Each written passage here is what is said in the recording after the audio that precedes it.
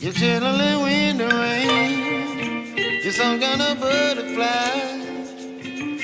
Baby, you give me midnight. You whip up my appetite. Don't leave me here high and dry. Baby, you give me ice and fire. You're channeling wind and rain. You're some kind of butterfly. Baby, you give me midnight. You whip up my appetite. Don't leave me here high and dry.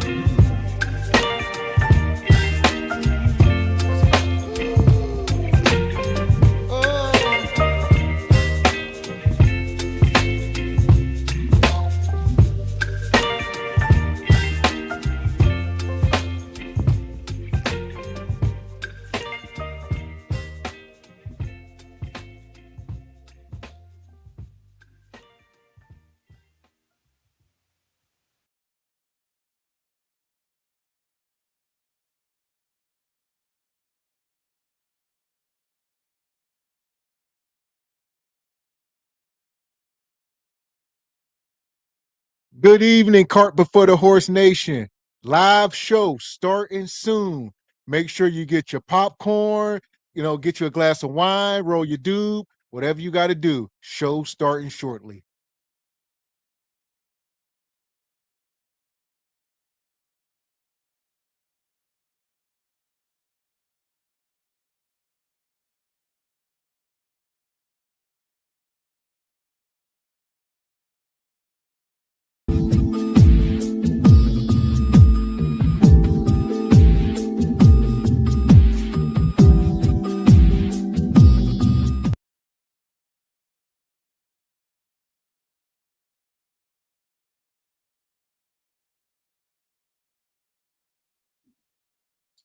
Oh my!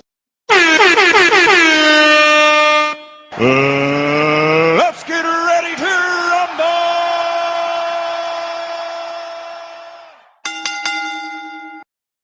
Welcome in, Mr. Walker. Welcome, everybody. It's Saturday night, Regal Rumble. We in the building. How you feeling, brother? I am feeling fan-freaking-tastic per usual.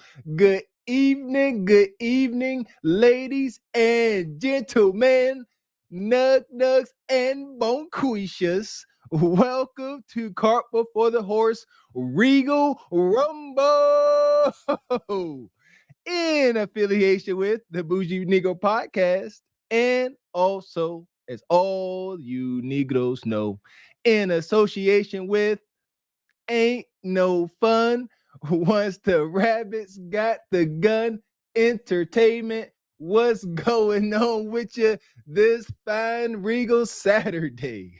In the big name of Jesus, you hear me? How feeling tonight? We in the building. I see my guy G Honda here, per usual. Joker Nutty Nate, Energy Don't Die, a real Leo. Y'all in the building. We Welcome see you. in, fellas. Oh, yeah. The best chat on YouTube, baby. Shout out Danny Nicole, Joker Nutty Nate. What'd he say? Yeah, shout out to Danny Nicole. She come through with a super chat.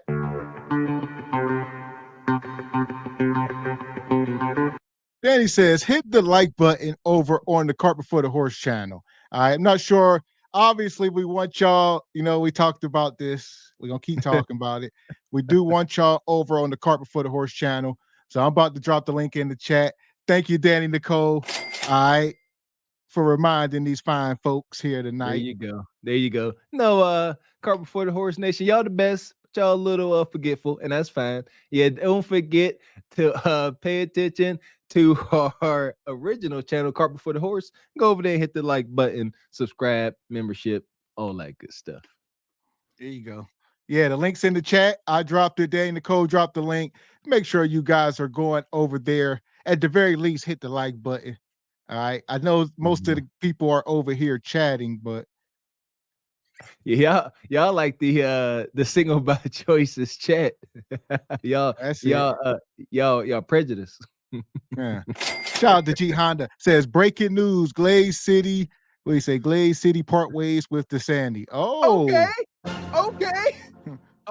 Now we talking, G Honda.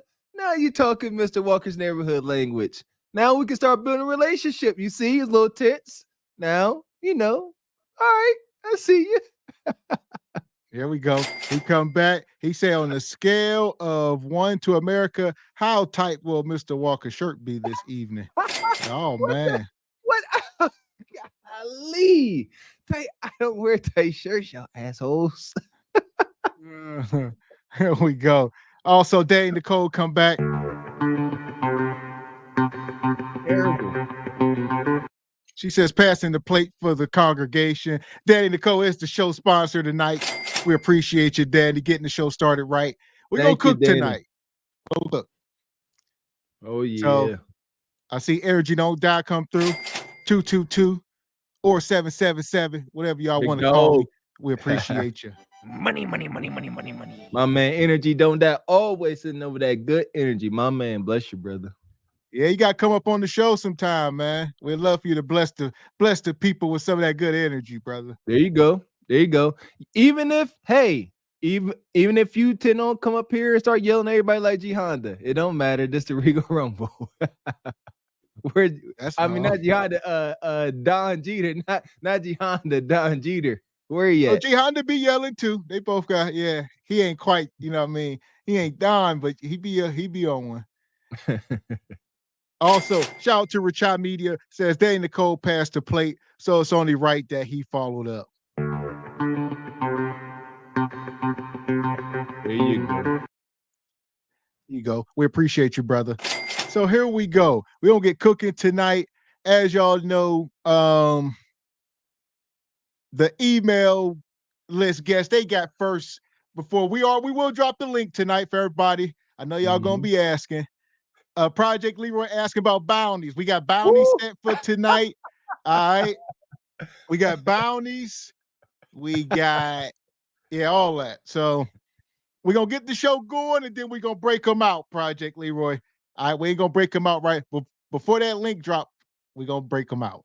There you go. Don't worry. Y'all get y'all bloodlust fulfilled if need be. Don't fret. That's all. But the reason we here, as y'all can see in the thumbnail, it's cold outside, people. All right. It's a lot of madness going on. We're going to see how much of this we can touch on. I actually got something that we're going to bring out that's not on the thumbnail. A couple things, but we're going to get to one tonight. And shout out to the Angry Man. I seen him talking about it earlier today. And it's the whole Nene Leakes situation. So she going viral right now. So Nene Leakes, that one of the Real Housewives or wherever the hell ever celebrities. There you go. There you go. Oh, winter is here. I don't know what Nene talking about, but that's a shame. I don't even watch TV. I know who Nene Leakes. I can't wait to see what she doing. Hey, you ain't gonna recognize her when we pull her up. Tell you that. Oh boy. There you go. Shout out to the plastic surgeons out there. God. Yeah, G Honda. Oh. Yeah, G Honda. We breaking her out. G Honda, I don't know. He probably had her in Glaze City already. But nonetheless, we're gonna keep it going. We got guests backstage. All right. So we're gonna bring out a guest. We're supposed to have a few people up tonight, but you know what I mean? We're gonna get cooking. We can't keep y'all waiting too long. So we're gonna get cooking here right away because it's a long show. So we're gonna get right into it and we're gonna get y'all up here. All right. So without further ado, we got a new guest in the building tonight, people. All right. She coming up. Be kind. All right. Mrs. Crystal herself. All right. Hey. Welcome, Crystal. Welcome. How you doing? Hey guys, I'm doing good. I'm about to say, do you want to formally introduce yourself to the audience? Well, I'm Crystal. You can just call me that for now. And hopefully, I can bring another perspective, bring my divine feminine energy that's very much needed on this channel. I think everybody will hopefully take it as a fresh breath of air. So I'm excited. I love the There you channel. go. So, I'm ready to rumble. Let's get it. I'm excited. Woo! That's what I Yes, want to hear. man. Oh my! I love it. So here we are, people. This is Crystal. All right. Like you said, you do have your social media. I'm not sure if you want us to drop it, but she is. Go ahead. Sure. Yeah. They can follow my YouTube channel if they like. It's Crystal Luna. Crystal spelled just like that. Luna, Luna 333. It's a small channel right now. That is where like my relationship content and things like that will be. So if they like to subscribe once they kind of see my perspective, of course they can. And I'll be back. So it's no rush for that. But yeah, if they like to, they definitely can. There you go. So there we go. So yeah, if there's any way you can maybe drop the link for me in the back, I'll definitely share it for them. But yeah, that's her link. Like I said, it's y'all here. Y'all can rewind it. Yep, it's Crystal. Crystal Luna 333.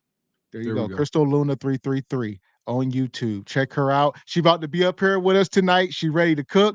I think we all ready to cook. All right. So where do we start here, people? Where to start? Well, shoot. Will, oh my goodness. I've been seeing some of the funniest, most messed up little memes about Will and Jada. They had one where they had Jada sitting there, said, breaking news. Jada admits that she never ever actually met Will Smith. God. You see what I'm saying? Hey, and it's getting to that point, man. Like, I gotta watch my mouth. People keep asking, like, what else can she tell? How much more can she demasculate Big Willie? Mhm. Well, we're about to show it. So we're gonna get right into it. All I'm gonna share my screen. All right. If y'all don't know, we're gonna rewind things. I think everybody prisoners of the moment right now. So we're gonna take all the context in. And I got some videos we're gonna show and whatnot, and just give our take on it. And I think, yeah, that's a perfect way for us to get right into it. Cause this didn't start overnight, people. All right. Oh, So yeah, sure as heck didn't. here we go. Let me see if this video pop up. Like I said, appreciate Crystal. We Yes. appreciate you for being in the building Oh tonight. yeah. Yes. Where we at? I see PC76 come through. We appreciate you, brother. He says, leave Mr. Walker's shirts alone. Please. Yeah, leave me alone. Don't be mean to me. Please and thank you. So here we go. We'll get into it. This video, where is this from? 2016. So I'm gonna play this. All right, this where things went south. Okay. Let me ask right quick, Crystal. Does Jada have is her divine femininity? Is it intact? Or Oh, is it she more had. Oh, I mean, let's talk about that. So for one, Jada definitely has Will under some type of spell. If you want to call it divinity, she doing something over there, some type of juju for sure.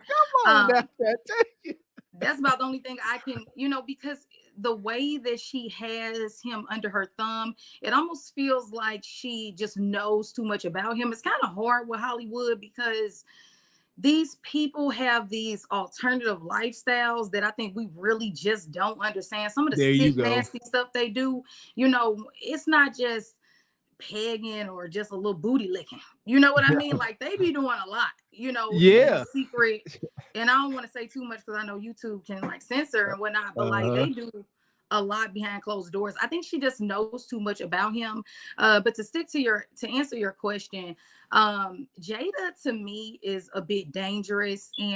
But one thing I want to say, I guess in her defense, is that men like her. This is the feminine woman that men often ask for, and then are surprised later on when the false femininity mask comes off, and then her true identity comes out. So do I feel bad for Will? Not really, but I mean, she's definitely powerful to say the least. And I'm gonna leave it at that so we can get into the footage. But I don't Powerful, I concur. Yeah, wicked powerful. wicked. There we go. Hit the like button, y'all. Here we go. I think it was about 4 years ago. Started a friendship with August. And we actually became really, really good friends. And from there, you and I were going through a very difficult time. We decided that we were going to separate for a period of time and you go figure out how to. Hold on. Why does Negro look like artificial intelligence? Huh? No, call it what it is. The eyes don't lie. Yeah. My man Will, man, if you cannot see the pain and torment and absolute anguish in that powerful rich man's eyes, you tripping. Look at him. Yeah. Will almost looks like he's on drugs or something, or like drunk, or something's off. I wouldn't be surprised. Pop the Molly or perk, all that. He going through it. Yes. I hope they ain't clone my man. He don't look right.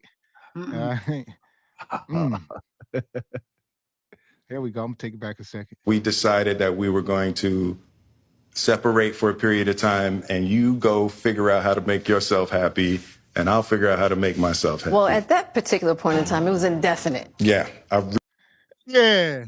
So let's stop there. Go make yourself happy. Ain't no way I'm telling my wife go make yourself happy. And it's over. All right. It don't work like that. Whoa, why not? You insecure, Gav. What's wrong? Tell your woman, go ahead and say, hey, babe, I understand that I ain't doing it for you. I know, you still love Pop. I know, you like the young whippersnapper from Louisiana coming here with glazing over the whole house. Go ahead and make your own self happy. Don't be insecure. She deserves to be happy, don't she? Yeah. What you got, Crystal? What you got? I mean, this one is going to be hard for me, honestly, because I'm very much, I know they probably going to, fire me up in the comments, but I just think that she just really wooed him. I think that she really just convinced this man that she was everything. I think he fell for it. And, I think it's just an unfortunate situation, but I think it also shows how powerful women really can be and how men sometimes forget that. I think it's this whole, idea that women cannot, hold any type of weight sometimes in society or with men, although some people might call him a simp or whatever the case may be. He's still a man. And this is a prime example that, they can, there are some women who can have that snapper and reel you right on in. So she did. Yeah. You know what? I think Will fell victim to himself. I think Jada worked her angle and for some reason, Will really liked Jada. Let me be clear. Back in Jada's heyday, she was a heck of a looker, granted. Now, Will fell for Jada. But Jada, I feel like just knowing her position and Will giving in too much, Jada always said, she said, you know what, Will, you ain't going nowhere. You gonna forever, she proved to be right. She felt you gonna forever be trying to prove yourself better than my previous love interest, which was Tupac. And correct me if I'm wrong, but it seemed like he's been trying to do that ever since. He's been trying to fill that void Will can't fill because Will ain't Pac. Right. But let her tell it they never had a romantic relationship. She said her and Tupac never had a romantic relationship. It was always a friendship. But I think it goes into that. That's the dangerous side of chasing a woman who doesn't want you. I think that she always wanted the bad boy, or she always low-key wanted Tupac. Tupac really didn't want her, from the sounds of it. It never went romantic. She said they had somewhat of a soulmate connection, but it wasn't ever physical, or which she could be lying, right? But I think it's just unfortunate. This is a insecure man, and who has a horrible attachment style, obviously, and he's fallen victim for a horrible situation. I agree. There we go. Yeah, I think, Yeah, I heard you say like Will could be a simp, but he's still a man. I mean, two things is true. I would say he less of a amongst men. Amongst Yes. men, obviously he got the king's gold and he respected, but for the way he moving, he done lost so much respect in the room amongst men. And there you Women go. aside, And it got nothing to do with any type of ego. Why has he lost respect amongst men? Because he moving in a way that's not exactly best for the group. The way Will Smith is moving with Jada, no one would tell his son to move in that way, huh? So it's impossible for it to be good for the group. If no daughter would put their son up to be in Will Smith's shoes as far as a relationship with Jada Smith, crazy. Ain't no loving mother do it. Right. I think too, and I just want to say this real quick. I think that it also shows to me, I feel like it's something there. She just knows too much. I think that, like you said, if he's not willing to leave, it ain't that much simping in the world. It's not that much. I mean, I know that there are some men who are that weak, but I just think that if he leaves, like, more gets exposed. Like, she already has zero respect for this man. Like, I think he's just terrified that, people already judge him for how he acts. And if he leaves, I just think she's just going to completely spill the beans on him. There you go. I tell you what, so Smoke'em said, I don't think he's a simp. He just made the wrong woman. Hey, that listen here, that simp is in you. It's just in you. So that is what he is. The fact that I'm gonna say you could marry the wrong woman. You ain't about to stay with her for 25, 30 years. There you go. Will Smith physically accosted another man to try to reserve it's all in quotes, reserve his wife's honor. And she was like, I didn't even tell you to do that. That's simp behavior. Why? Because in the real world, actions like that will get a man deleted. So that is not good. Yeah, for sure. So here we go. Shout out to Project Leroy. We appreciate the super chat, brother. He says, Will has been trying to buy Jada's respect, hence he's a simp. Name one man who wants to be like Will Smith. Will is not respected by men and women. Okay.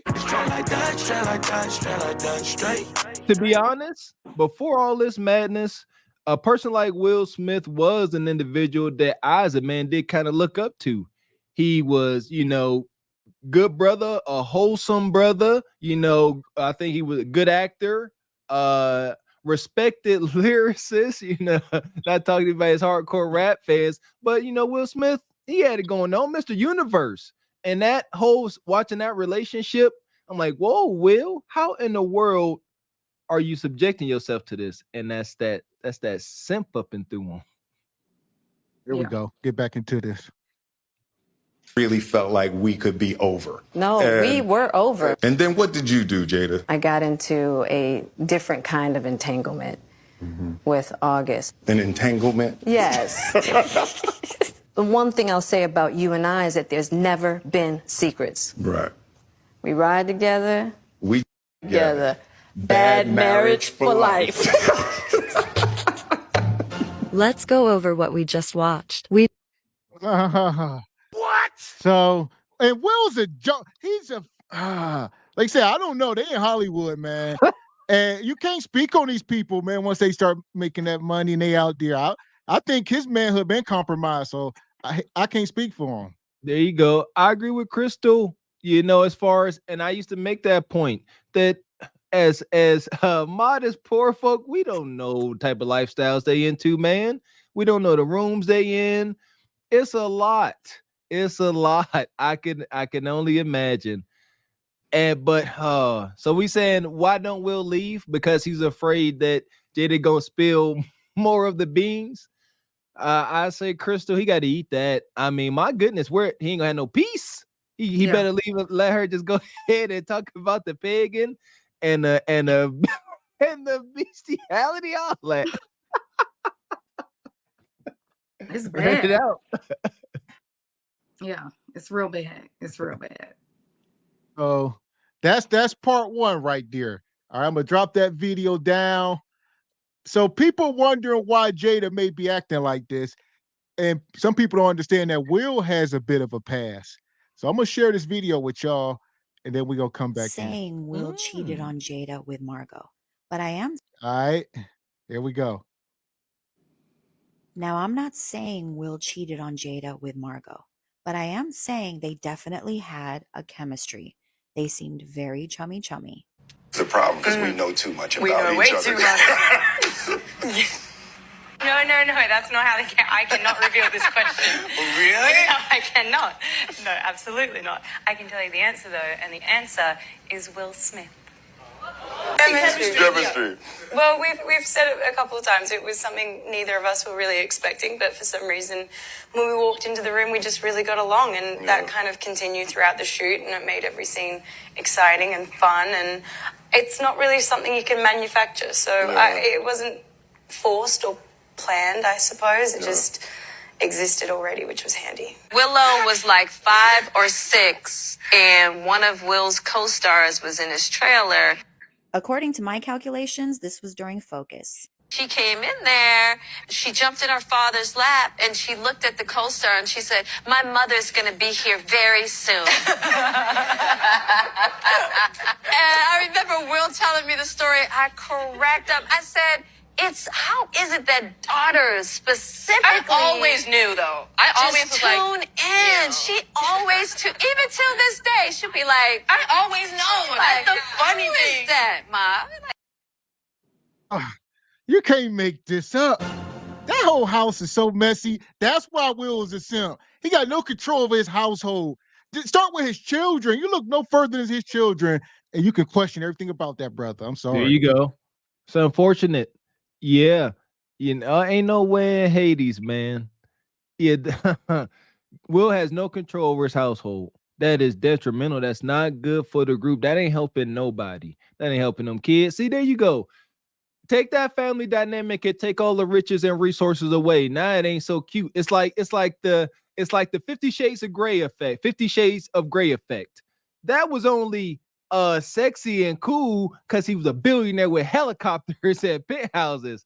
But if he was taking Shorty back to the trailer park, now it's just creepy and gross. Right. But since it's bread and resources and trinkets and shiny things, now this wild behavior with Willow and everybody laughing and cackling and treating Will like the family jester is sick. Yeah. It's a lack of structure and masculinity within Will, and this is the example of, even if you have a father in the home who lacks the need that men have to have of masculine qualities, the structure and security at the very least that a man has to have, it will make the whole household fall apart. Even with, like, it seems like they've had an agreement to some type of open relationship for some time.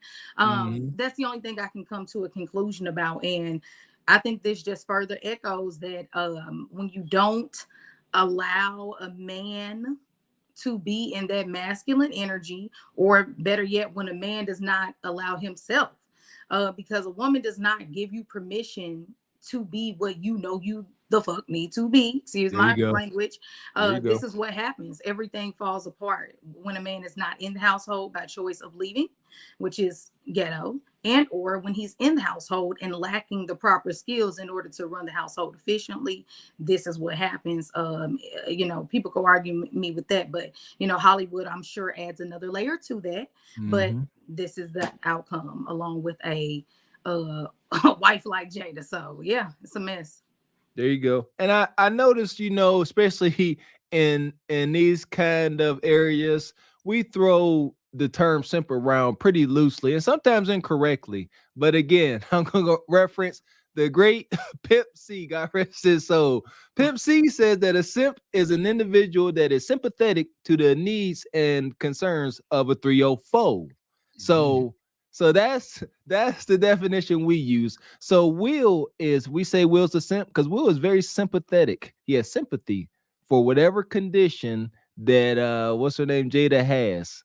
Therefore, he is the ultimate simp. And I feel very comfortable saying that because J Papa, I swear to goodness, I used to look up to Will. I said, okay, that's a great man. I can model some of my ways like him because he's successful in his endeavors. But as far as relationship, a bullish. I should not model that. No.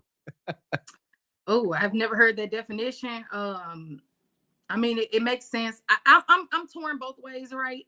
Because although I am against the the loose behavior and whatnot, I also I think it's two parts to that. One, I think that if we go too heavy on the not creating a culture of correcting women and being solution oriented, we just leave a bunch of people behind who need direction. But I also, I'm very much against the, over sympathizing for an individual who doesn't want to heal or help themselves, and I could definitely see where Pimp C was going with that. So, gotta be careful out here. Here we go. Shout out to Mr. He says, Will is an example of when a man takes his vows seriously. Is till death do us part, or death do his part, not till she becomes a bald head. Oh, man. Okay. Yeah. So that's in the vows. The good reverend say, do you take Jada, till she becomes a bald-headed hussy? Yo, bro. Shout out to Mr. Also, Richard Media come through. He says sometimes it's better financially for men of wealth to stay in a marriage than divorce. You establish rules of engagement. Okay. Yeah. And there you go. Rich people issues, rich people problems, It's everything we say really got to be with an asterisk. I got to demand that, like Crystal said, we got to respect that type of social economic status that we don't know nothing about yet. So, yeah, pretty sure it's freaking nasty. Can I add something real quick? Whoever made the comment about the, bald-headed hussy, I just think that I just hope that same energy is given on the other end, because I agree. I think that there are, yes, that was Mr. I think that there are, I'm just, unless it's a financial thing, like the other person commented, like sometimes the money and resources and stuff just makes it to where it's better financially to just fake it and just act like everything is okay to keep the money together and whatnot, because the children are old enough for them to divorce, but you just have to be in a position to really be okay with that, because in this situation, we can definitely understand Will walking away and we will all support it, male or female, right? But I think that, do we give that same grace on the end of the woman? That's all I'm saying, because a lot of times we bring up statistics and we say, why is she walking away? Why is she leaving? It don't matter. She should have stayed there. There's not we think there's some type of secret sauce that women have of iron steel to be able to constantly endure so many painful experiences in a marriage. So I'm just saying, Mr. I love that comment, but I hope that same energy goes both ways. That's all I'm saying. I'm gonna leave it at that. There you go. And to piggyback off of that, what I would say is more men need to tap into their inner young Jeezy and start walking away, right? The marriage rate shouldn't be 80%, 90% women. Maybe it should be 50-50 or whatever. Man, you know what I mean? So stop sticking it out so long. Go ahead and chunk the deuces up. All right. There you go. I know a lot of times whenever we get into it saying, it's situations where these women need to stay in these marriages. A lot of times we say that and we stand on that square, and it's just an observable truth where you say, okay, let's say Will and Jada do get divorced. We all, everybody will be okay with it. Now, where does that leave Jada? Now she wild. She may get her girlfriend or two boyfriends, who knows? So that's kind of a bad example. But for a woman that's actually a wife that has 2, 3, 4 kids by their husband, and they divorce because she's not happy because she's seen a text in his phone or whatever. How is it better for her, instead of her working this out, something she has built with the man? How is it better for her to leave because she's hurt in this moment, when she's going to leave him, go back out into the open sexual marketplace, inevitably looking for another man comparable to better than the man she was just with, because obviously she don't like him, she left him. And as we observe, that's the error 304. It does not compute. They leave them, and then they're like, who we got? Lala and Carmelo Anthony. All you see, she left them. She wasn't happy, whatever. I guess they did wild stuff, and now she back out here, and she has made the modern woman's cry. I don't want a man. Ain't the fact that I can't get a man. I simply don't want one. Now, so what I have to say to that is very true and very good point. I think, unfortunately, that men have the opportunity to go back out there, like you said. Will still looks pretty good. Jada looks good too. Don't get me wrong, both of them look good. And Will still does have the opportunity to go out there and get another woman and decide to get married today or tomorrow, because we do have a lot of women who are very thirsty for marriage and who are ready to get married today or tomorrow, and it's on the top of their priority list, versus Jada, going out there and trying to get married again. She's gonna have a harder time finding another husband. Like you said, some women do get to the point where they get tired and they don't really want a husband after being with somebody for so long, or to your point, they do.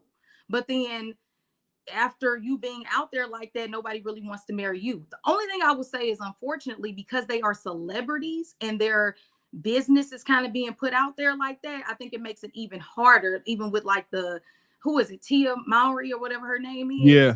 So it's like it's put out there, and so I think it makes it harder, versus a normal woman in the real world. It's more difficult. One could argue, but it's still possible. There are women who get married again in their 40s. There are women who get married again in their 50s. My solution to that is I would suggest them date older. I would suggest that those women go back out there and do not try to find somebody younger or their own age. That is the best solution for them if they want to find somebody else. That's what I would say. But it is hard. I agree. So dating older, right quick, dating older, if you 50 and you're a woman, how much older can you get with a man? I think we only expected to live to about 60, 65. She's going to have to go up there. She's going to have to figure it out. Or like you said, maybe she got enough money to just, a lot of the women, they just, they kind of just, they're at that point, I think women do a swap. I think men play younger. And I think these older women get in their 40s and 50s. They were good girls, all they like, whatever, married for a long time. And then they decide, I really don't want a husband. It didn't work. Most men cheat. It's hard for them to be monogamous. So now I'm older. I'll just kind of not necessarily be a 304 or whatever you call it, but maybe I will just kind of just find somebody who I date. And I think a lot of them come to that solution because they can financially, at that point, I guess, take care of themselves. You go. I definitely agree with you. And we suggest that. We're going to timestamp this moment, because when we bring this Nene Leakes video up, it's going to bring that whole thing you just said full circle here. Yeah, fast. Yeah, Crystal, I feel like you may walked into a trap on now. Look, I'm ready for it. Come on. Send me into the DM. So there we go. Remember this moment, people, later in the show. All right, here we go. Hit the like button if y'all just coming in. Here we go. There are so many surprising things in the book, but the thing that surprised me the most, that I actually had to reread it because I said, is this true? Right.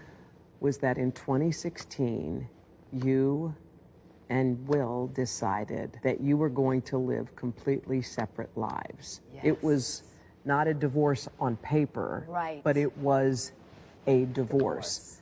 So from the year 2016, which is 7 years ago now, yes, y'all have been apart. Yeah. Oh, there we go. We talked about this earlier in the week, man, Mr. Walker. And so here we go. She got a book out. Will put his book out first. So I guess Will put his book out first, slinged a little dirt, and now this is her retaliation. So they ain't fighting in the public. They fighting through these books. All right. It'll be a money grab. Who knows? There you go. That's what I'm getting. Yeah. Like, back to the Hollywood, back to that socioeconomic status we don't know nothing about. They out here. You know what's crazy? Let's keep it a buck. Will and Jada could sit here and talk bad about each other, yada yada, fight on camera, go live, embarrass each other, and then they go make $2 million a piece off a book, meet in Paris and hunch. and say F you too and go their separate ways. It's they wild like that. And then so you gotta take all this with a grain of salt, man. Yeah, I think it's a money grab. They're old, you know. Will done slapped somebody on stage, so he's not getting too many movie offers at this point. And he was the last leg of you know, financial resources for the both of them, because the Red Table Talk, I mean, I'm sure people really watch it. You know, I'm sure people still watch it, but you know, so many podcasts out right now and just different means of people getting entertainment. You know, I think they're at a point of just trying to grab as much money as they can while they can. So I think it's just I think it's just a matter of doing something to catch people's attention. I think it's BS. Yeah. It's definitely okay, so I'm gonna pull this video up to drive everybody's point further home. Now check this out. Jada's book coming out, right? Who in the background? No, don't do that. No, don't come on. Oh, there we go. See? All right, you guys. This is the first time I'm going to see the book. We're all together. I have not seen the book yet. We just got the first time.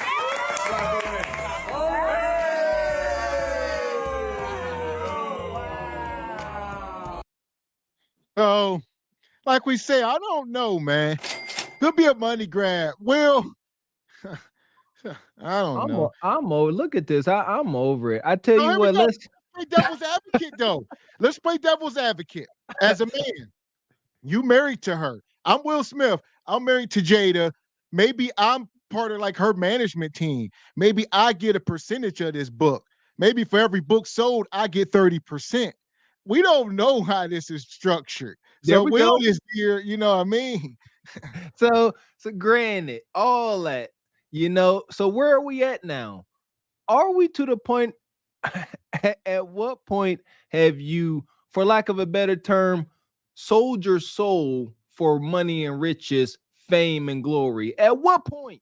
Because none of this seems real and none of it seems genuine. Yeah. They well, you know, it's all a freaking act. Will look like he on the damn set of Fresh Prince. They acting. Yeah. You got Goofy dude over here with his hoodie on, the sun. They so weird. They probably smell weird. I'm just over this whole scene here, man. She got on this white coat like damn what's that show I never watched? Crowd of Thorns, whatever. Thorn. Game of Thrones. Game of Thrones, yeah, whatever. That's what she looked like. One of them characters. Yeah, I think so too. I think it's all just marketing and, you know, just to, you know, just get money at this point. And it's just, I think it's BS, honestly. There we go. Sick. Look at the inside.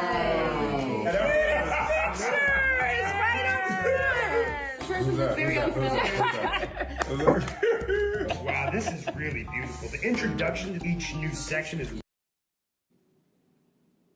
And there we go. That's Will Smith's oldest son. Will was married before Jada. People don't understand that. Will was married before, and that's his son from his previous marriage.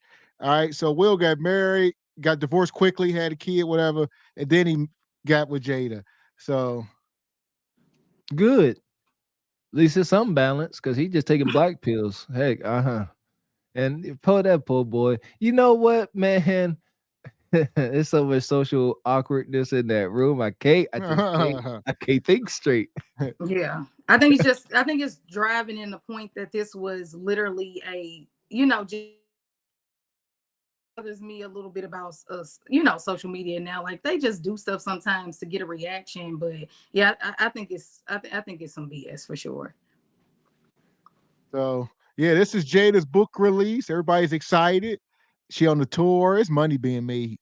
Oh, yo, this is how I'm being born. I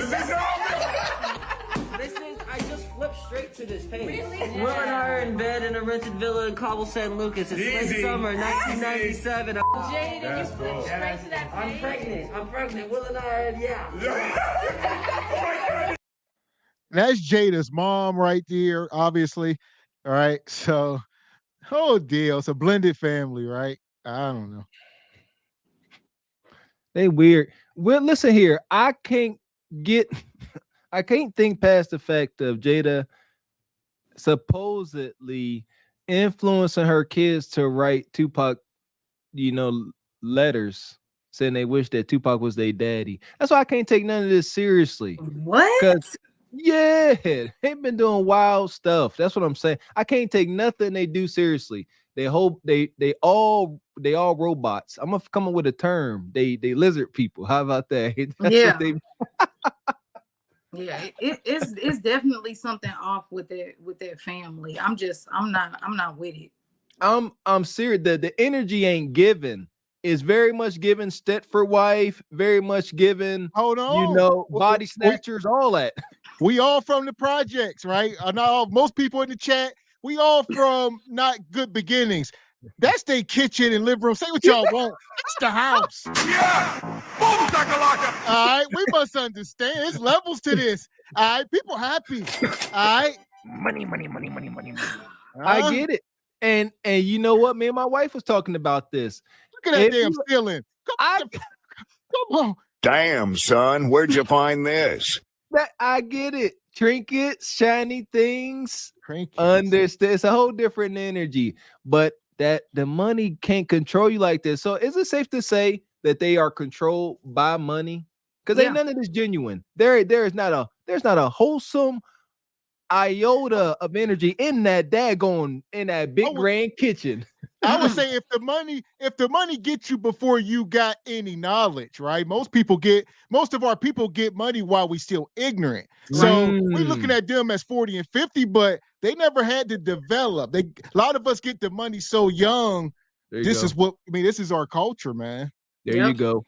That's sure. usually what happened with the athletes. You're right. They're young. Yeah, so we can't speak as if we coming into money right now as ourselves and what we would do.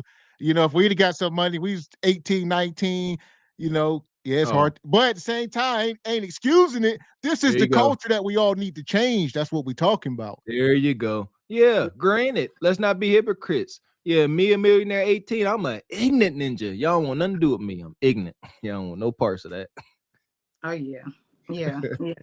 The money definitely will change you. And I think too, once you have so much of it and you have to kind of keep up with that lifestyle and the things that you're used to, it just makes it even harder. It just makes it even harder to kind of break away from that, along with some of these contracts some of these people have. So I just think they just keep doing it. Yeah, reptilians for sure.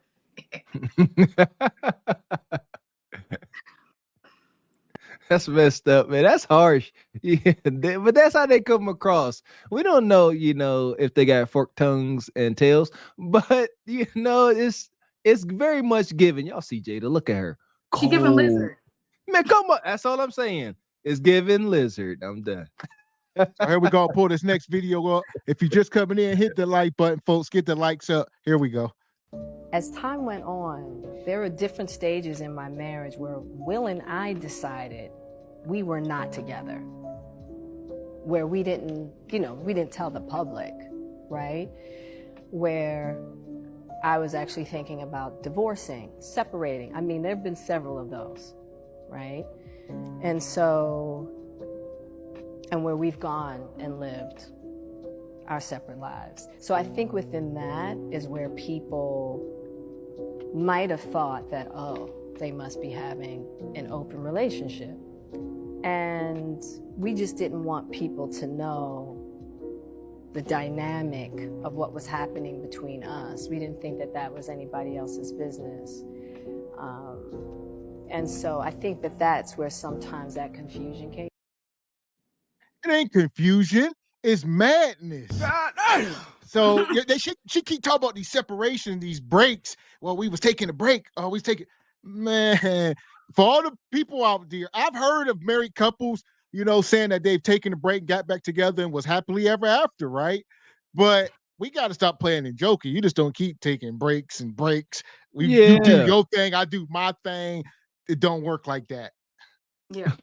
Yeah, this is also the dangerous reality of looking at celebrity relationships. And I think just in general, other people's relationships as like relationship goals. Like you never really know what's going on behind closed doors, just for examples like this, because it'd be all kind of ghetto stuff going on and that you would never sign up for. So yeah, I think, that's crazy.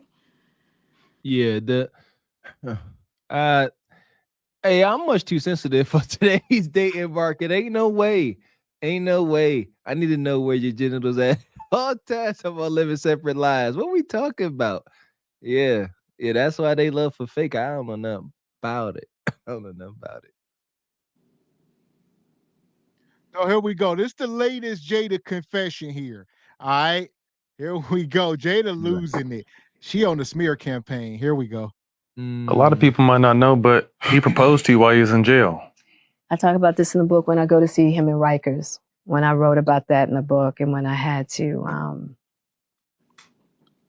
talk about it, speak my words for the audible version of the book. That was probably one of the more painful parts, seeing him there, the condition that he was in, and having to leave him there. And he was in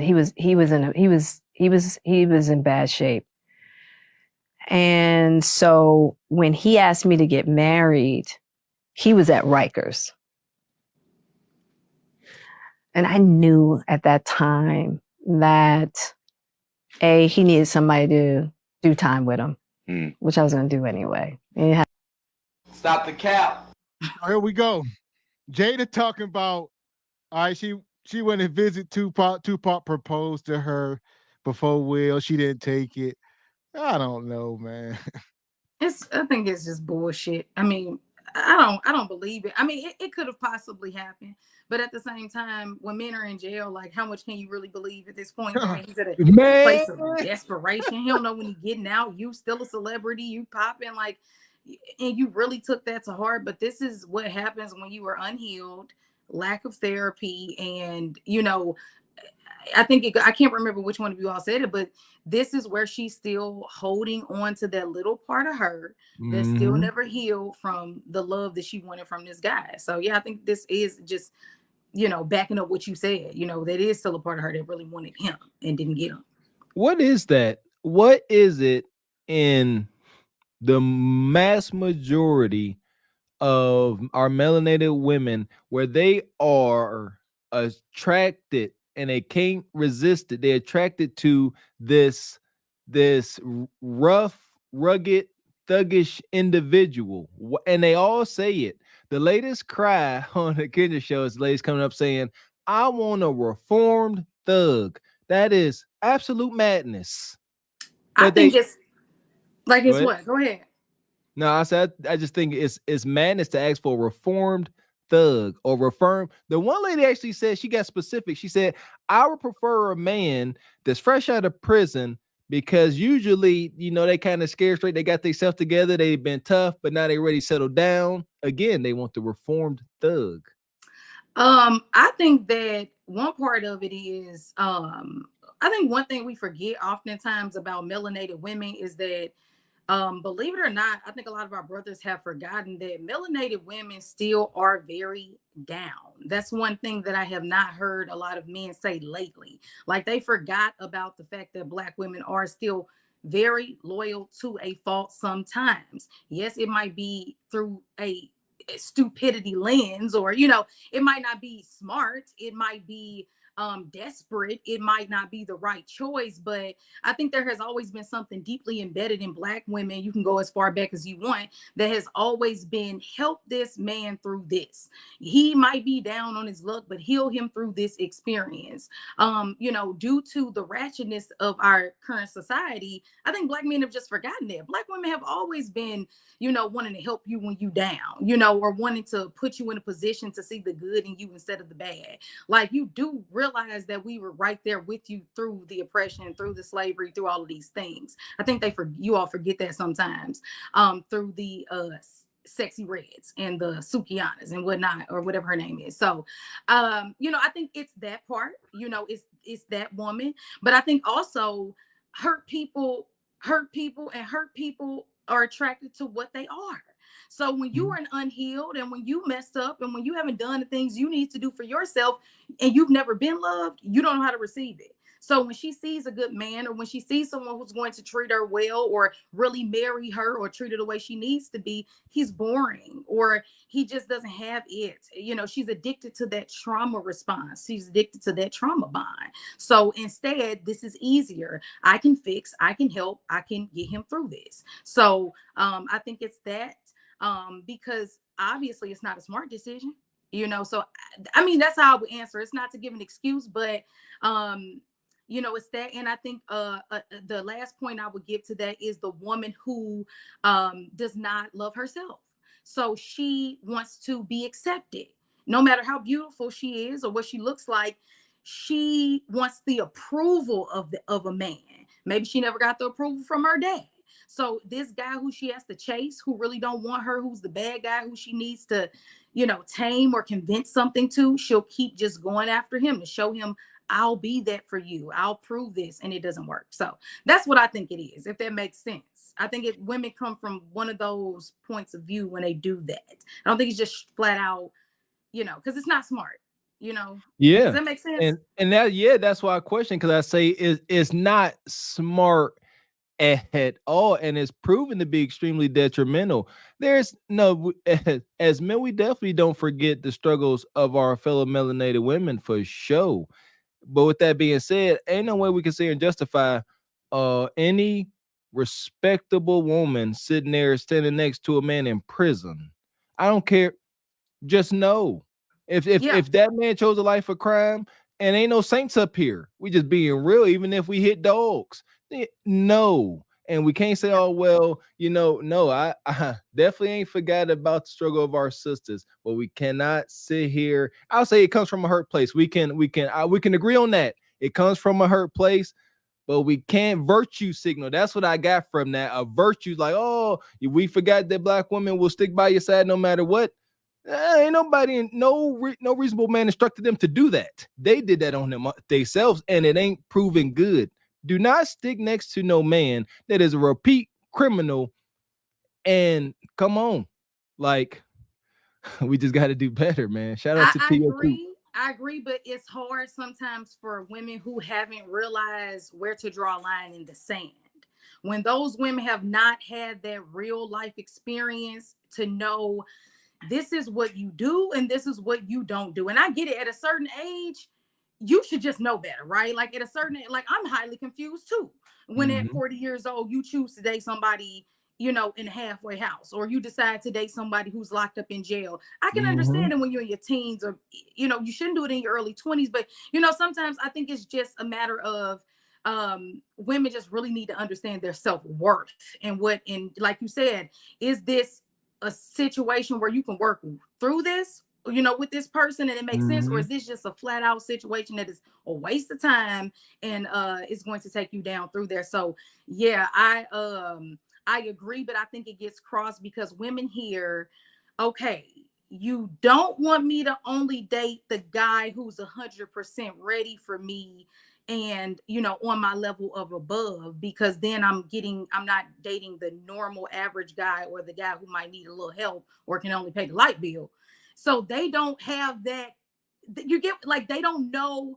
They should know how to make the difference, but I think some of them just go super extreme with it, where they don't know how to make the difference of you can kind of work with this guy versus he is not work withable, period. There you go. I agree. I think ultimately that type of confusion comes from these sisters thinking with the little man in the boat. So like the instance with Pac, all these prison bays, these sisters be thinking with that little man in the boat, and they like, I likes what I like. I likes how he does me. To heck with the future. And here we go. We got some super chats got to get to.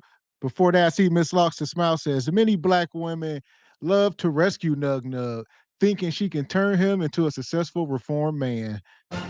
Absolutely. At their detriment. At their detriment. Yes. So here we go. Rachad Media come through. He says, if it was feasible for Jada to leave, she would. She would have filed for divorce long ago, people.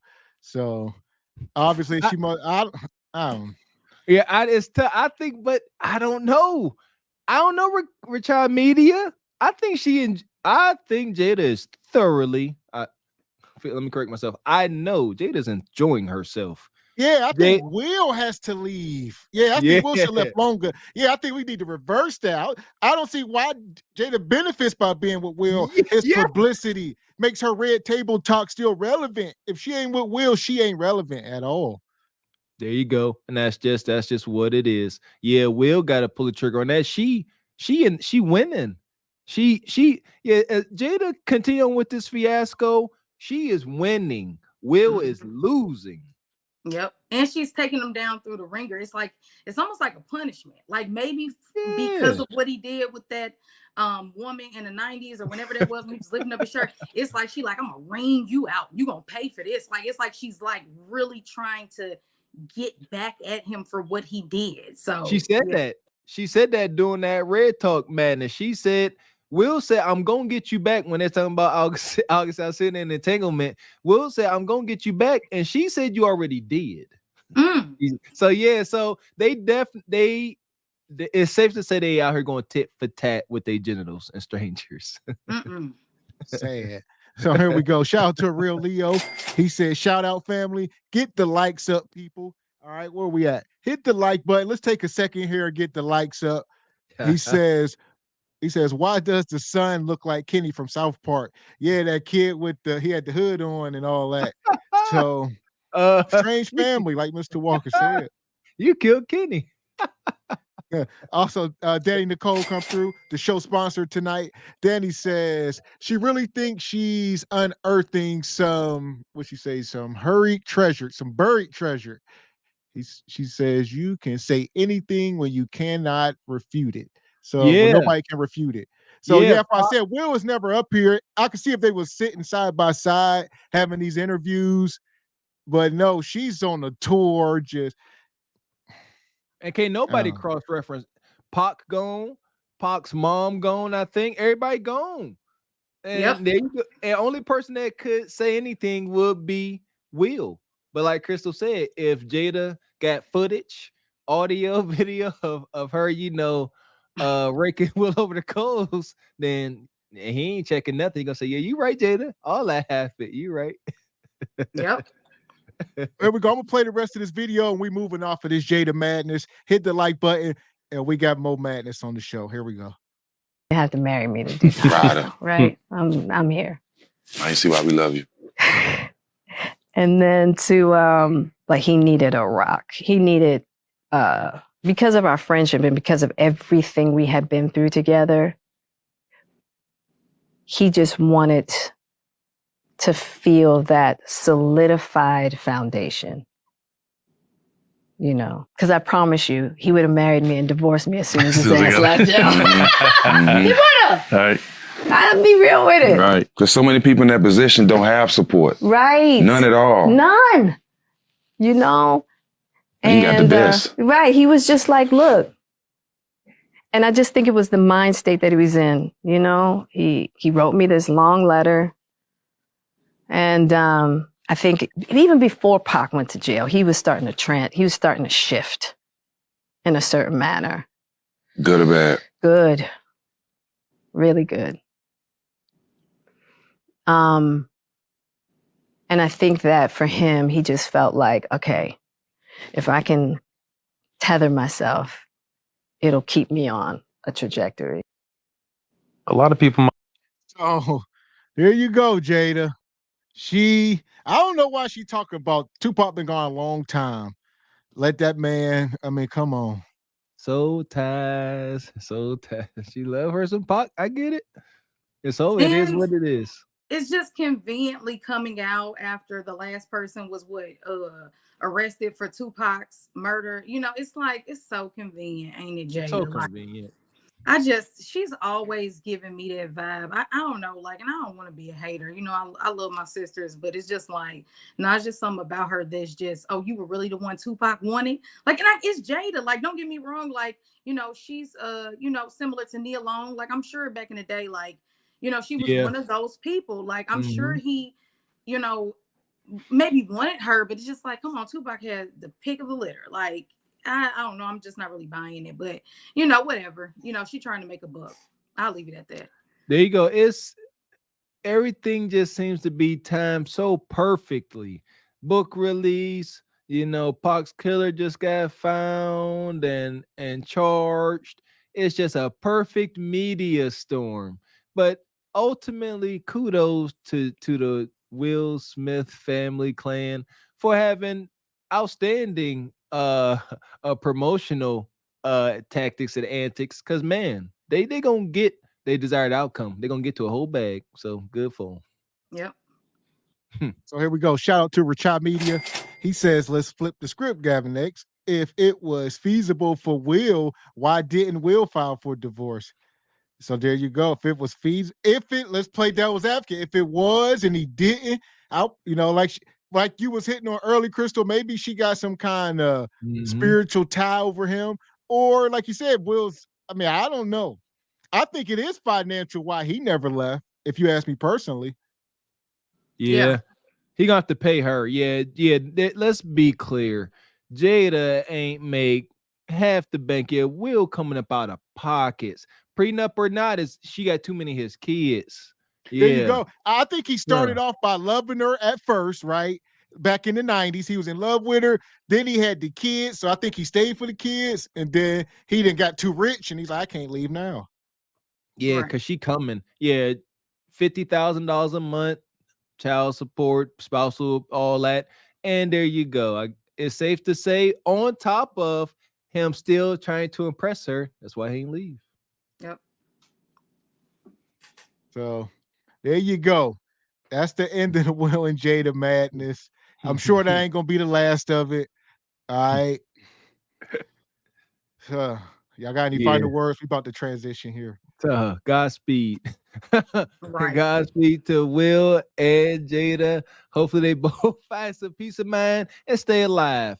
That because we joke up here and poke fun at the madness and the foolery, but it would be a catastrophe for someone to want to get too down and want to go ahead and end this thing.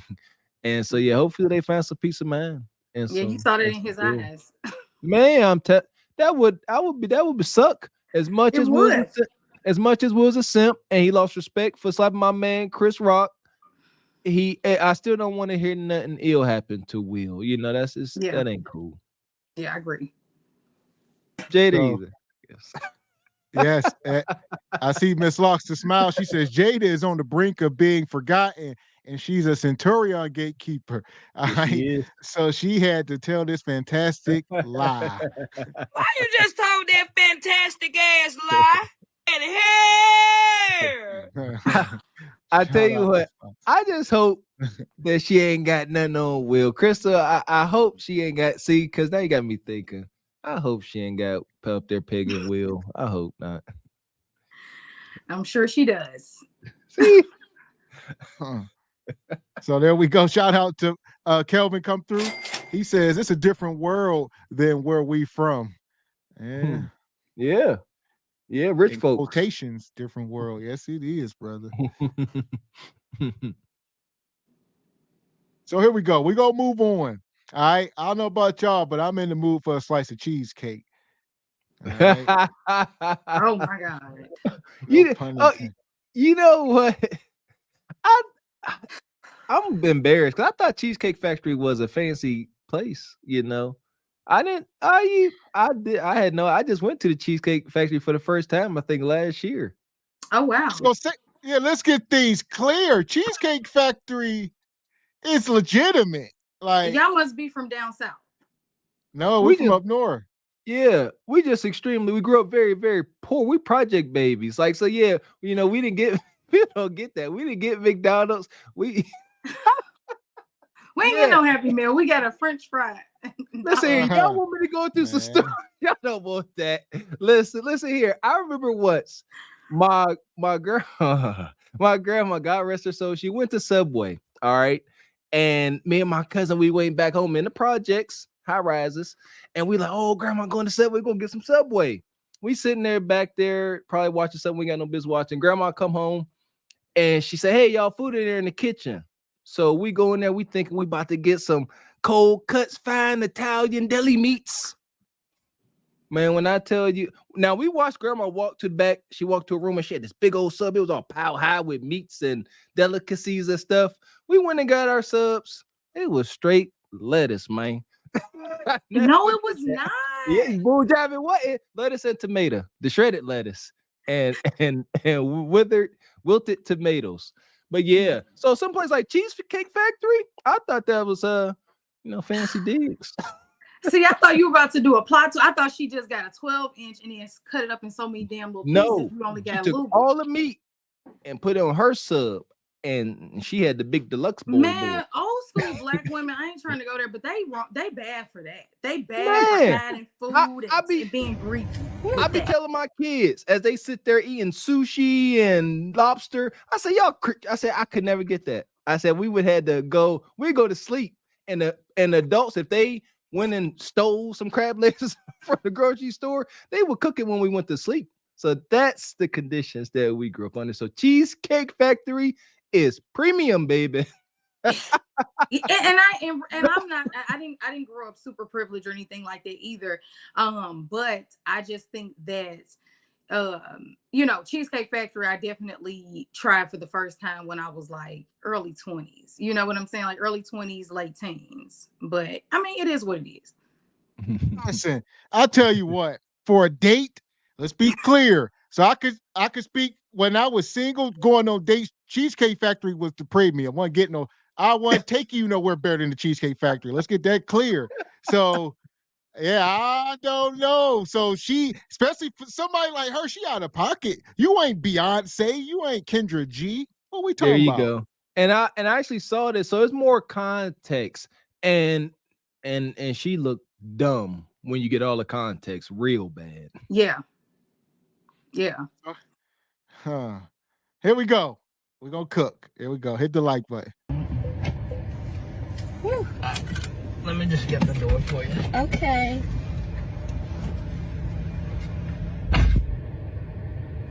He got me at the Cheesecake Factory, y'all. I ain't getting out this car.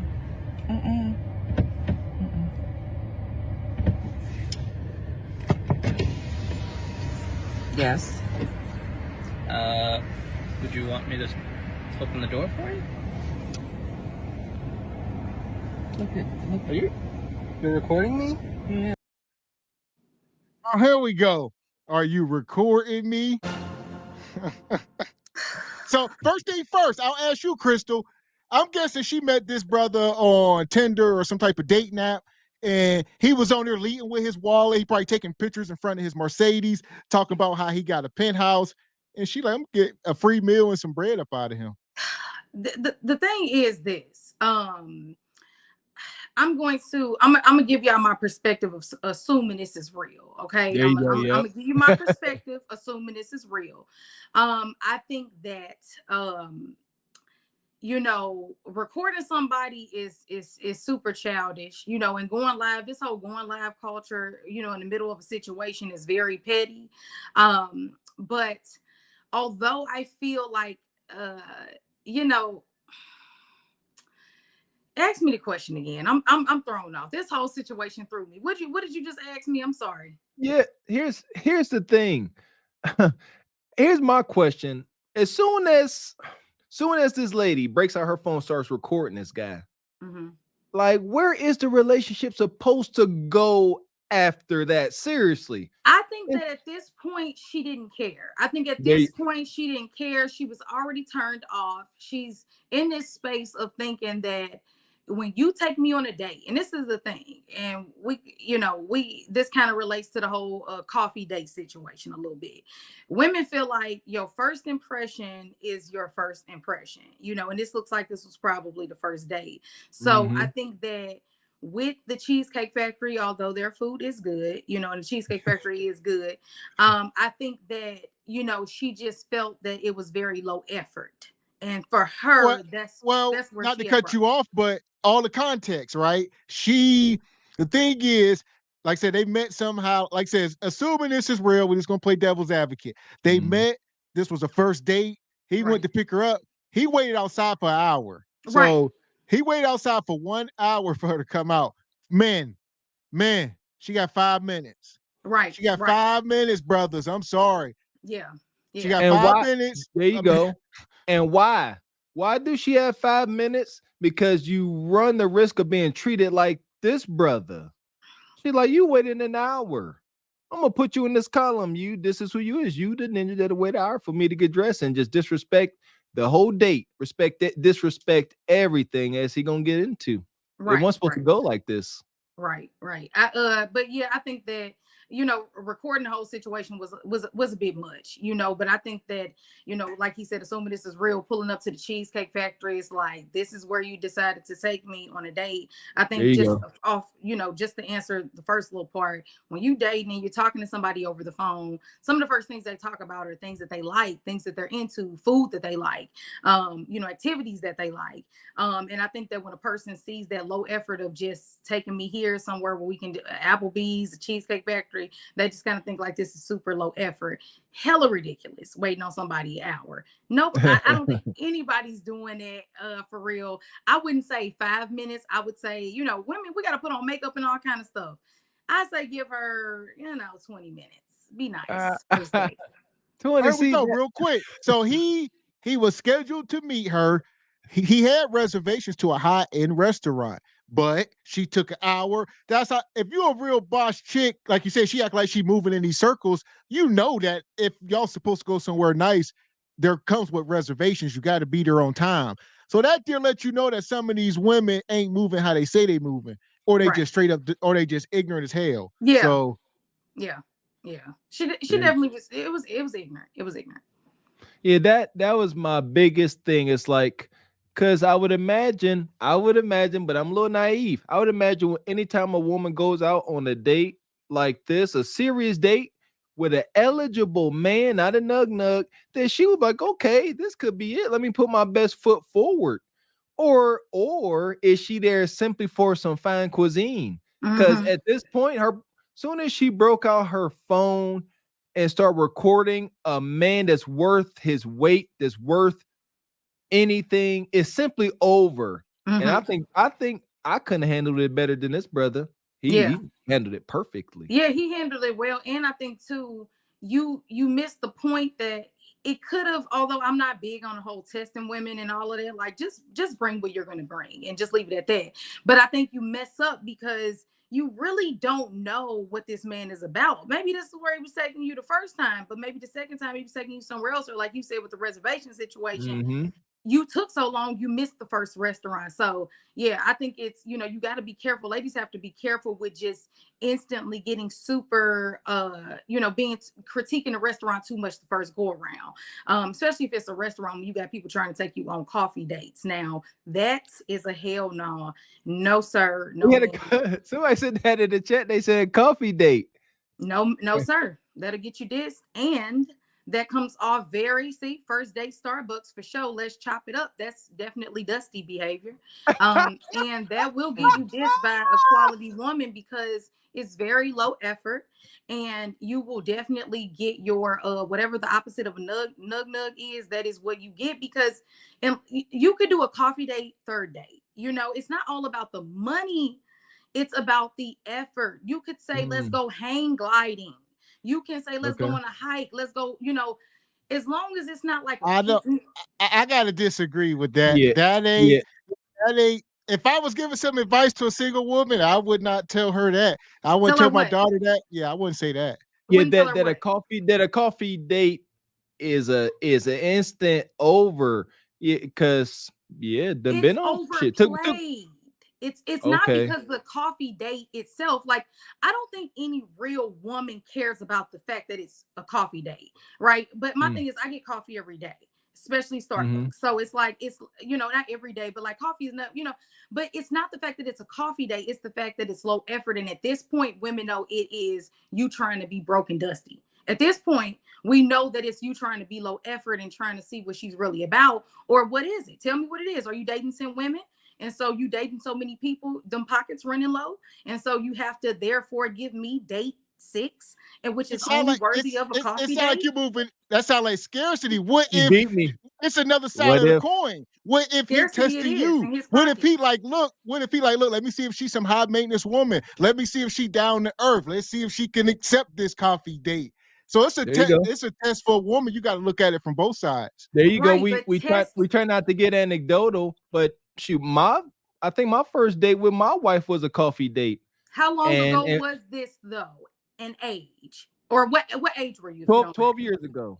Right, 12 years ago, that was okay. And not to be like that, but like 12 years ago, a coffee date was cool. It's 2023. You cannot do that anymore. It's known as cheap behavior, low effort. And it's the whole testing thing. It's okay. I get where you're coming from with, I want to see, if she's really humble, but that's the equivalent to a woman wearing a bonnet on a date. Okay, so here, let's play devil's advocate. We done went down this rabbit hole. All right. We can go wherever you want to go. You pay for yourself, I pay for myself. That is, but see, now that's aggressive. That's dusty too. I don't That's want what? to fight. I don't want to be aggressive. But what I'm saying No, is, we could go. I'm saying, look, yeah, we could go to let's go to Roof Chris. Let's go to some steakhouse. You pay for yourself, I pay for myself. So look, all right, and then we see where it go. We're not even there yet, though. We're on the first date. So what I'm saying is that taking a woman to a coffee date is the equivalent to her putting in low effort. I'm just saying the way she looks on the front. Let me see how he feels. Okay, so I'm not gonna wear anything. I'm gonna wear just a jogging suit. Let me say that. How about that? That's better. So a woman not wearing a bonnet, because a bonnet is super light. Girl, what are you doing? But let's just say she wears a jogging suit, and her hair is in a sloppy ponytail. You might be like, girl, don't you know we were going on a date? Like, why would you just put on sweats? Like, you didn't even want to put on a pair of jeans for me, and it's our first day. You didn't want to look cute for me. That's how women feel in 2023 when you take them on a coffee date. Like Mr. Walker said, 12 years ago, a coffee date wasn't that big of a deal. But now women know that that's a red flag of So you're telling me that's how y'all decipher if that's a terrible judge. That's a terrible measuring stick to say, look, if he take you to a coffee date, it's a bad snug behavior. I'm not saying that it's a end all be all, but come on now, you want to put your best foot forward in anything that you do. I'm not saying that if I was dating, that if a guy said first date, meet me at Starbucks, I'm not going to go, especially if we had great conversation. But what I'm saying is I'm going with side eye.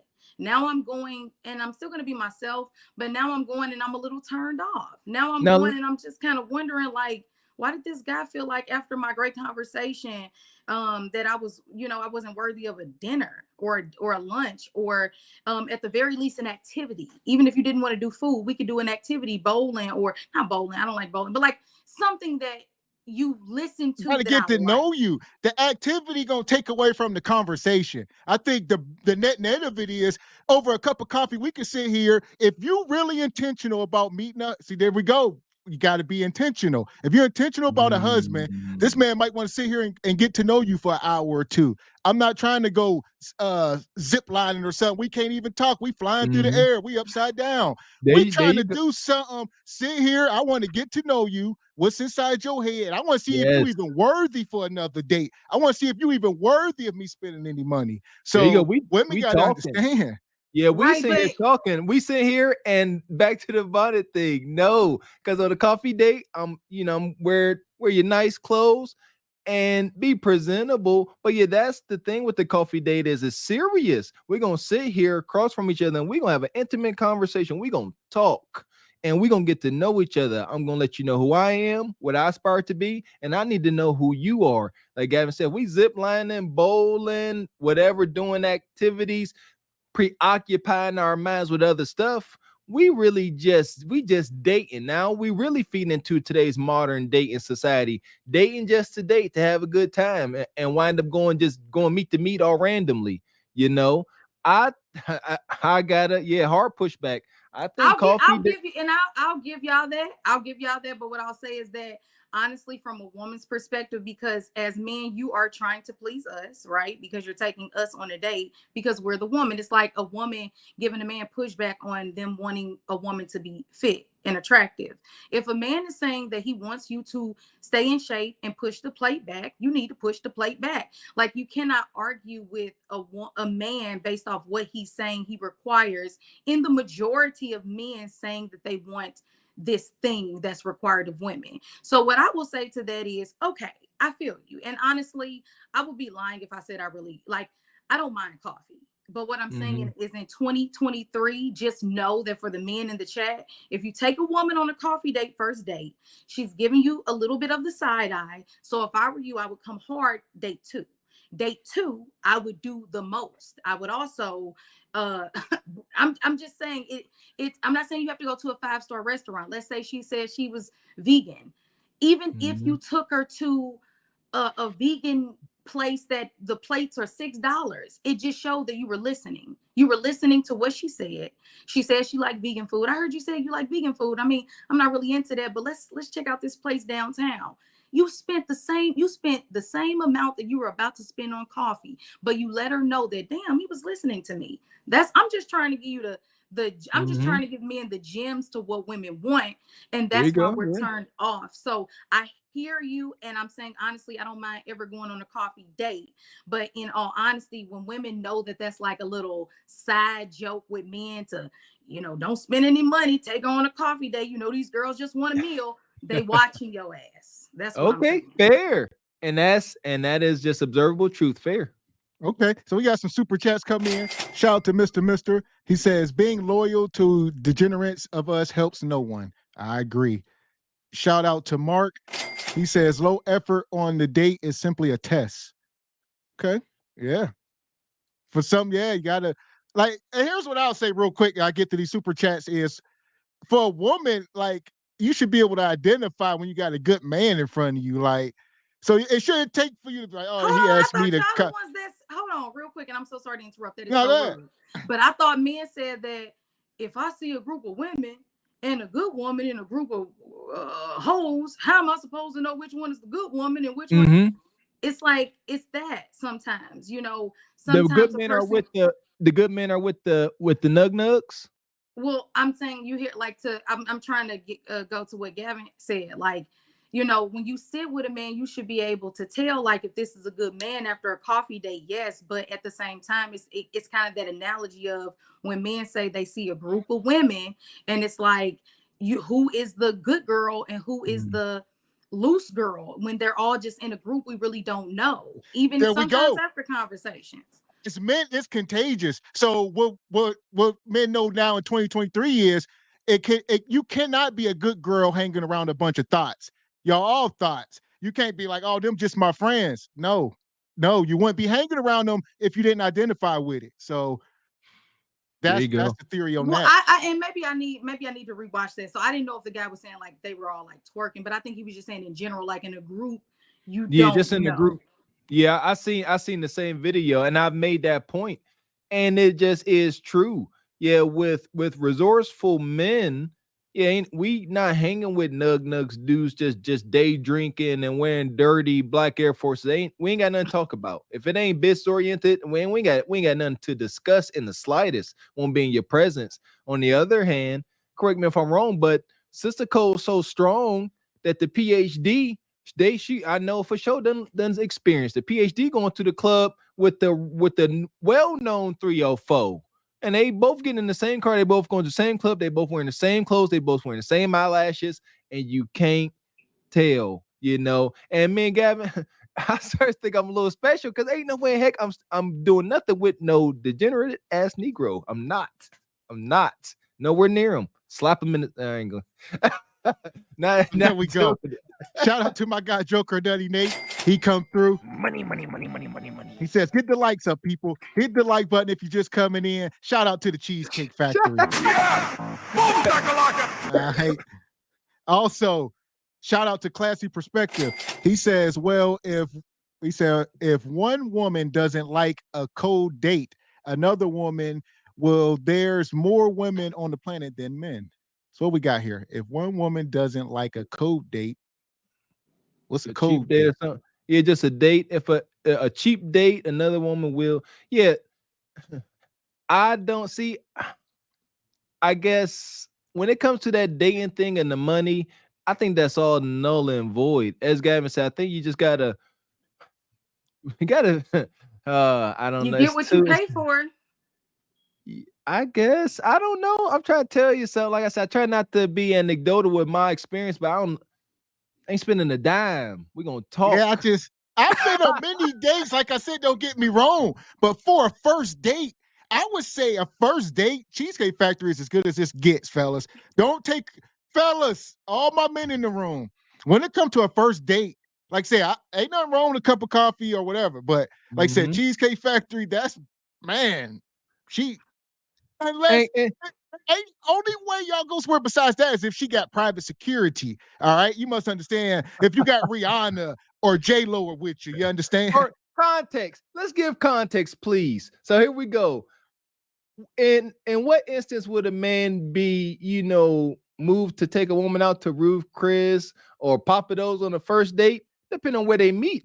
If they meet in a boardroom, she's an exec and stuff like that, then yeah, that's their standard of living. That's just a standard. So I'm a ride on that. So yeah, if this is our lifestyle, this is our standard of living, I go to Yokoso's for lunch, then yeah, we going to Papa Do's on our first date because that's how I'm living. That's how I'm getting down. I shan't be seen in Cheesecake Factory because I'm social economically above that. But just for this brother driving this Tesla, I think that is. I say that's not really true, Mr. Walker, though, because there's so many men. Go on YouTube, these guys is talking about it. Millionaire men that are laughing at. They say, I go to Cheesecake Factory twice a month. I mean, they laughing at this. They say, even she capped it. There's men with millionaire resources that go to Cheesecake Factory. We all go, but they are not, I bet you, taking their girls there on the first date. I highly doubt it. You stressing this? Depends on the woman. Hold on. Sometimes as a woman, you got to look at yourself in the mirror. Maybe you ain't what you think you is. So for this woman, that part too. Her in particular, he should have took her through the Wendy's drive-through, in my opinion. But come on. So and that is what I have a problem with too. And I'm not, I believe we should all have confidence, but I'm never that person that's like, oh, I will only go here and do that. But at the same time, I feel like, with her, she was doing a lot, and she was, look at me. Do I look like I would? It doesn't matter what you look like. Be a real woman. Handle yourself the right way. Like, you could at least get out the car. Like, this guy waited on you an hour. You could have went into Cheesecake Factory, ate, seen if you liked them, took the time to get to know them and seen what was really going on and then move forward. And like you said, I think what was such a turnoff with her was her attitude and the fact that the attitude ain't matching the outside. So it's how are you acting like this? And then, okay, I know beauty is dependent on the person, but it was the math wasn't mathing with the outside and the inside of how she was acting. So I agree. There you go. It's the stink attitude for me. Anything is kind of salvageable, really. Just leave the stink attitude at home. Yeah. Oh, here we go. We got a couple more supers. We're going to get back into this video. Shout out to B. Wyatt. He says, this is Wing Night Shorty. Okay. He said, this is Wing Night Shorty, fellas. Where's she at? Good old Wing Night Shorty. If it's the guy that she likes, and that I got to say that is the truth. Your ladies move differently for the guy that they like. And that's just a fact, and come on. If you like the guy, you get away with a lot. Yeah, so when you say the whole coffee date thing, I call BS, because if it's the man that you like, he can hit you up and say, look, we about to go knock off some banks. And y'all gonna be like, I'm with it. You got gloves? You got no way. You got a mask? So y'all got to understand how y'all come on, man. Yeah. Boom, also with my first date with my wife, I took her to the Valley Terrace projects. See what I'm saying? So yeah, for the guy you like, y'all willing to do anything. Here we go. Shout out to my guy Ben. Ben come through. He said she didn't like him, so she make him just hoops. Yeah, jump through hoops. Yes. Yeah, yes. It's a shame. If that brother out there was 6'4" and darker, and that car had dubs on it, she'd be a lot more agreeable. Yikes. Yeah. Sadly, probably. See, and it's messed up. It shouldn't be that way, but that's just what we observe here. Yeah, sadly, probably. Yeah, I mean, yeah. Oh, here we go. Shout out to Richard Media. Says disingenuous at best. All right. And we got Classy Perspective come back. We appreciate you, brother. Thank you. He says, gentlemen, be aware. If you start out with an entitled woman, it won't end. I would advise you to cut bait and move forward. What does that mean? Because is there a thin line between entitled and standard? I question. You know what I mean? I said the thick line. Standard. Yeah, there we go. That's a good question. Standards, things you won't go below. So I won't go below this. Entitlement, I deserve. And we deserve what we get. Nobody deserves anything besides what you work for. So entitled, she's entitled. She's entitled to Papados because she said, "Look at me. Look at me. I'm pretty. How dare you take this to Cheesecake Factory?" That's entitlement. Now standards, for one, she would have handled herself better, and she would have said, "Hey, Mr. Indian guy. I prefer we don't." Go here because this is below my standards. This ain't something I'm into. And there you go. We talk about that. She could have said what she said to him 10 different ways and got 10 different responses, but she chose the worst way to try to say embarrass him via live. And lack of respect. I think it's just it shows it's a lack of respect for the man. And I think that is like a no-go. Like I think as a woman, the worst thing you can do is disrespect a man. And so when she did this, it just showed what's really inside of her. Like they say, it's nothing that can come out of you that ain't already there. So she already was going to show this behavior to the last super chat's point of that entitlement, that kind of mean masculine, I want this and it's never enough that. So I get it, but I think we have to be very careful with thinking that just because a woman has standards that it simply equates to entitlement. Just because I'm giving you a side eye because you took me at this coffee date on the first date does not mean that I am so entitled to all these things. It just means that it's giving something that I necessarily didn't want, first date. But yeah, I'm gonna leave it at that. Agree. I think I'll get back into it because we got a lot going on. But my whole thing with the standard thing is, I think we all should set standards. It's all a personal choice. You can set things in life as high or low as you want. Just as Kendrick be asking a lot of these women lately, are you okay if you don't meet this guy where you require these standards? And we just got to understand, because if I'm sitting here saying my standards is I want to have a Lamborghini one day and I never get one, I got to come to terms with that. So we just must understand what we signing up for. Yeah. But yeah, I want to say standards and femininity should go hand in hand, because we see if she got standards, but she ain't displaying femininity, and that's why it comes off gross. But if she was a feminine woman in her feminine power with her standards, now that's wife behavior. A wife is feminine with standards. That's why she's a wife. Right. Shout out to B. Wyatt. He come through. He say they just want to stunt somewhere for the gram. Yeah. That's why I said we're going to get back. We didn't even play most of the video. We're going to get back into it. Shout out to Richard Media. He says, I've gone to a small pizza parlor on first dates all the time. So there you go. Ice cream. Yeah, it's unfortunate but Crystal is right. And that's why we had to start with the pushback, because this is today's market. They are looking at coffee dates as side eye, and that's why I'm going to continue to say I don't pity none of y'all single folks, man. Y'all got it hard. There you go. All right, we got some cash apps come through.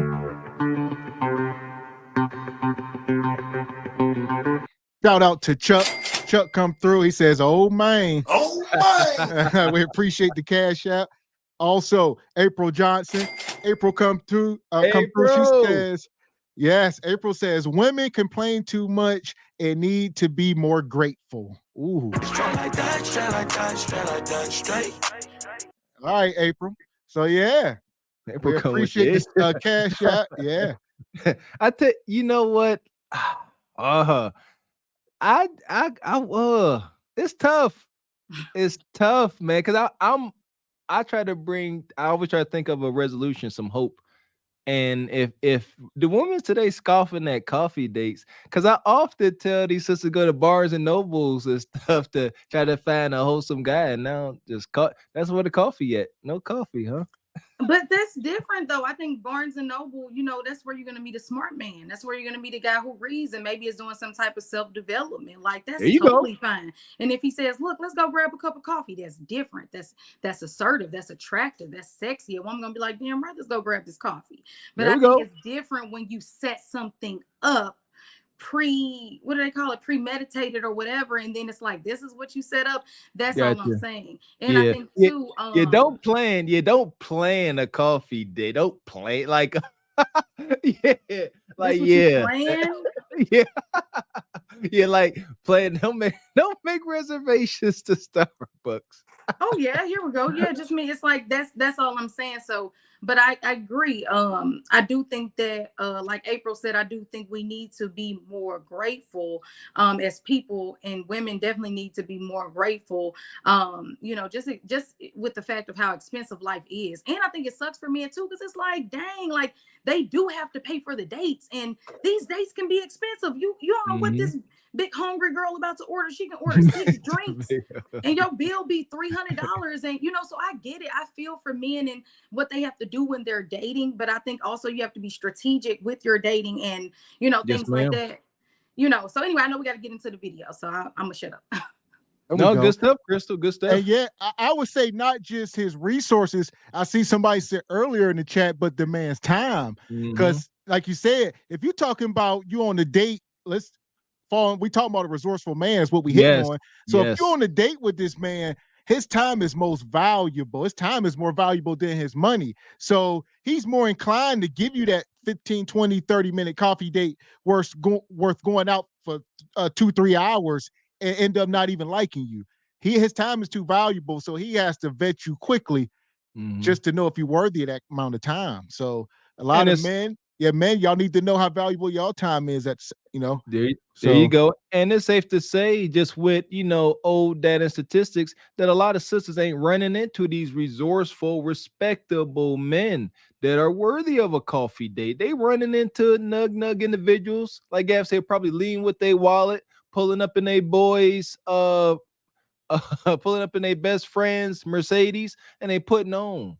And that's unfortunate for these sisters. It's rough. Yeah. So here we go. I'm gonna let this play for another second. I'm gonna get the rest of these super chats. Here we go. Ghetto as hell. Yeah. This is the Cheesecake Factory. This is the Cheesecake Factory, y'all. What's the problem with that? This is a chain restaurant. Who takes someone that looks like this to a chain restaurant? You want to talk about it? I'm fine with talking about it, even in front of them. Oh yeah, I want to talk about it. Yeah. Come on, get up on in the car. Yeah, we're gonna talk about it.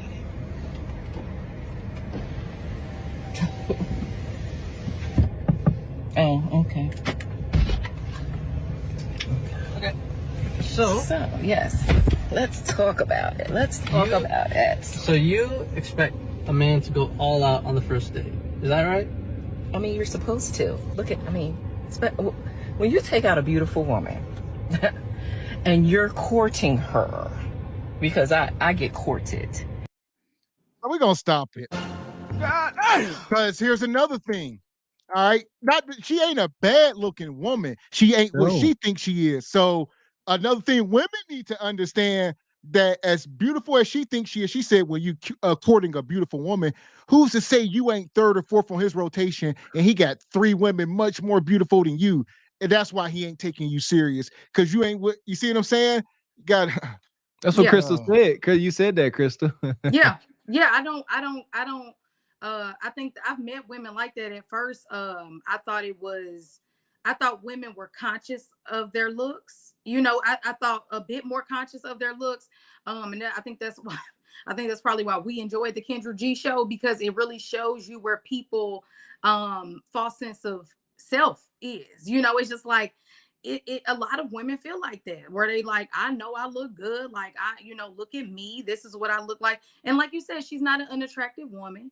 You know what I'm saying? But at the same time, I mean, it's not the level that I'm sure she would rate her. I'm sure she would probably rate herself as a 9, or something like that, with the way that she's speaking. And it's not that. And I think that that's the problem too. It's too much false sense of confidence. You know, we have let a lot of stuff just go crazy. You could be any type of weight. You could look. You know, it's a problem. Yeah, it's the attitude. It's the way she went about it. And it was just, I'm sorry using that, Crystal. It's ghetto. That's funny. And it is. It's dumb. It's destructive. Yeah. Here we go. Shout out to Mr. He says, ring, yes, bull jive department. I would like to file a complaint. Bruh. So appreciate the super chat. Richard Media says, stop moving the goalposts. You know the difference. All right. I don't know what we were talking about at the moment. What goalposts? What is he talking about? Yeah, they said you were moving the goalposts a lot during that coffee date conversation. I forget exactly what we were hitting on, but I had seen it in the chat. Ooh, you got accused of a goalpost move. I think people like to move the goal. People like to use the excuse of moving the goalposts when the circumstances change. They change. If I am with my man and we've been together and we're in a relationship, nobody is tripping off going to Applebee's or some drive-through or whatever. Like, I just think the circumstances determine what the situation is. Back 12 years ago, nobody was tripping off of a coffee date. Most women, I would say a majority of women 12 years ago were not tripping off of a coffee date. I could be wrong. The ladies in the chat can tell me if I am. But I think now collectively, that's kind of a joke amongst men. And like, women kind of know that. We know that that's like a little, teaser at women. And I ain't about to be spending all my money. So we know to kind of look out for that at this point. So that's all I was saying. Two things is true though. Because men don't talk like that. I'm gonna have to say, I've never heard of men talking amongst each other like, yeah, I'm only gonna take. Because here's the problem: is this only rings true if the woman give him the cheeks after the coffee date. Now she got egg on her face.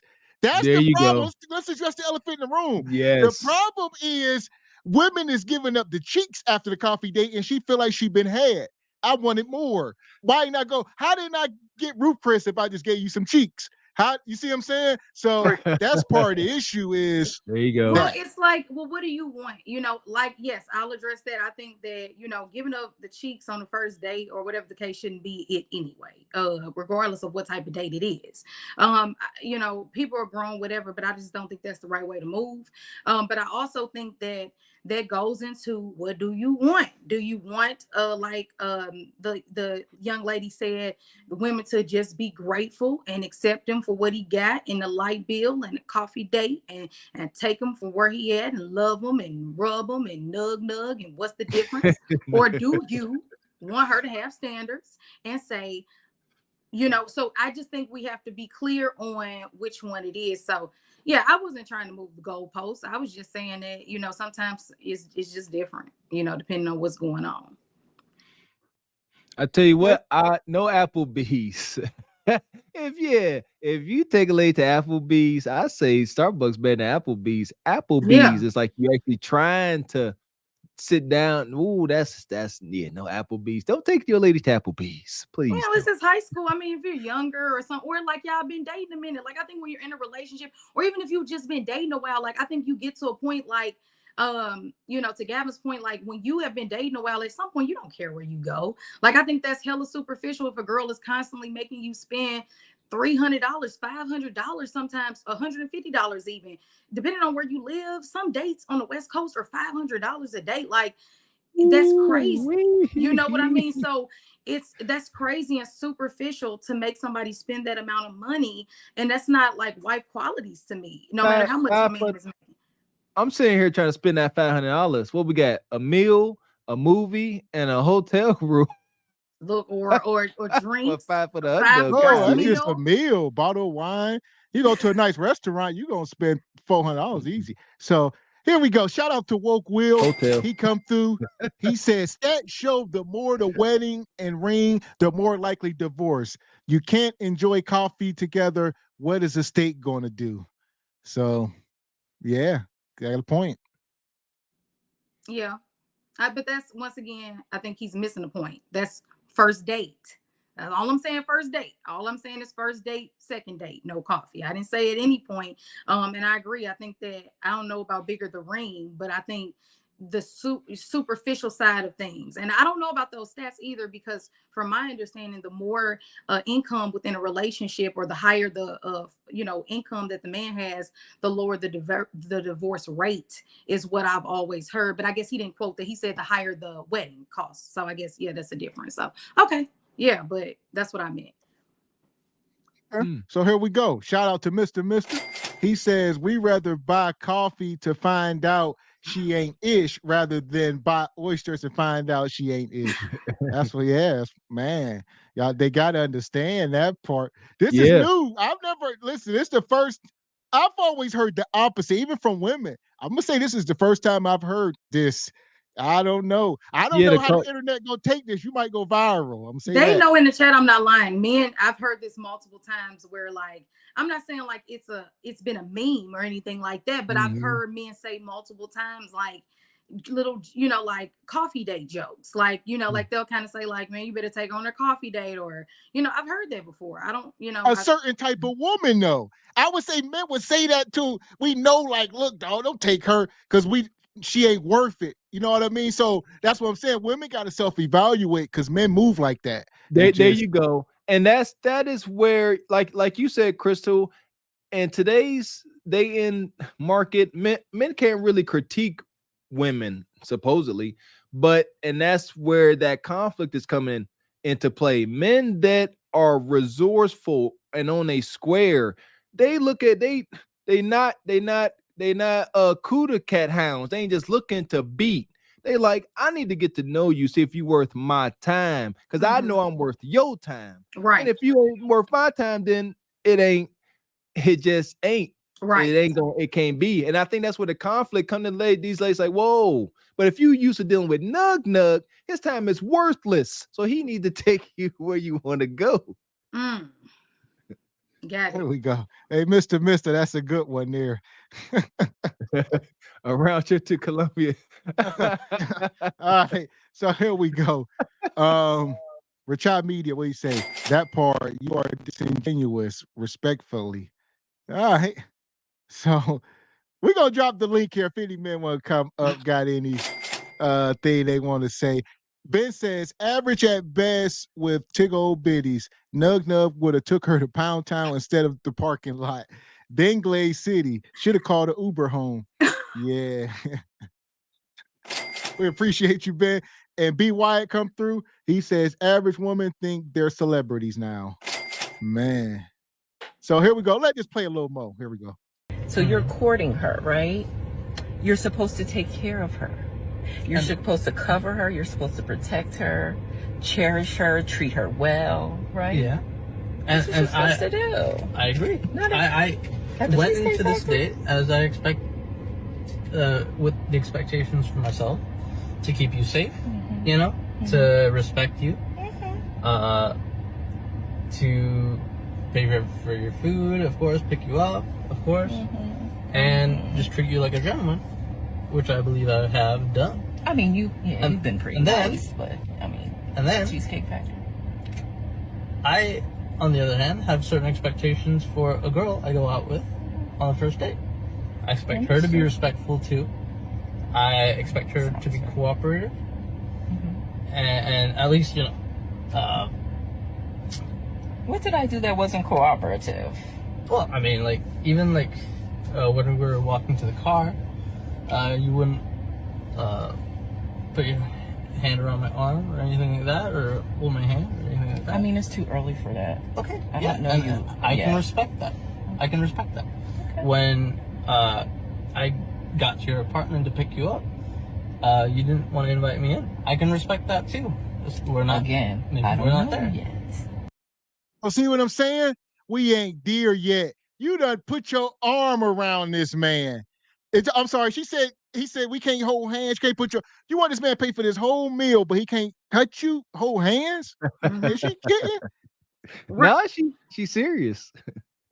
Yeah, I mean, this is not a good look for us women. It's really not. It makes us look hella bad. And it just further gives the men in the chat the excuse of the coffee dates because unfortunately, men have been so abused of their resources. And to me, it's still not an excuse to give a coffee date on the first date. But I get it. You know, when you have people who are just hella entitled like this and rude about it, it makes you very skeptical. It makes you super like not really know who's really into it to get to know you and who's really into it for just a meal. But I think women also in our defense feel like, well, a lot of men, we know you coming just for the sex. We know you coming for Pound Town. So it's kind of like, let me get what I can out of this situation. So we're just in kind of a cutthroat situation a little bit right now that we have to somehow sort. But I think ultimately she was in the wrong. I mean, I'm not going to sit here and try to say she wasn't, you know, all of that information taken all day, you know, being rude, you know, not being affectionate and things like that. I mean, she was tripping. All right, so here we go. We got another. I see somebody in the back here. Okay, I'm breathing my guy. Oh boy, there we go. Okay, the president, El Presidente in the building, people. Blackouts in the building. What's going on? Jay, what's going on? Go for president, baby. Hey, Jay Prince, we're gonna throw you right to the fire since you came in here. All right. We were just told that a man taking a woman on a coffee date on the first date is unacceptable. A woman should not take a first date for coffee. Absolutely not. You could. So what I would ask, what type of date do they supposed to have? I would say a more thoughtful date. Something with just, it could even be, I'll even give you this. Let's say you were going to spend $20 on the coffee date. Let's just give you that price range. I'll let you keep the price range, but just give me something a little bit more thoughtful, regardless of the woman. I mean, well, I can't say regardless of the woman, you're the man, right? So that's not my position to tell you what you deem that woman worthy of. But I would say this. If it's a woman that you deem worthy of wanting to get to know, or that she's attractive or relationship worthy, I think that anything that has a bit more thought put back into it would be a better option than a coffee date, unless you're at a Barnes and Noble and it's next door and you just want to grab a quick drink. I completely understand that because that's what type of guy I am. Like, I'll be having more thoughtful dates, but it don't cost that much. Like, for an example, I took the girl that I had on my show not too long ago. We went to the lake and I rented a boat and we got food, we got drinks. I had bought like a little speaker, like a porter, you know, them little speakers. We listened to some little music. We got in, we was on there I had rented for like 2 hours, but we was up there having a good time. We had the best experience that she never experienced in the middle of Lake Michigan. Or like, even like having a picnic or just walking around, just taking a long walks. That could be a date. Like, you don't have to spend no money. Y'all can just get y'all a couple. I got a little pushback on that, but I agree. I think that a walk can be a date. What they were saying first date. I wanted to just put that out there. First date. First date. Well, my first date was because you want to sit down and get to know. You want to first sit down and get to know the woman and stuff like that. But what I would like to do on my first dates to leave a good impression, right? And typically, because we can sit down all day and talk a bunch of bull crap that we just putting our best foot forward.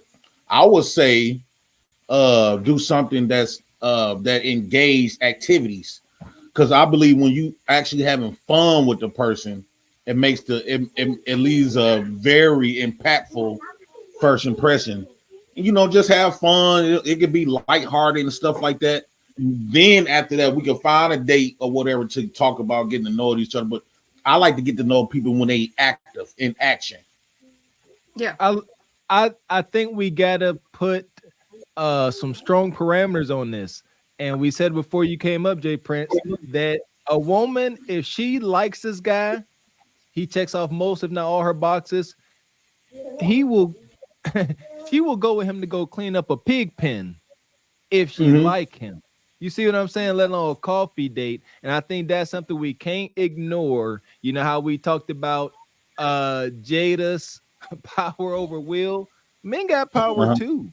And if that woman likes that man, they can do whatever they want. I'll assure you. See, the thing is, this is my thing with men too, though. We got to stop giving women that much power. I don't know who taught us that we have to chase the woman. To me, it just seems like that's not right. The reason why I say that's not accurate because men are how can I put this? Men, we supposed to be I'm gonna say millionaire. Or put like this, we are the company and they are the employees looking for a company. So we got all of this stuff. I have never seen jobs goes out there and search and look for workers. Usually the workers come to them, and with that job, you give them a list of stuff that what you all about. It is up to her if she want to work here or not. That's the same thing with relationships. Hey y'all, that's the same thing in relationships. I think we loses our power when we chase after women because now you give her the opportunity to say yes or no, and then. If you're giving her the power, you're going to always be chasing after her somewhat approval. Everything about yourself as a real man, it goes out the window when you have to go after her. That means she's in control. I really think to validate our manhood, not so much validated, but I think just men in general, women should bow down to the man. Because for one, men got way more to offer than a woman. That's why if you ask this woman, I can ask this woman what outside of sex and babies, what does she have to offer? She would probably get offended before she answered the question. Or she might list a number. She might name a lot of stuff that I could do for myself. Men could provide more resources as far as like, it don't have to be financial resources. Strength is a resource. Protection is a resource. All kind of resources that men offers that women just do not. She more of a helpmate. So if women is listed to be a helpmeet, that's no different from an employer. They looking for helpers, and I don't see employers going around here begging for people to come at their company. Okay, so we'll let you respond to that, Crystal. I'm gonna keep you muted, Jay. You got a little background noise, brother. But Crystal, so what do you bring to the table besides, what Mr. J. Prince just said? Outside the bedroom or giving babies that he can't do for himself? I think that's a lack of experiencing a real woman for most men when they are when they have that dilemma of not really understanding what a woman brings. And I think unfortunately we are in a climate to where men are feeling like, dang, what do she bring? Is it just babies and sex? Because I'm not understanding. And I think that is where we are so far removed from our original purpose as women and our original purpose as men. Women bring a lot. I think one of the main things that women bring is, like I said earlier, when I opened up to my energy, is divine femininity. And I believe women have a bit of alchemy that they naturally bring to a man's life. Whenever a man finds the woman that he's meant to be with, his life should get nothing but better and multiply. A man, when he has a woman that is a real woman who loves him, he will notice that his life doesn't only grow when it comes to reproducing his legacy and leaving his imprint on this earth, which I don't know, you said don't bring up babies, but also his financial resources. Women are very inspirational. A good woman will also put you in a position to inspire you to be the best version of yourself. She will elevate you and put you in a position to heal. Even women a lot of the times are more introspective than men, so we can sometimes have a emotional or a sensitive quality to ourselves, to where we can see things that I think sometimes men don't get to see based off, unfortunately, the conditions that they were raised in. I don't want to be too long-winded, but we know that unfortunately a lot of our brothers never had the space to heal. A lot of our brothers were brought up in single parent households. A lot of our brothers never had a father to really teach teach them certain qualities that they needed. You know, I don't think our brothers really got a chance to really understand themselves. And I think that even the mothers sometimes where they were so broken and hurt that they didn't either. So I feel like a good woman brings that ability to make you feel whole. Yeah, I think a woman is also you know, she just really brings a piece of peace into your life. And I also have to disagree. Men are naturally the pursuers. I don't think it's chasing. I think a woman who makes you chase her, I think that that's just a bit like I don't like that. I think that whenever you're in a position of having to chase after something, you're gonna get tired, you know. But a man should definitely pursue. You know, women should have a level of mystery about them, and I think it just keeps the man curious, and I think it just keeps him kind of turned on with the woman. But yeah, women offer so much to a man's life. I mean, you find me a great man who doesn't have a wife. I don't know a lot. Every great man that I know always had a wife. And I think it's with good reason. You know, a lot of men feel completely incomplete without that other partner.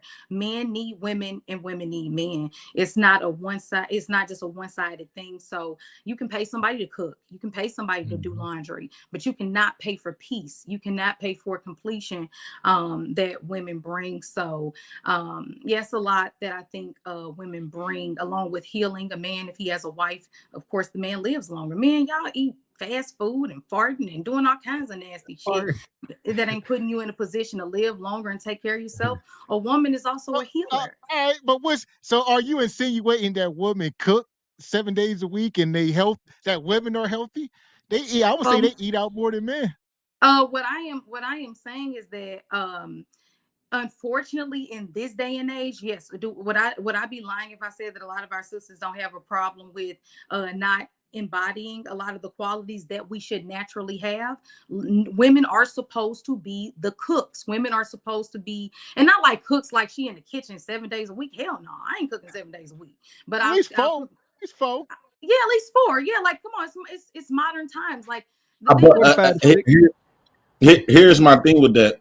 Although I'm not taking nothing away from that, but we don't have to go seek after that, because when you compare who brings, I hate to do this, who brings more value, and I believe the men, like again, I compare men to be, because when y'all what women expect for a man to be wealthy with resources, all types of resources, not just financial resources, but when you think of an employer again, I would rather give that woman the opportunity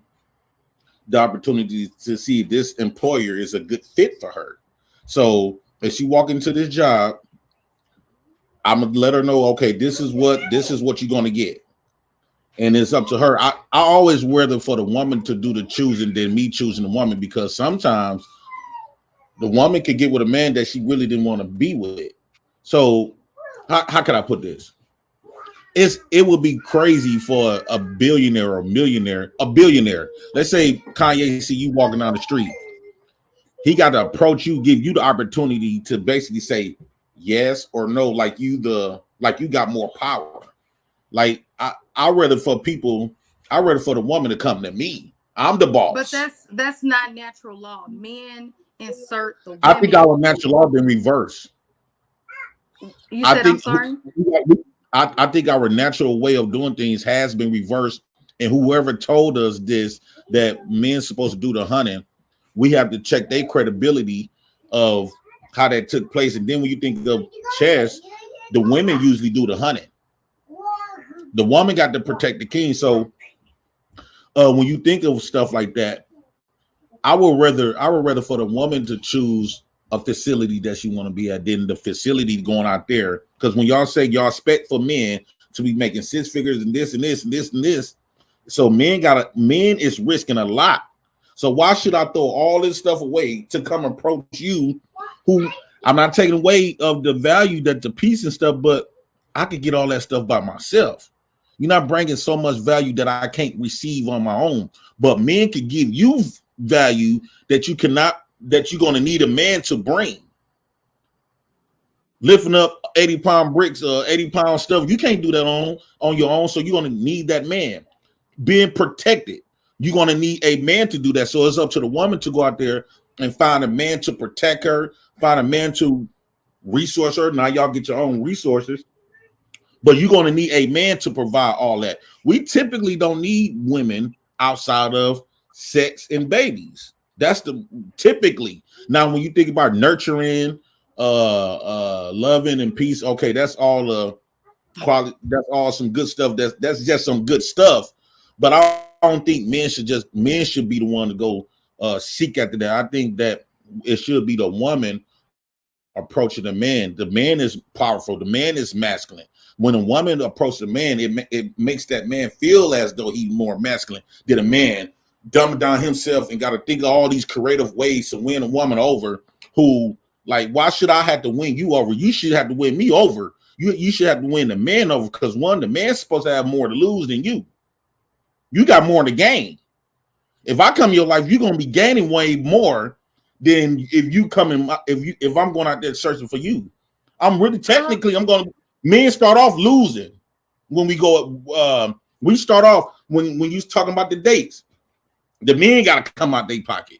Who taught us this? So we start off losing, and one of this woman ain't worth 2 nickels. How many women that we got to go through, right? How many women we gonna have to go through, and how many losses we got to take to find this perfect queen?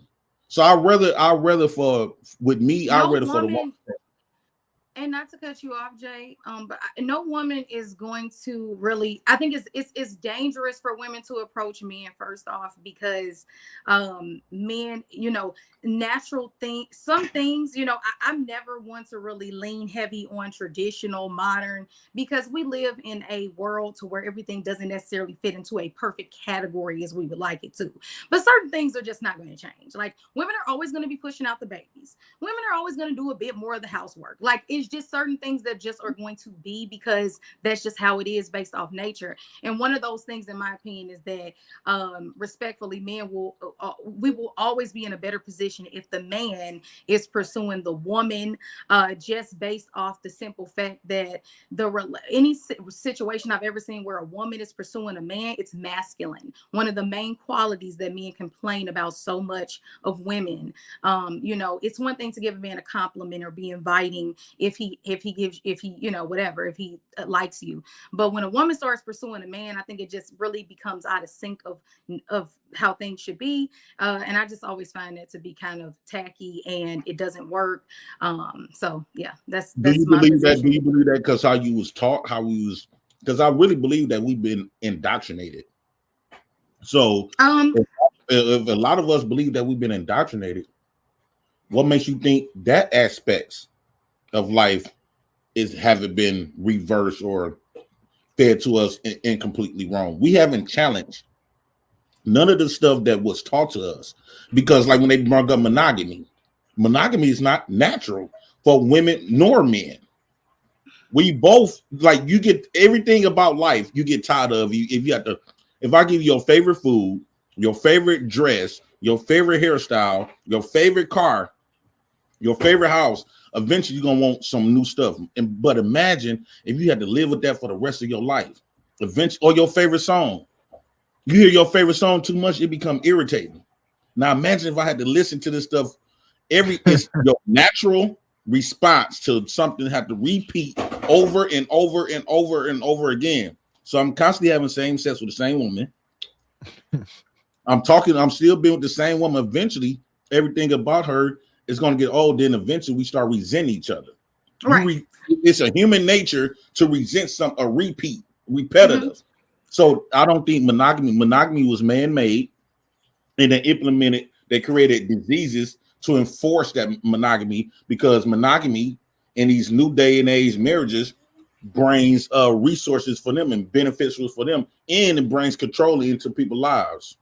Yeah, I think that I just have a difference of opinion. I think that we have challenged it, and I think that's why a lot of men don't like modern women, because they have challenged it. And I do think we are out of sync and out of order, and I think we're kind of turned on our head, and that's the problem. I think that it has been a lot of things that we need to question, but I think we are so confused at this point as Black men and Black women, we have forgotten some of the things that needed to stay in place. And so that's where I look at it as a difference. I think that one thing, some things that are traditional, like, we need some laws, right? We do need the police. Okay, so police is crooked, and we do know a lot of the KKK went into the police after slavery, and but that doesn't mean all the police are bad, and we just want people purging around this mug. So I do think that certain things need to stay in place, but unfortunately, I think that the point that I feel like you're making is that and Jay, you seem like a very nice man, very masculine, but I think those are more. I'm not nice at all. Well, you seem like not I'm nice. the type of man. I be Jay Prince. Now I got a lot of good qualities by myself, and I accept that. But I got also a lot of negative side about myself that I also accept. I accept the balance. I live my life like I'm a battery. Everything that operates, you need a negative and a positive. So that's an thing. Like, so I appreciate the negative, because the negative side of me was build my character. The positive, just my prosperity, that bring me positive results. But the negative stuff, I don't use the word negative. The negative aspects of my life and the stuff that I've been through, it builds my character, gave me wisdom. Without me going through negative stuff, I won't have the wisdom that I have. I probably won't have the character that I have. So I won't consider myself a nice guy. And you know what? And that was a lack of my vocabulary. Maybe nice isn't the word that I should use, but you seem like I respect you. That's what I should say. I respect you. So what I'm saying, I say it respectfully. But I think that the points that you're making are come from a more feminine point of view when we speak like that versus a masculine point of view. And that's what I was trying to say, that I definitely respect you, and you seem like a man who is pretty cool. But I think that is more of a I just think that I don't agree. I think that let me ask you a question then. And that's how it should be. Let me ask you a question then. If women can be updated in 2023, how come this so-called men role have not changed? How come our roles can't get updated?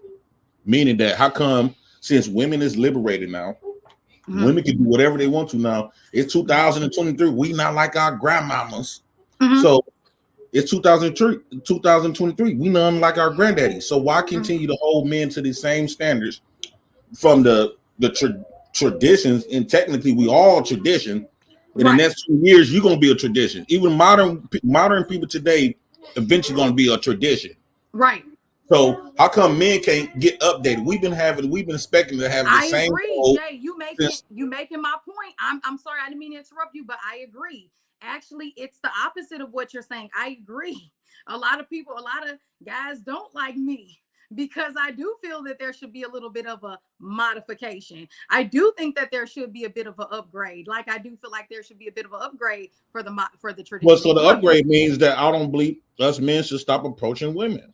And we should allow the women approach us. And a lot of modern men have gotten to a point to where they no longer approach women due to a women's attitude or due to whatever. A lot of modern men who are less traditional or not traditional at all have adopted that idea that they will not approach women, and I respect that. I'm not ever in a position of telling a man what he need to be doing or what he should be doing. All I'm saying is that I don't know if that man will be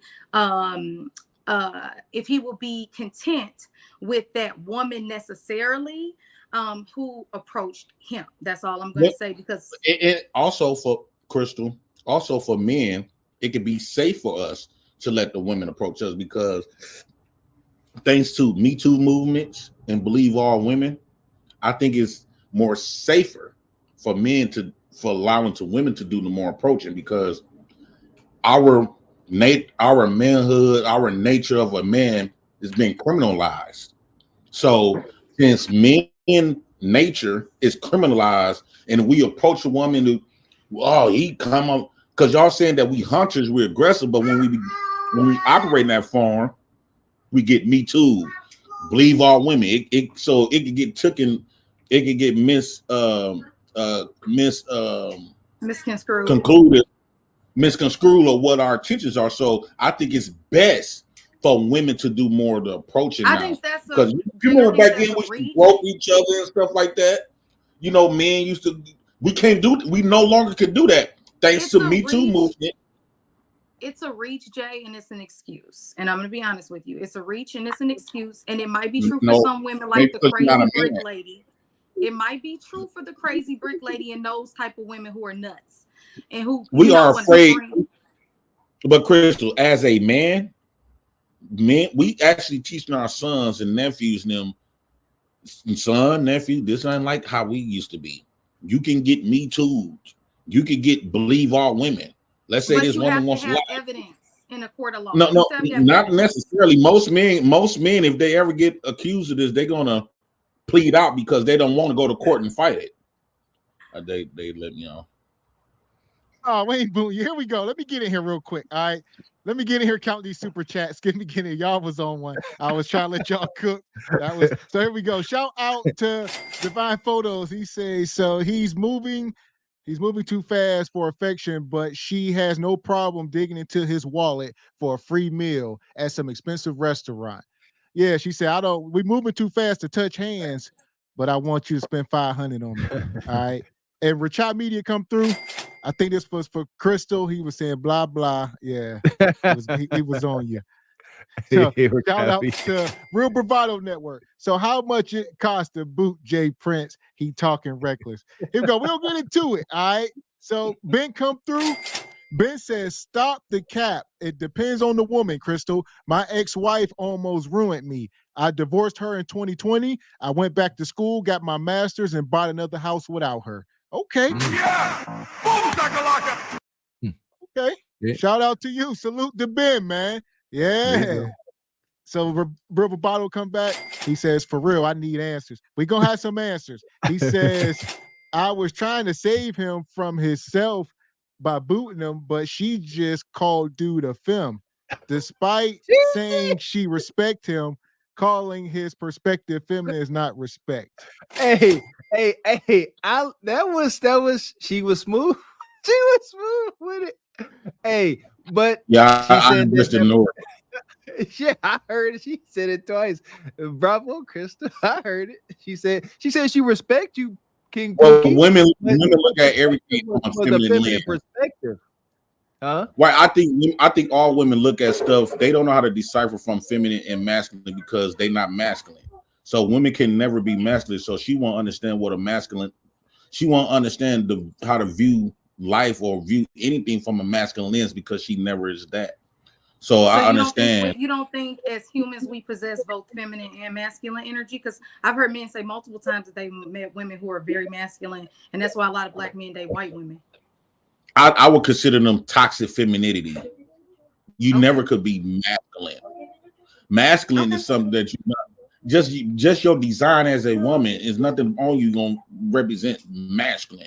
You can woo. That's not masculine. That's kind of like operating from your emotions, and emotions is feminine. That's logic. More logic is it's more than just logic, but that type of stuff is considered masculine. Your bone density shows that you are feminine. So, this is the reason why men can't hit women. Because why? Because nothing on a woman. When they say no matter what a woman said do, you cannot put your hands on her. Why? Because I don't care how tough you try to be, you never could be masculine. Because if that was the case, if we bump across a masculine woman and she throw a lick or say something crazy like a masculine man will, we should be allowed to treat you the same way that we treat a man, correct? If there's masculine women and we on the street and she acted masculine, should I be able to handle her like a masculine man will? People gonna say absolutely not. Still feminine. Explain what you mean by masculine. Handle her in a masculine way. Do you mean like physically beating your ass, beating your ass like I would do a dude? Ew. No. Right. So if a dude, because we got this threat of violence amongst men. Wait, did she? Did she hit you? Like, is she just talking crap? No. I'm just saying in general. Like, if we on the street, if I'm on the street, right, and a man come approaching and disrespecting me, and I just haul off and bow. Right. Me and men, we know we go at it. It go at it that fast. Right. But when it comes to a woman can come to me and say woo woo woo woo, but we still are able to say, okay, this is still a woman. I don't care how masculine that she wanna try to portray, but at the end of the day, her real life, she's still feminine. No matter how she just toxic. Right. So to answer your question, no, I do not think a real man under any circumstances, especially if a woman did not hit him or like, you know what I'm saying? Like I saw him that he should. So you're not masculine. So a woman can never be masculine then. Because if you masculine and I'm masculine, why not? She can. A woman can, in my opinion, a woman can exude masculinity for sure. I think humans in general. Well, that's the case where we should be able to handle her like a masculine man then. Because it's still anatomy and it's still like just basic law of humans being man. You can't have it both ways. It's either you masculine or you not. Well, so you want us to see that women can be masculine. So we started to treat her like she are masculine. It shouldn't be no funny business then. Well, two things can exist at the same time. A person can be masculine. To answer your question, masculinity and femininity both exist. It's like two sides of the same coin. That's my belief. Mm-hmm. So what I'm saying is that I do believe that women in general should exude more femininity than masculinity by design. But what I'm saying is that in a practical situation on a street, do I think that a man who qualifies himself as a real man who has worked on himself should ever hit a woman on the street if she like, F you, dude, whatever, blah, blah, blah. No, I think that because a real man has emotional intelligence and he also understands his strength. So it's just like a boxer. A boxer cannot just haul off and hit somebody because he knows that he is liable. But masculine comes with strength. Masculine comes with strength. I'll tell you what, can a man be feminine? Yes. So why do women complain that men is taking over y'all sports? Tell you, Prince, you be all over the place. All right, let me get in here real quick. Let me get in here real quick. Let's go real quick. Trans women is saying that they are women now, and it's a lot of women complaining that these men is coming into their spaces, like far as like sports or whatever, and dominating women. But they still feminine, right? Different conversation. I have to focus on one thing at a time. No, but if we talk about femininity and masculinity, you can't cherry pick what you want to cherry pick to make you feel good. So if you said this woman if y'all declare that women can be masculine, so if a man handle her like a masculine, you can't say, well, the autonomy, no, you can't have it both ways. It's either you masculine or you not. Can I explain it to you? Okay, so there is a difference. I think where we're getting a little confused is I'm speaking of a energy, a essence, a personality type, a vibe. I'm talking about when you meet that girl when you walk into the Waffle House and she like, what you want? What you gonna get? You want more eggs? I'm talking about that. When they just aggressive and about to bite at your neck. Like a stud. What I'm talking about. That's like a stud that be talking crazy, okay, like so be a ninja. I can do this to you. I'm like, girl, shut the hell up before I fuck you.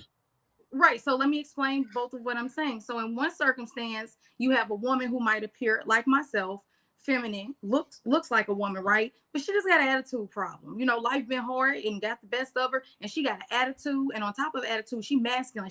You can't tell her nothing. You like he was saying, you try to critique her, you can't tell her nothing. You just trying to help her. She don't even want to be helped because she know everything, and she don't need a man to tell her everything. On both ends.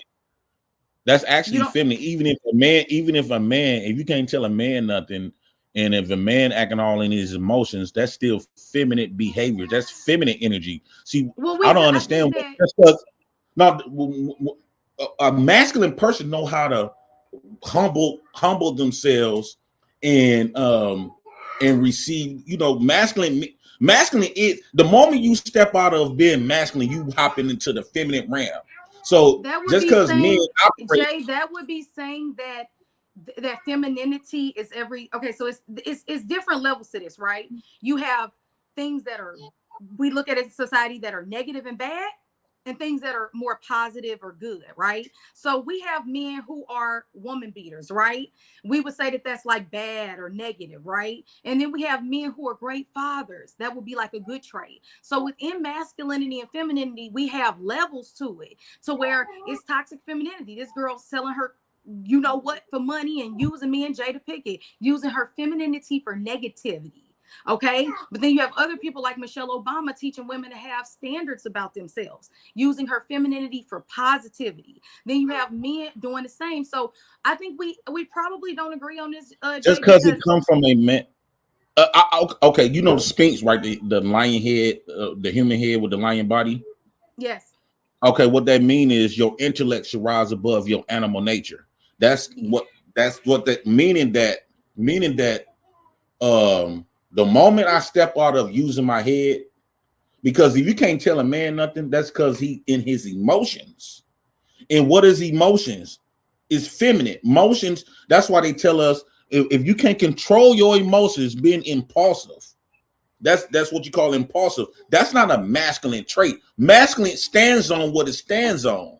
Either you masculine or you are not. The moment you step outside of being masculine, you hop into the feminine emotional realm. Emotional, you can't never take nothing that's emotional serious. That's why you need the head to balance, to keep the emotions grounded.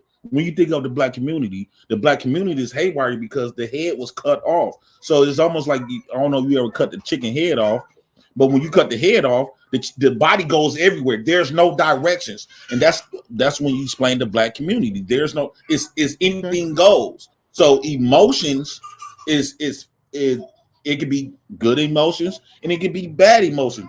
But when you talk about masculinity stands for what it stands on.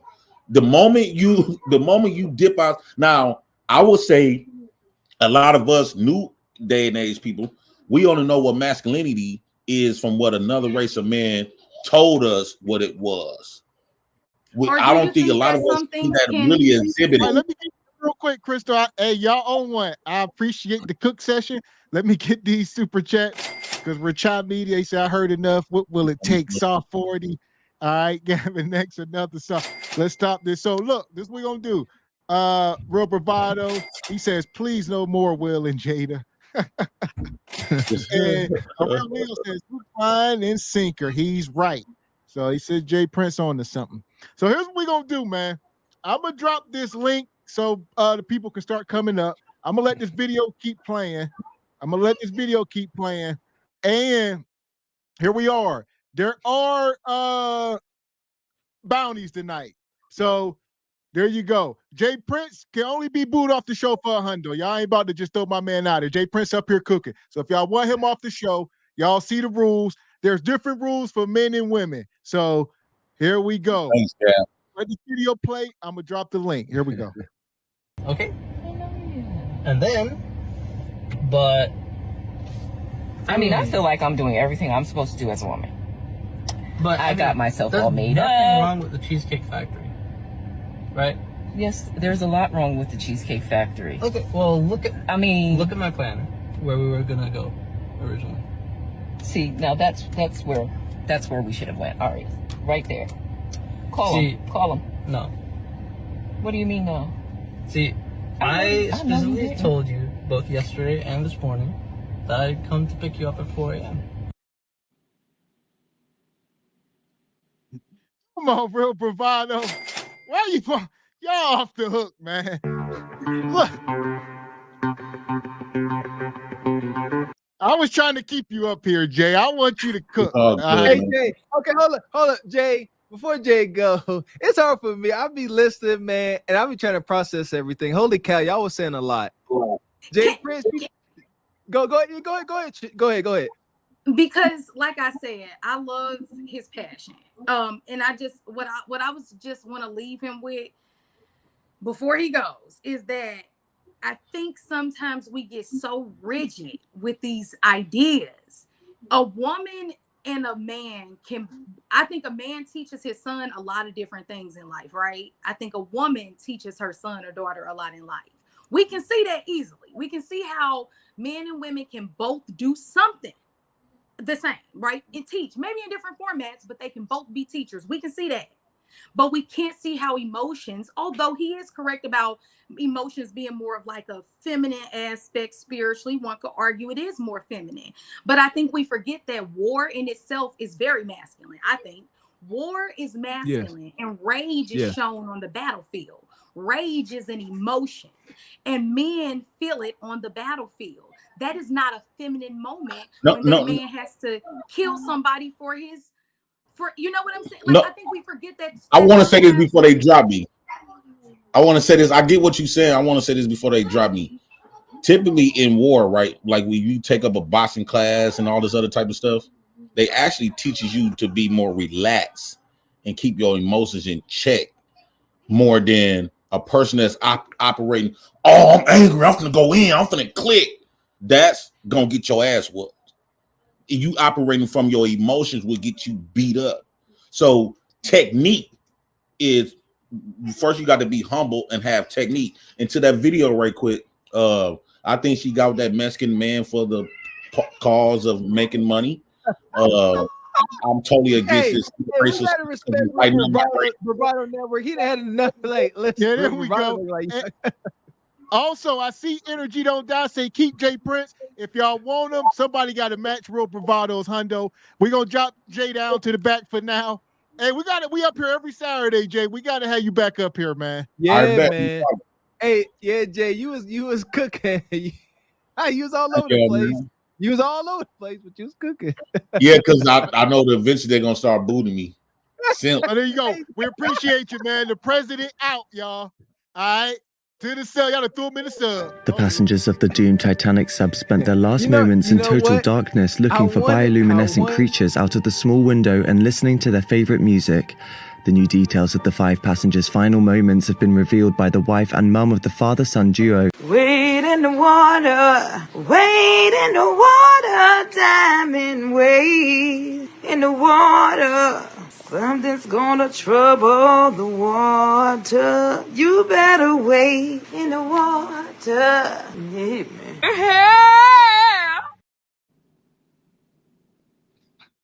I done threw my guy in the sub, man. Woohoo! Shout out Real Bravado Network, the show sponsor. Man, Jay was cooking though. He was cooking. He was. He was just all over the place. Start talking about the Finks. We went to Egypt, Cairo. We went everywhere. But here's the thing. I had some pushback for Jay Prince, man. So Jay was making some points at the very same time. I know what Jay Prince was saying. He talking about women being hunters. I don't know nothing about that. I don't agree with the whole women hunter thing. And the chat was on it too. It was a lot. It's tough, man, because Jay Prince was all over the place. Yeah, I don't know how y'all followed that. I think his point was he's frustrated with women making all these demands.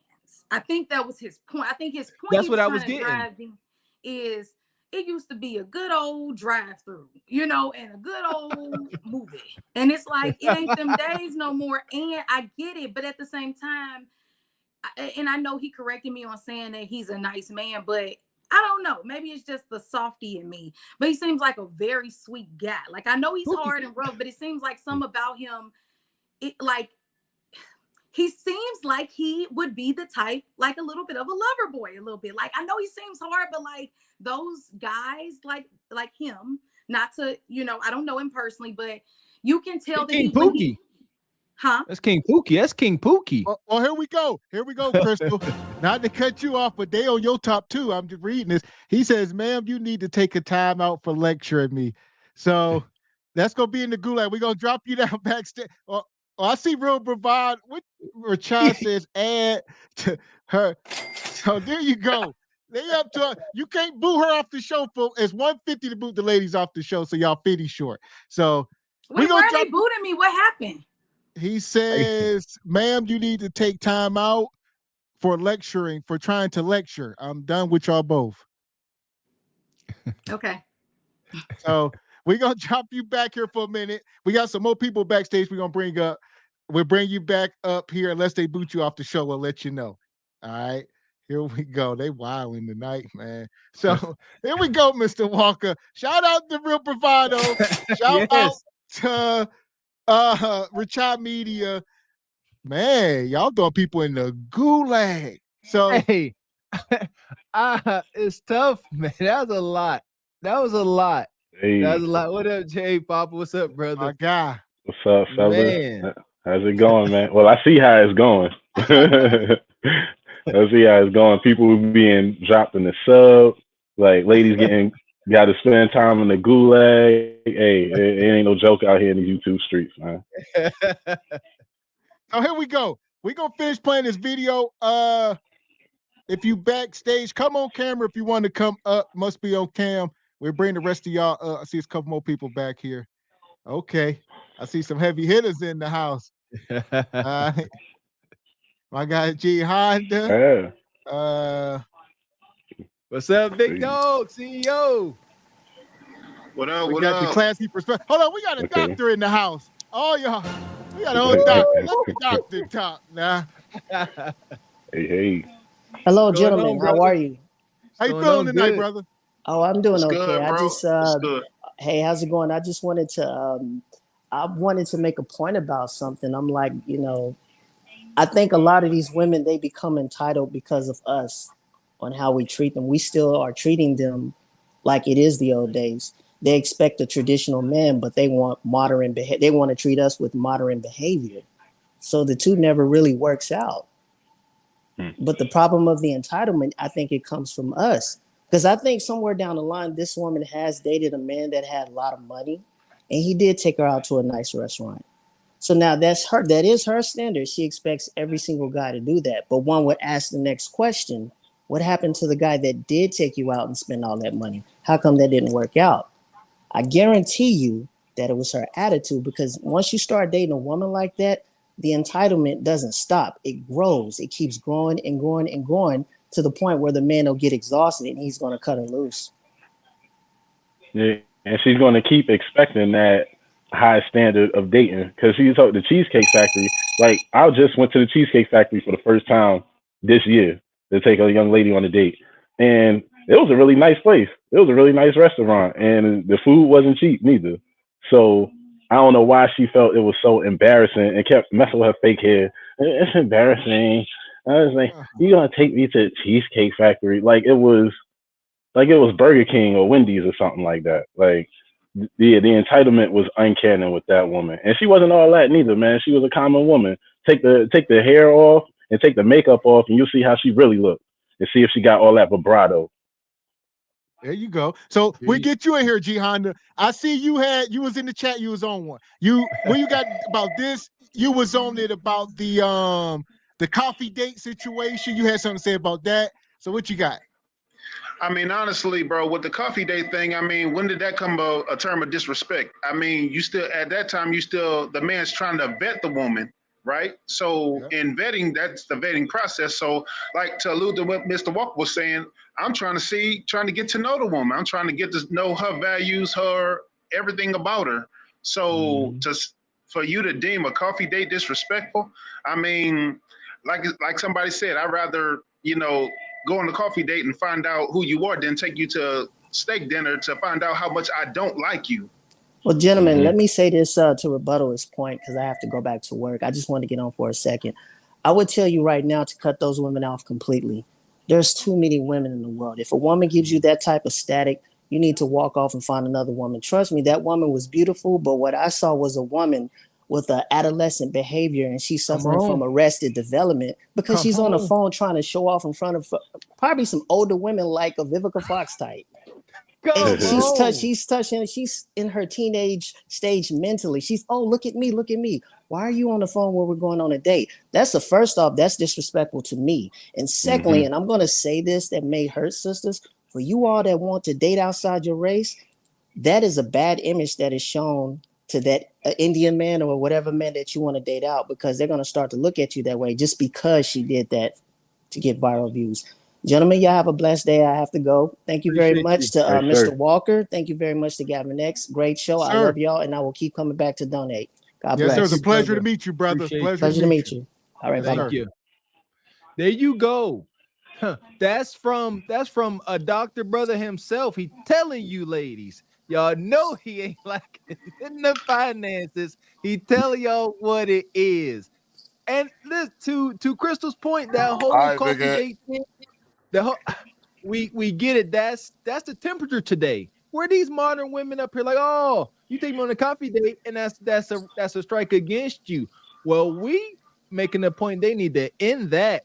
It may be what's going on today, but that whole shunning the coffee date, it's safe to say y'all missing on good men like Classy Perspective. Appreciate the brother coming up. Like my whole thing is I don't see. Oh my bad, I ain't. No, go ahead, brother.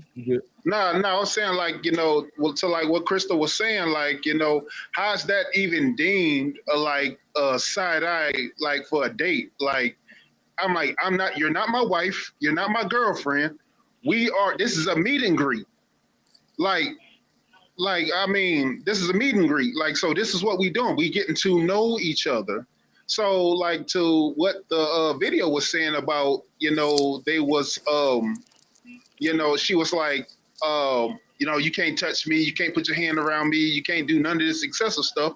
But at the same time, like the man got to wait for her an hour. Like man, after 5 minutes, I would have sped off like quickly. Yeah, that hour was crazy. Word, yeah. Yeah, it's insane. That's crazy. It's insane. But to the whole coffee date thing, that should be enforced heavily on the first date. Then to see where second and third date go, you can probably get some Ruth Chris, some Del Frisco's, maybe. If she's bettable. There you go. Yo, I think that. First of all, what's up, fellas? How everybody doing tonight? No, brother. You know what I'm saying? What's up? Get them lights up. Get them lights up. Yeah. Yo, listen, I think that a Cheesecake Factory is pretty good, man, to be honest with you. Like, shoot, I know when you go there, you busting down something when you go there. So it's gonna, when I say bust down, like you spending money. Just for a slice of cheesecake alone in there is crazy. So, I think it was a good day. And like the gentleman said, like that doctor, shout out to him. He sound like Q-Tip from Tribe Called Quest, man. Y'all hear this? But nah, he's right, though. He is right. You know what I mean? Like, it's one of those things, man, when you gotta, like, just drop them right there, man. Don't even go any further. Don't waste your time. Don't waste your resources, your money, none of that. I mean, and the coffee shop thing, I think that's a good way, too, to vet. I think it was an excellent way to do it. So you could figure out, is this the person you want to invest your time and energy and resource into? So, Okay. Yeah, so real right. quick, let me jump in here. I see my guy Jay Prince says, somebody please bring me back up for clarification. So the president is still here. Jay Prince is still in the studio. If y'all want to bring him back up, Jay Prince is still here. Yeah, man. We want Jay Prince up here. Somebody. He was cooking, bro. Yeah, somebody drop that hundo and bring Jay Prince back up here, man. Also, Crystal is still backstage. So I seen Richard Media come through, says, thank you. I didn't boot her from the show because she's cute, but all that damn I'ma tell you crap is too much. So here we go. So she's still here as well. Crystal's still here. She got another 15 minutes in the gulag. She'll be back up on screen. All right, y'all did a number on her. So she will be back. Her and Jay Prince is still here for clarification. Good. Ain't she in the gulag? Damn. Sheesh. Oh, here we go. I'm gonna let this video play for another minute. I see my guy. We got a real troublemaker in the building now. Oh, shit. Hey, little girl. Yeah. Little What's girl up, in that boy? video, she just doing what all the other girls do. In that video, put it on camera, shame a dude, you know what I mean? Just looking for situations for that shit. That's all that was. It was her just trying to do what everybody else do, just copying what all the other girls do. If you see it, it's a trend that's going on right now. Like even the girls be talking about, I got the ick. Now that's a trend. You know what I'm saying? Remember, then for a second, it was the gym thing. You go to the gym, now girls is telling you a creep. That was a thing for a second. You know what I'm saying? It's just a phase that all these girls is doing. They followers. They do what each other do. Okay. Facts, bro. Facts. Okay, so I'm gonna let this video keep playing here. I'll let this video keep playing. Like I said, Crystal will be back up here. I see Richard Media. So he says, let Jay Prince stay backstage. Why y'all doing the president like that, man? Nah, he was cooking, bro. Come on, y'all. I agree with some of that kicked stuff. her ass out in the parking lot of that motherfucking Cheesecake Factory. Oh. Yo, how did that Indian man feel though? You see the look on that man's face? He was super simp, and he said, I waited for an hour, and then I changed up the whole restaurant I was going to take you to. Wow. Woo. I think that brother handled it perfectly. The best thing you can do in this situation as a man is not give any emotion to it. And I think he was, but I'm not a good judge. He was over nice about it. Like I say, he handled it way better than I would have. Yeah, definitely would have pulled off. Bro, I would have put her out the car. On God, I'll put her out the car. I mean, 20 minutes waiting at her house, and she upstairs talking about she getting dressed and like what? I told her I was coming at 4, and he told her twice. He told her the day before and the day of. She don't respect him at all. She didn't respect that man. That's what Jay Prince was getting on. That type of and I appreciate Jay Prince bringing that up, even though most of my views are opposing to Jay Prince. But that's true. When men talk, there's an underlying tone of violence, and that's why you'll notice up here, Mr. Walker, as big and bad as I am, I don't disrespect no man because I respect that rule. There's an undertone of violence when men are talking. That's why men are respectful, because at any given second with disrespect, it could be fisticuffs. That's respected. And that's what Jay Prince was saying. And I agree 100%. Today's modern wild hyena woman, she would jump up in the man's face. Yeah, she don't know. And you know what? And then what? Oh boy said the doctor was talking about blaming the dudes, and maybe she been dealing with black dudes who deal with that shit, but she fucked her own self up because that Indian nigga ain't finna play with you like that. And what they don't realize, like these other races of dudes, they be dating to look for a wife. They don't just be dating. They got their family members pressuring them to get married. They mama wants some kids. Like she probably fucked herself up in a big way. You know what I'm saying? All that I can treat him like he a regular ass Negro. Yep. She was on base. So here we go real quick. I see we got a cash app. Shout out to my man, Mr. Jackson. Appreciate you. Yes, sir. Brother, hit us with a $20 cash app. We appreciate you, brother. Thank you, brother. Also, shout out to Nisi G and Project Leroy for joining. I want to say Project Leroy joined over at the Cart Before the Horse channel. We appreciate y'all for joining the membership. Yes. I'm going to let this video play for another second. All right. And also, we're going to get Crystal back up here momentarily. All right, she about to come right. She coming. She chilling. She waiting patiently. So here we go. It's my favorite part finna come up. At 4 p.m. Right? And I got to your place at 4 p.m. You didn't even come downstairs for another hour, and so I was waiting downstairs for an hour. Right? But I wasn't expecting for work to take me so long. I got home a little late. And like I said, I don't know you well enough to invite you up into my apartment. And that is not possible. And that's why I'm saying, I'm thinking, okay, if we're not there in the relationship to, meet at your apartment, then maybe we're not ready in a relationship for such a nice, fancy restaurant as Aria. Especially if I'm paying for the whole thing, which I'm still willing to do. I would have been, but if we're late, I told you twice. It wasn't that late. We literally left your place at the time the reservation was supposed to be. And I specifically said 4 because maybe we could get there early and even have some time to get to know each other on the way there and while we're in the parking lot. Waiting for a reservation. We can still get to know each other. Isn't there another restaurant you can call that, the equivalent to that? I literally you don't understand. Stop it. You cannot go to Cheesecake Factory. There's nothing wrong. I will die. Mr. Walker, I see you. What you got, brother? I feel like my man Jackson at this point listen, man. It's the disrespect. She got her back turned to him. She's not even looking at him. You making sure to stay on camera. And that was right. I'm to exactly what Mr. Walker would have did. I would have been quiet. I got up and said, you know what? It's a restaurant right around the corner. I ain't gonna pull this woman out this car. I'm too big for that. I'm saying it's a nice super restaurant right around the corner. Let me help you about this Tesla. And she gonna get up out the car. I'm gonna close the door. I'm gonna walk around to the driver's seat, get in and pull off and leave her right there. No words. Hey, listen. Take her to that.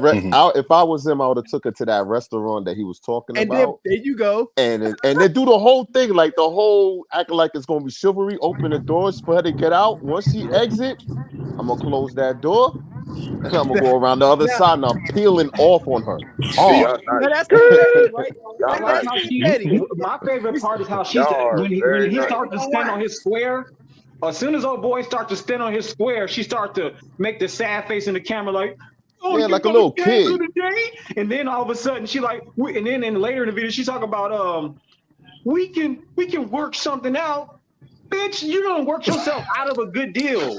It's too late at that point. Ain't nothing out. Ain't nothing to work out. I had everything planned out. I had everything worked out. It's on schedule. I had everything planned out. And now you talking and when about they left, something out. And he changed the restaurant again. Like I said, I exactly. on her and told her to get up out the car. Exactly. When they left at the time he appointed them to get into the restaurant. If you try to kick her out the car, I ain't dealing with that. Yeah, he put in I would have dropped off like a juicy crab. He's a juicy crab. He put in dropped off my ass off a juicy crab. Fuck that. He messed up the reservation for the fancy restaurant. It seems like he was probably simping when he first met her, which is why she started treating him like that. Because even when you hear him trying to explain why the situation is what it is, he's like, "Well, I told you." He repeated himself hella times about what he did. Like like if she had a little bit more game, he probably would have negotiated. You know what I'm saying? But yeah, it just seemed like he was like not too sure of himself. His confidence ain't where it needs to be dealing with a woman with a confidence that high. You know what I'm saying? There you go. And it shows. Mm-hmm. He's stuttering when he talk and all that. And that's why she didn't respect him. Bam. That part. And she probably seen his car beforehand. She thought, I got a hook, line, and sinker. She had her titties out. She thought, you know how we do. Got my claws in them. Yeah. He want to hit this tonight. I'm gonna make him wait. She probably upstairs on her phone, probably talking to her homegirl the whole time, having a drink. She one of those. She be sitting in front of you at the table, and y'all eat, and instead of you looking at her, she looking at her phone the whole entire time. That's when you get up and walk away. Texting another dude. You can't. She upstairs talking to her homegirl, telling about, I still got him waiting downstairs. Probably bragging about it. You know what I mean? Here we go. We gonna finish this video up. You got anything, Serge? You got anything you want to add before we get in here, Serge? I mean, y'all basically said everything that I wanted to say. I mean, it's a level of entitlement here.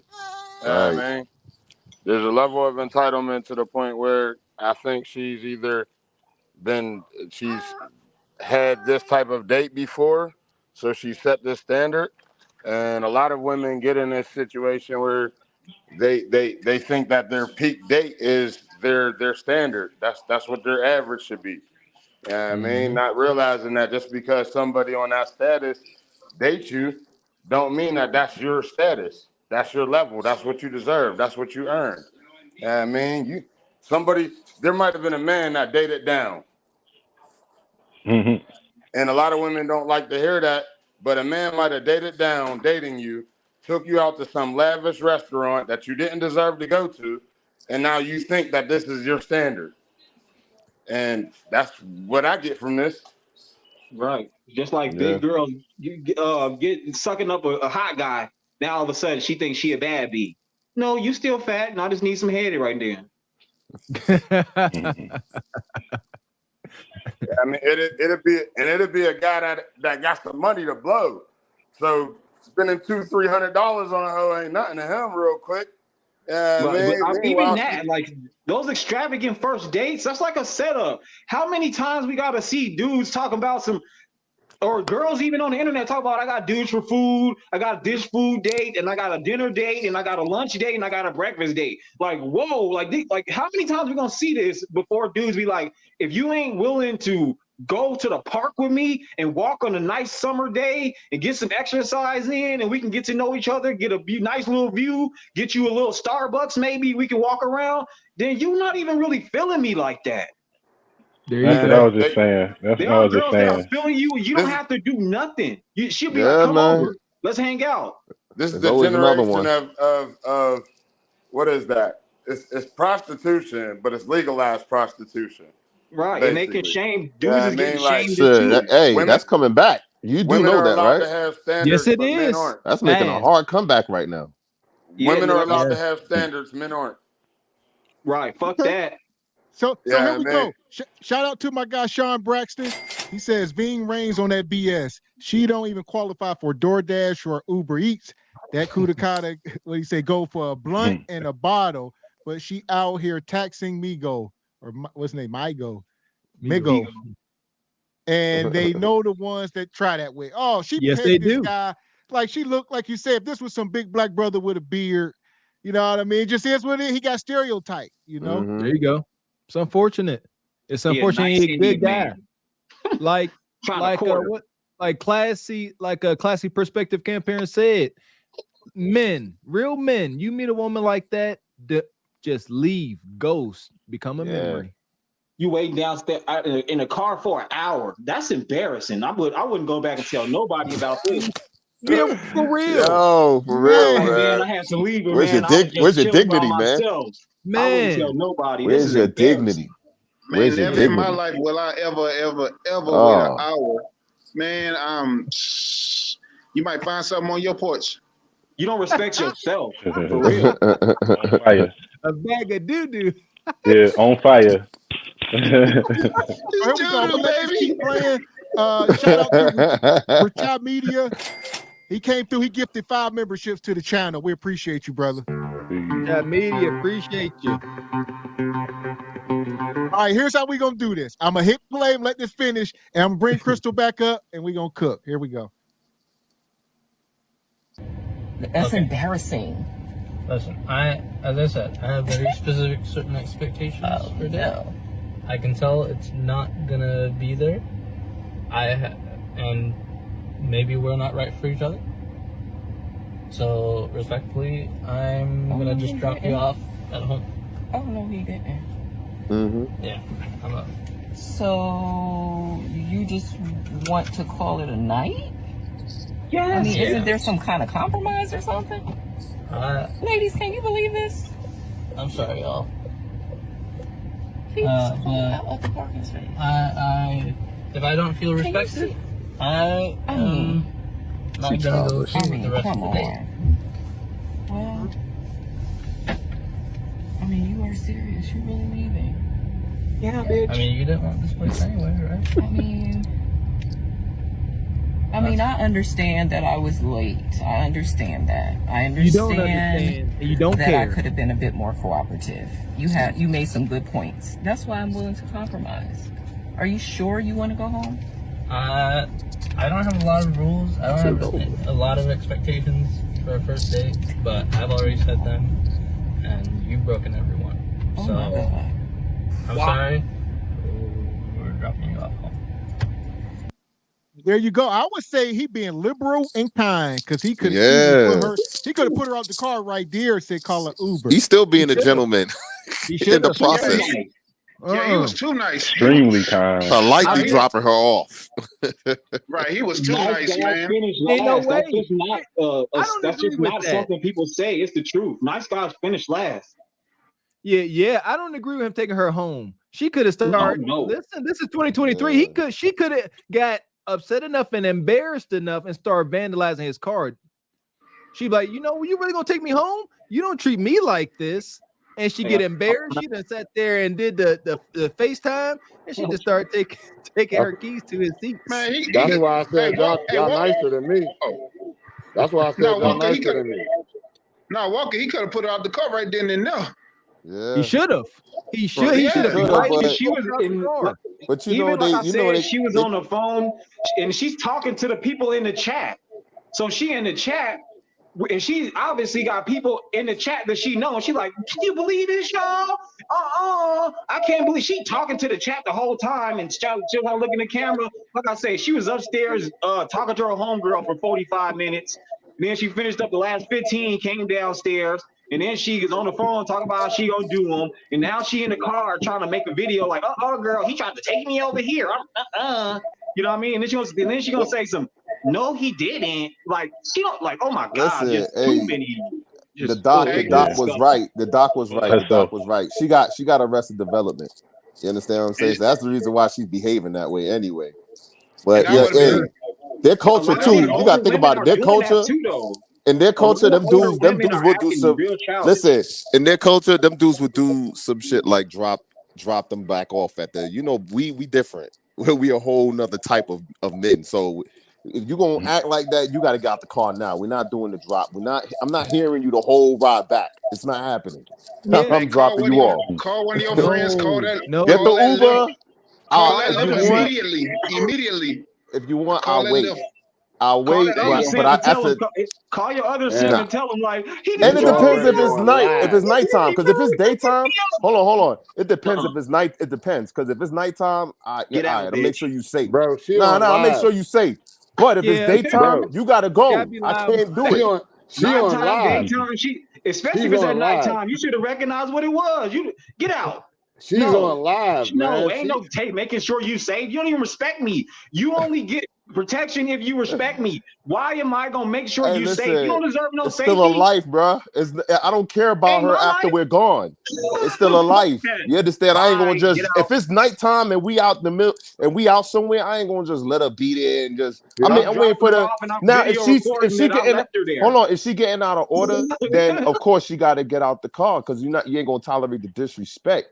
But damn, I'm not trying to be like my man said. I ain't trying to be like Batman driving her home and whatnot. And no, it's not gonna happen.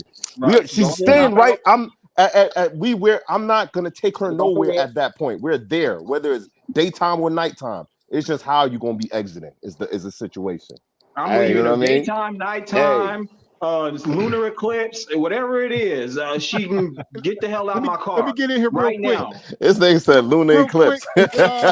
Shout out to Energy Don't Die. He come through. He gifted 5 memberships to the channel, people. Yo, dudes gotta stop being so nice. Yeah. All right, real quick, we got a super or cash app.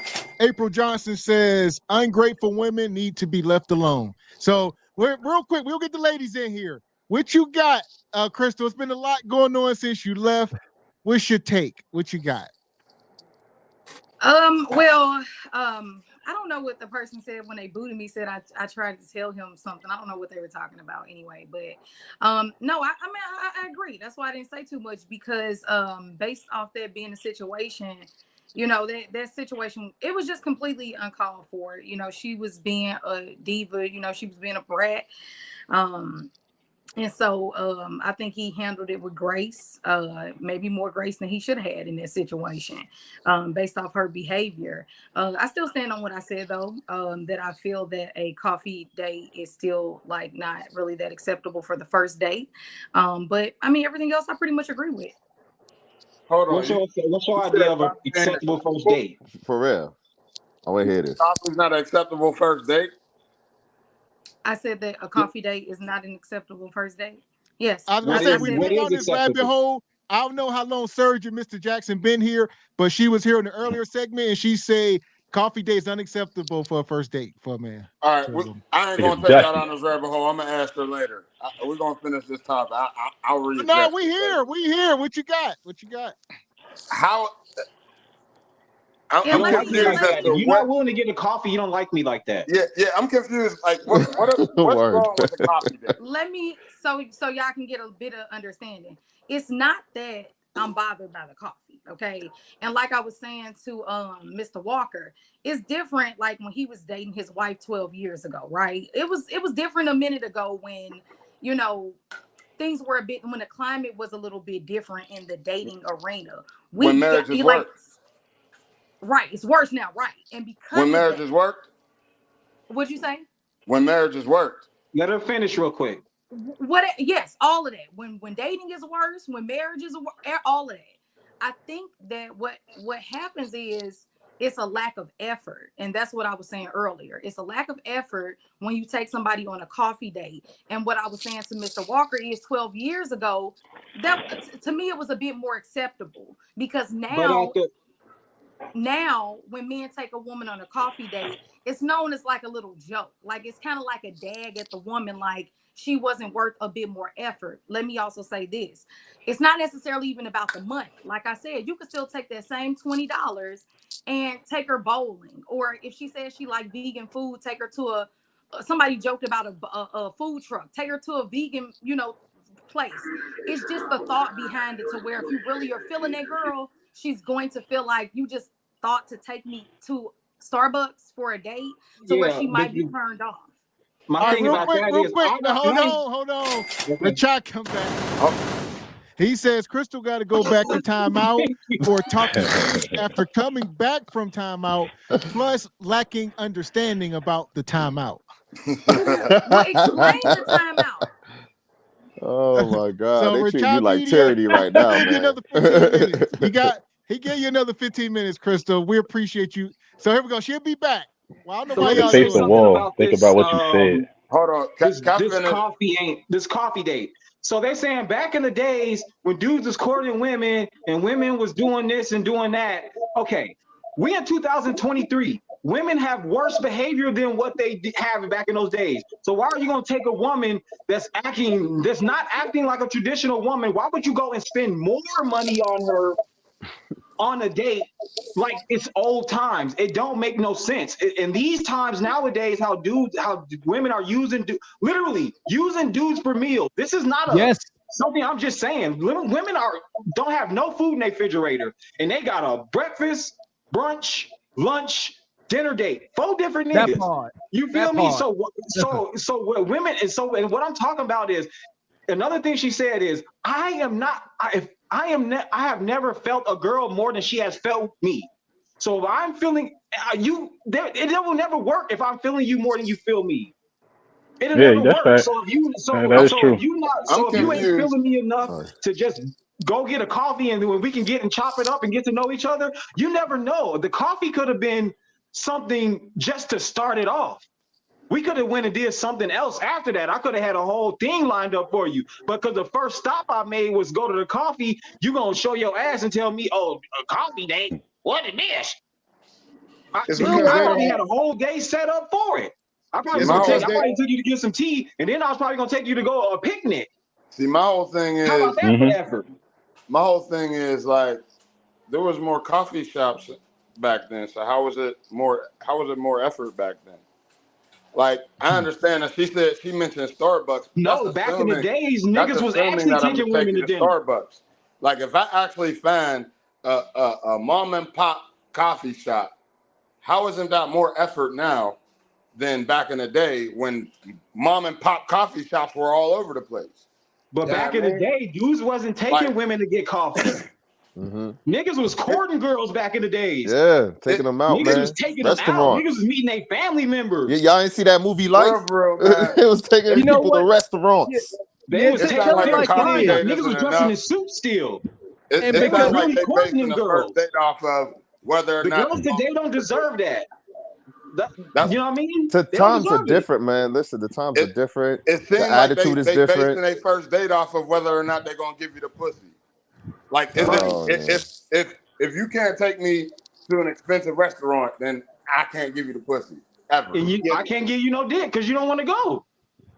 But it's all falls under proper vetting though, because like if we us men, as husbands, if we vetting to find wives as like we should, just like these women are using men for like various like lunch, dinner, breakfast. Like, I need my bills paid. I got a dude to get my hair done. I got a dude to do my nails. Like, especially if they look good. Right. That's what I'm saying. That's what I'm saying. Like, that's why you can't deem a coffee date disrespectful, because I'm betting you. Because like, if I can't take you for the simple thing is a cup of coffee, like how me taking you to Roof Chris Del Frisco's, Schmick's, and all the high end 5-star joints? Like, I'm not doing that. You respect me? There you go. That's too much for a first date. Let's keep it a buck. Act crazy in front of these rich people and have me looking crazy. Hell no, dog. I need to find out who the hell you is. Mr. Walker. Look, here we go. First date, coffee date. That's the first date, coffee date. This and Cam gave us the blueprint.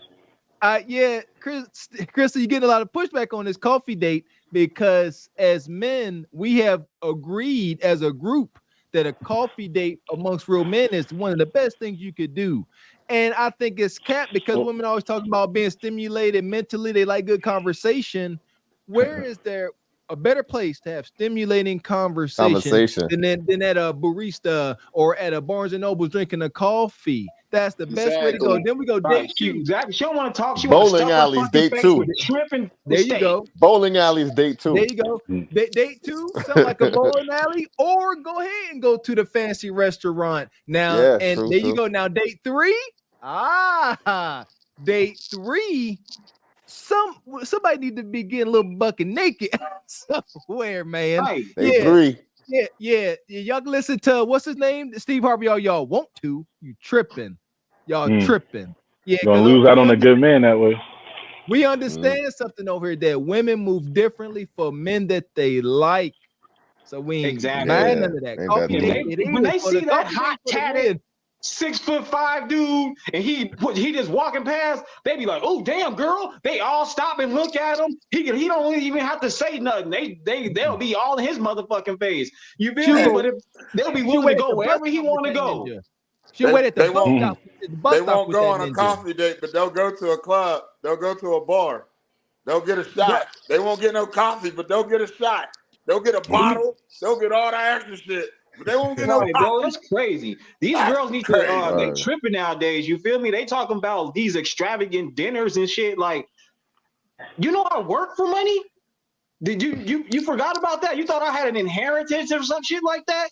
You think I like my dad sell oil or some shit? Like, no, I have a whole fucking job that I go to every day. And I go there and I work and I come back home. You feel me? I pay my damn bills, bitch. I got other things to do to be tricking off on you on the first date. And then let's say you go on that first date and then she go there eat. She like, he was too boring. Then See what I'm saying? Yep. See what I'm saying? Now you out. You ass. Because you know these chicks, they all want you to be like some kind of fucking dude that's like always keeping them entertained and shit. You know what I'm saying? You like, what the fuck is this? I'm not here to like entertain you. We're gonna pull another video up here. All right. Shout out to Real Bravado Network. He comes through. Where we at? He says, please single by choices. Just a request. If someone pay to boot them, don't let them get any ish off. Boot them right away. And that was the plan, right? But her and Jake, but moving forward, you know, that is it. So yeah, if somebody pay to kick you off, you will be dropped right away. All right. And you will know. So we'll let you know why you was dropped. But yeah, moving forward for sure. And Jermaine Cole says your wife didn't date for 15 years before you got her. Not sure who that's to. Well, no, we just talking about the whole dating and courting thing. Yeah, back in those days, your wife went out here doing weenies all that time. It was a whole different energy. Hot girl summer didn't exist, you know, and it was different. There were standards with femininity. Man. There you go. When you told a girl, "Hey, I'm gonna come by and pick you up at this time," she'd be ready. She'd be waiting by the door for your ass. Yep. Okay. So here we go. My guy Mark come through. He says, "Ma'am, your points are silent. You are a nice department from the tyrannical Marine. We are normally subjected to. The coffee date is a male form of thin slicing." So, okay. So here we go. I'll pull this next video up. This is where it all come from. Also, my man Jay Prince is still backstage. Somebody bring Jay Prince back up here, man. Yeah, bring him back on, Jay man. Prince to cook. And Crystal will be back shortly. So bring Crystal back up here in a minute. I'm gonna play this video. Here we go. Everybody, make sure you mute it up. Also, on my first date with James, our official first date, not our real first date, but our official first date. Y'all don't know who this is. Planned it. Hold on. If y'all don't know who this is, this is her. All right, the lady herself. This is Sprinkle. So we're gonna let her. She gonna get into her Cheesecake Factory deal. Listen to this. Where we actually planned it. I made sure we was at the Cheesecake Factory in the Galleria. I made sure. First of all, it does have valet parking if you go to the Galleria in Houston. And there's luxury shops in there. There are, plenty of shops that aren't luxury, if he ain't got it like that. And this is how you test if he's generous or not. Oh, I'm full. Let's go walk around. Let's walk this food that we just ate. Let's walk it off. Then you go walk around the mall. You looking good. He's seeing how people are, checking you out and saying, oh, yeah, that's a nice couple. Then you go walk into a store and you're looking at things and he's trying to impress you. So he takes you shopping. He buys you something. Okay. So that's the only way I'm going Cheesecake Factory, if it's in the mall. Otherwise, if we ain't going shopping afterwards, I'm not eating there for no date. I can go eat there for lunch by myself with my friends, with my kids, or whoever. Okay. That's only to get them to the mall. Right? That's a decoy. You go on a date for cheesecake, that's a decoy to get to the mall. Now, if you're not trying to spend no money at the mall and it's just dinner and the mall parts are closed and the shops are closed, then opt for somewhere nicer if you can. Okay? If you ain't coming out with no shopping bags, don't go into the Cheesecake Factory. Shout out to Cheesecake Factory. They got vegan options.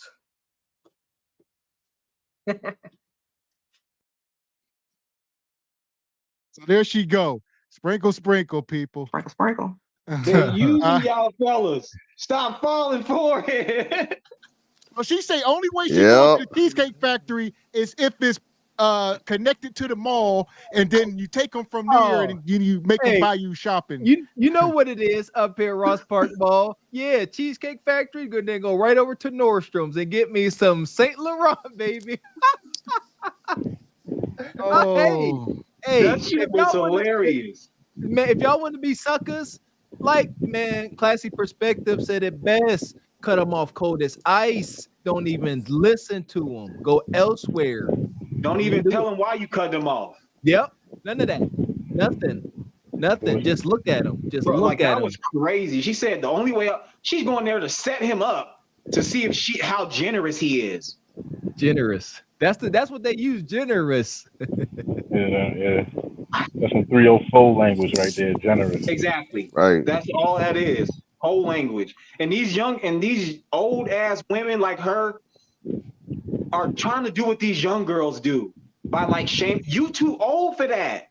You gotta upgrade that game. You too old to be trying to play these little young girl games. I don't know what's wrong with these old ladies. Because they're not supposed to be single though. At that age, they're supposed to have been married, had their children, probably having grandchildren by that point, and they're not even supposed to be on the market. They just watching too much social media. I just want to know what they debt like. I want to know what they debt like.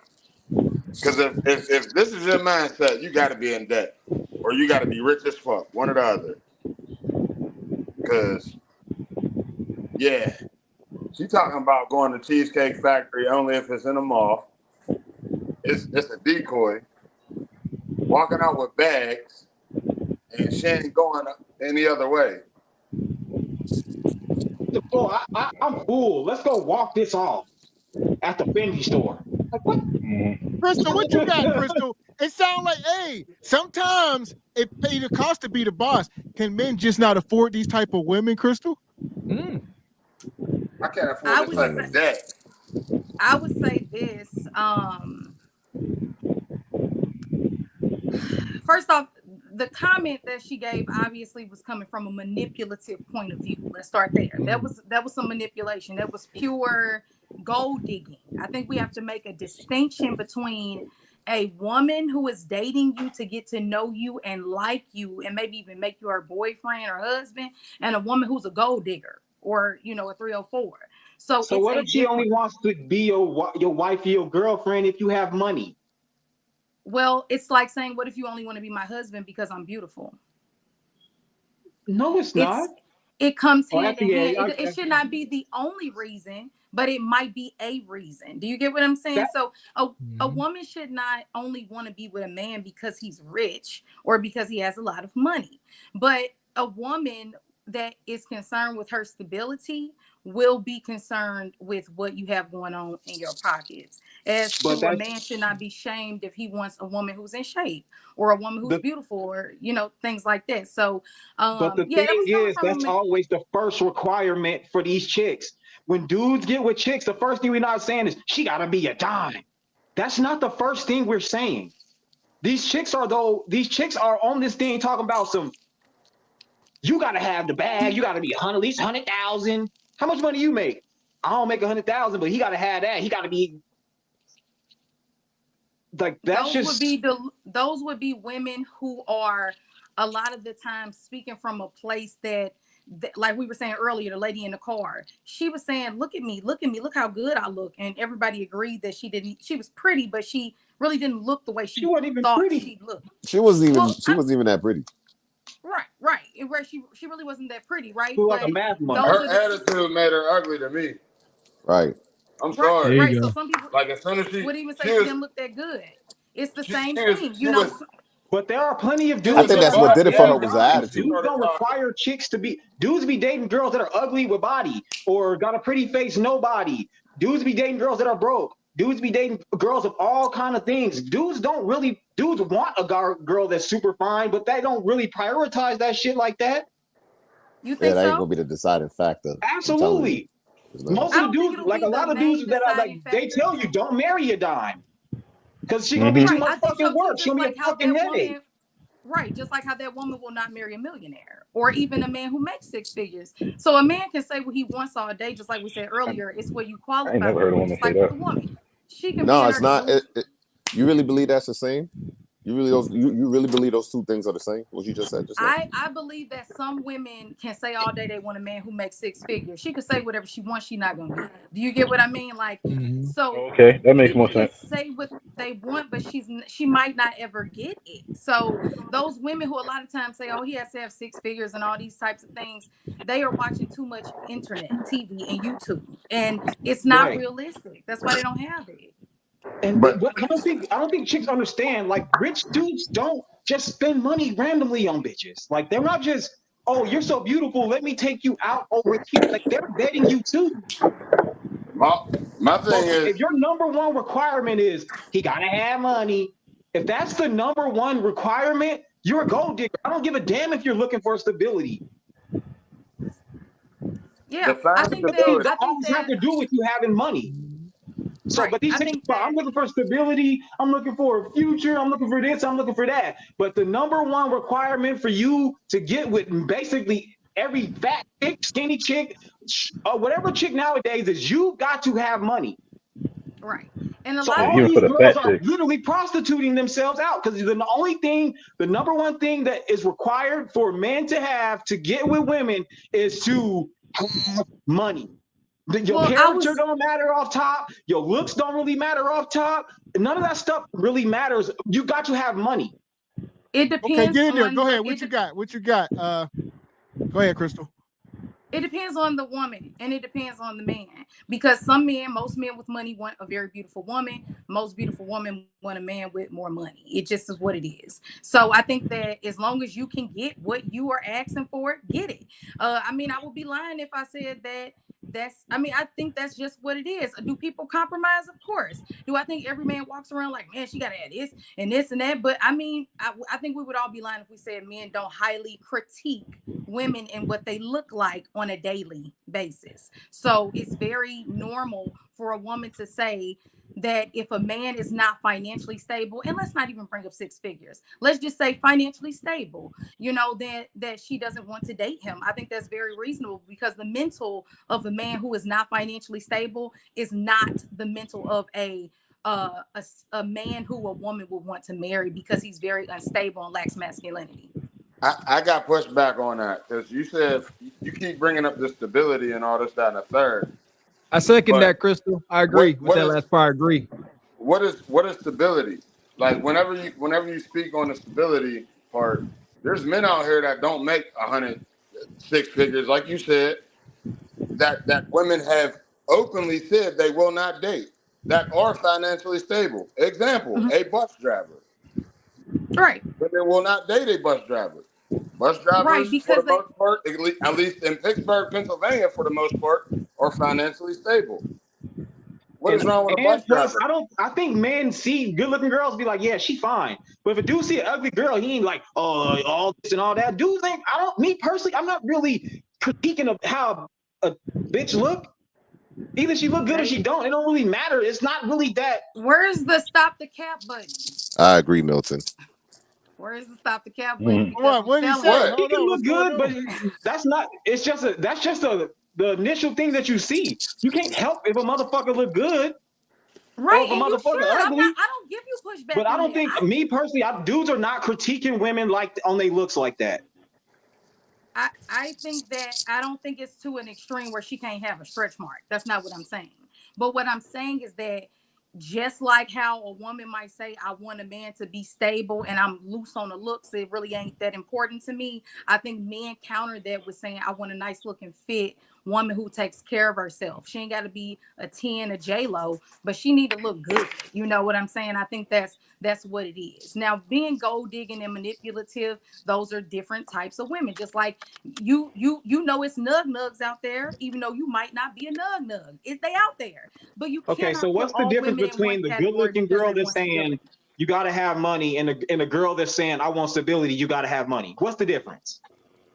A girl saying that you have to have, I want you to have stability, and a girl saying you have to have money, or basically women saying the same thing. One probably is a little bit more illiterate than the other. So they're saying the same thing and they're doing the same thing. You just said that. You just confirmed that you women are doing the same thing. You're just trying to use different words to do it, but you're doing and saying the same thing. What's the difference from a man saying I want a beautiful wife and I want a bad bitch?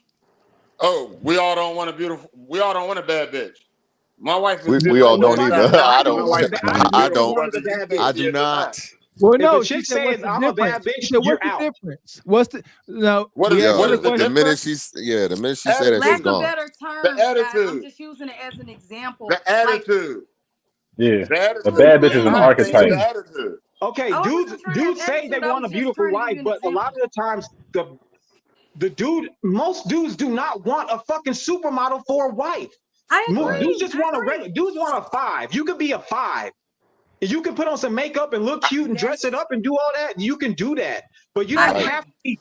But exactly, that's what I'm saying about dudes. Dudes are saying you could be a 5 and look good, but chicks are saying you can't be a 5 as a guy and I still work with you. And that's that right there. And what I'm saying is that I do agree with you. That's what I was saying earlier. I don't know if you weren't paying attention, but I said that you cannot ask for what you don't really qualify for or what you have been trying to go after and you're not getting it. It's some 5 men walking around and I don't see them having a shortage of getting anything from. I see them still getting women. Women can say what they want all day on these internet streets, and regardless, you still see men with women who are 5s and making $40,000 a year. And now you might not be getting the type of woman that you might also want, or a woman that looks a bit less an 8, but you still got you a woman. Just like that bus driver. Matter of fact, that same week I went somewhere and I saw a bus driver with a girl half his age, because bus drivers make decent money depending on where you live sometimes. So I just think it's an exaggeration. Yes, it's annoying women say he has to make all this money and she is not looking like this Milton Johnson guy. He going off. He's on the chat right now. Hey, Milton been on one. Her intelligence intimidates them. That has to be a woman. Come on up, Milton. Hey, Milton. Milton. Yeah, he need to come up. Come up, Milton. She needs to come up. Oh, it's a she? Yeah. Oh, she needs to come up. That's the only people I've ever heard say Crystal shit like backup, her Milton, intelligence intimidates them. I've only heard women say shit like that. That's funny. I mean, but I hope I'm making sense. I don't think you can. You do make sense though. I can't lump myself in that category. I want a man who's stable. I'm not going to sit here and lie to y'all. I will not date a man who is not stable. So I'm not going to lie. But you won't want a man to take you out on a first date for a coffee date, though. Well, you all need to watch the live earlier. They told me not to speak on things earlier, so I'm not trying to get into it. Oh, okay. Yeah. But I watch the live earlier, and we'll get a full explanation. And I will. Oh no, I was baby. I was here for the whole show. I was here for the whole show. So you still disagree? All in the chat. Oh, absolutely, 1,000%. Yeah, I do too. I'm sorry, I do too. Even though I said you was in the same amount.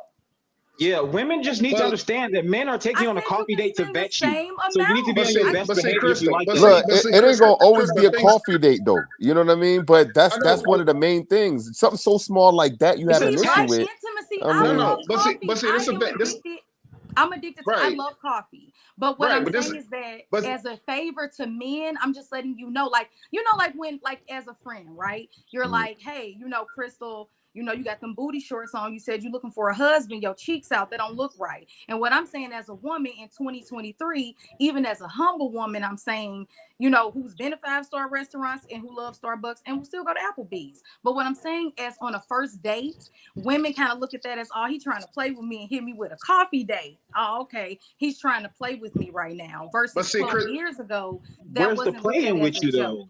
Where is the playing? Crystal, the thing is this. Okay, so when we're properly vetting, as men do, that a man that's vetting for a wife, right? I'm trying. No, stay with me. Look at me. I'm listening. No, listen. A man that's vetting for a wife, not a man that's looking for a thought, not a man that's looking for a jump off, a man looking for a smashing dash, a man that's looking for a wife.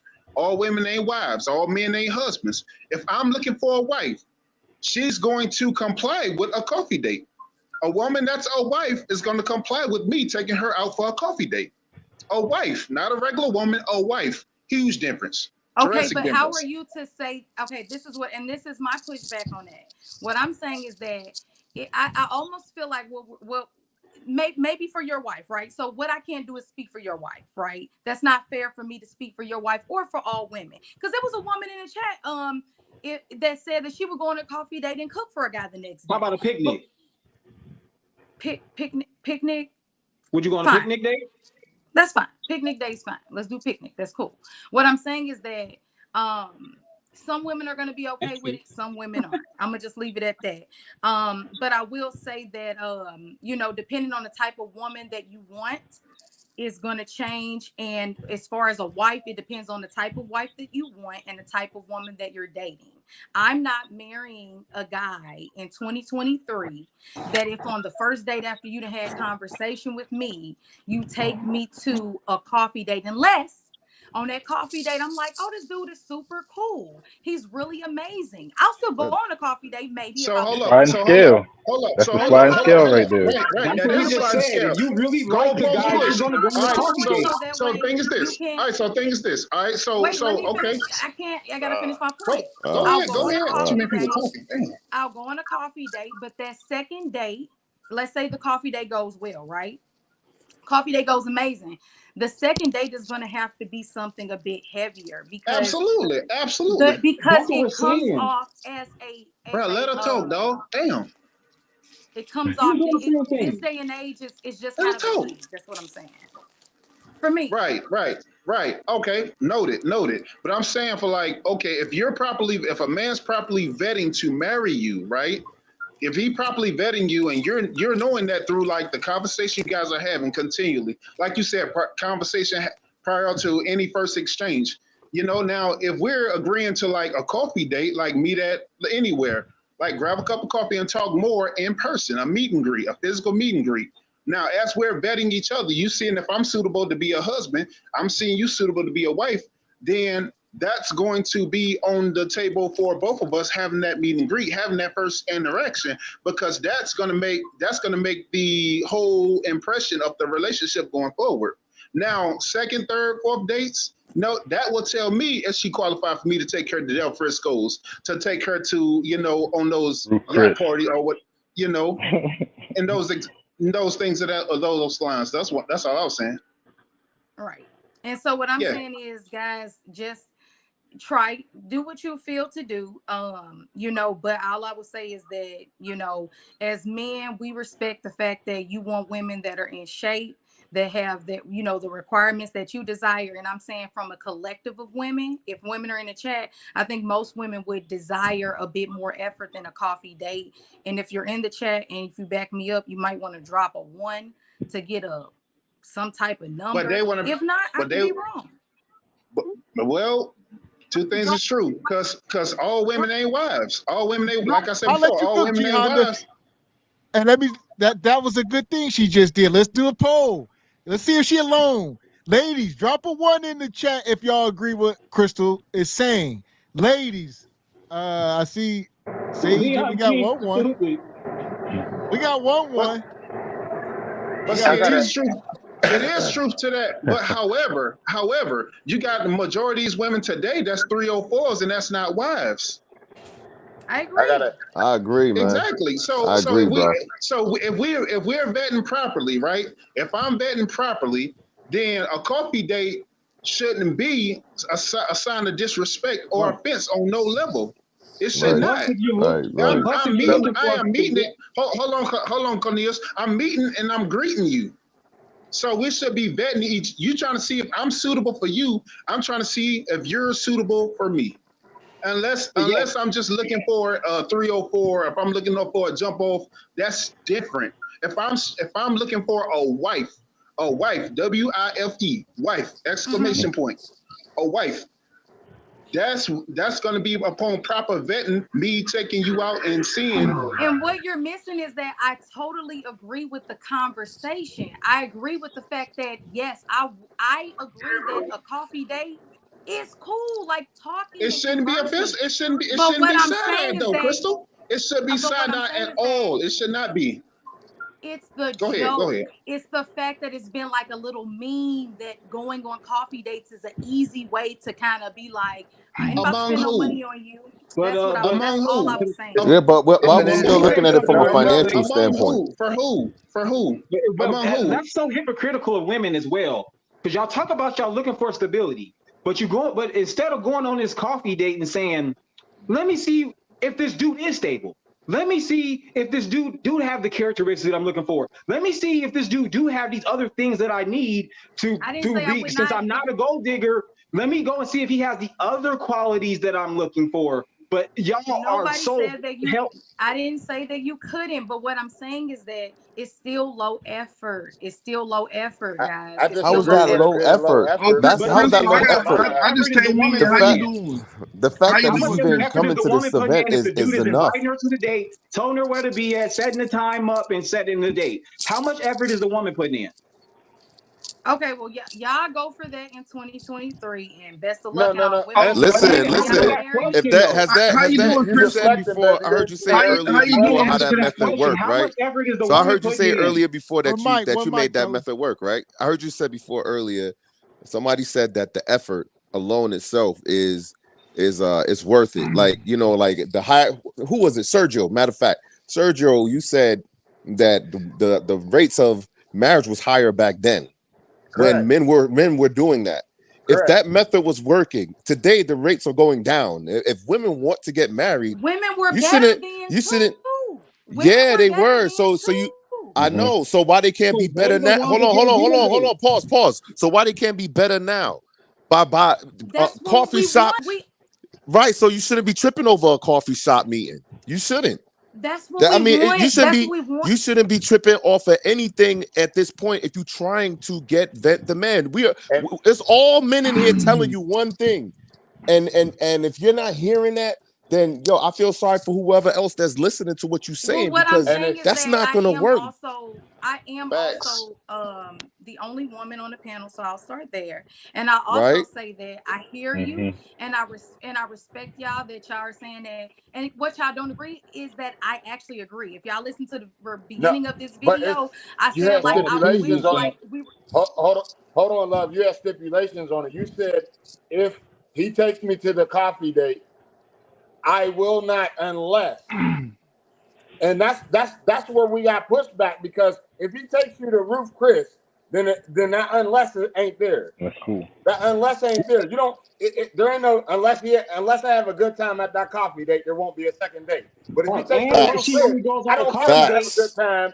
I don't care if I had a good time, because he took me to Ruth Chris. He can take me to Ruth Chris again and again and again, even if I have a horrible time, because it's Ruth Chris.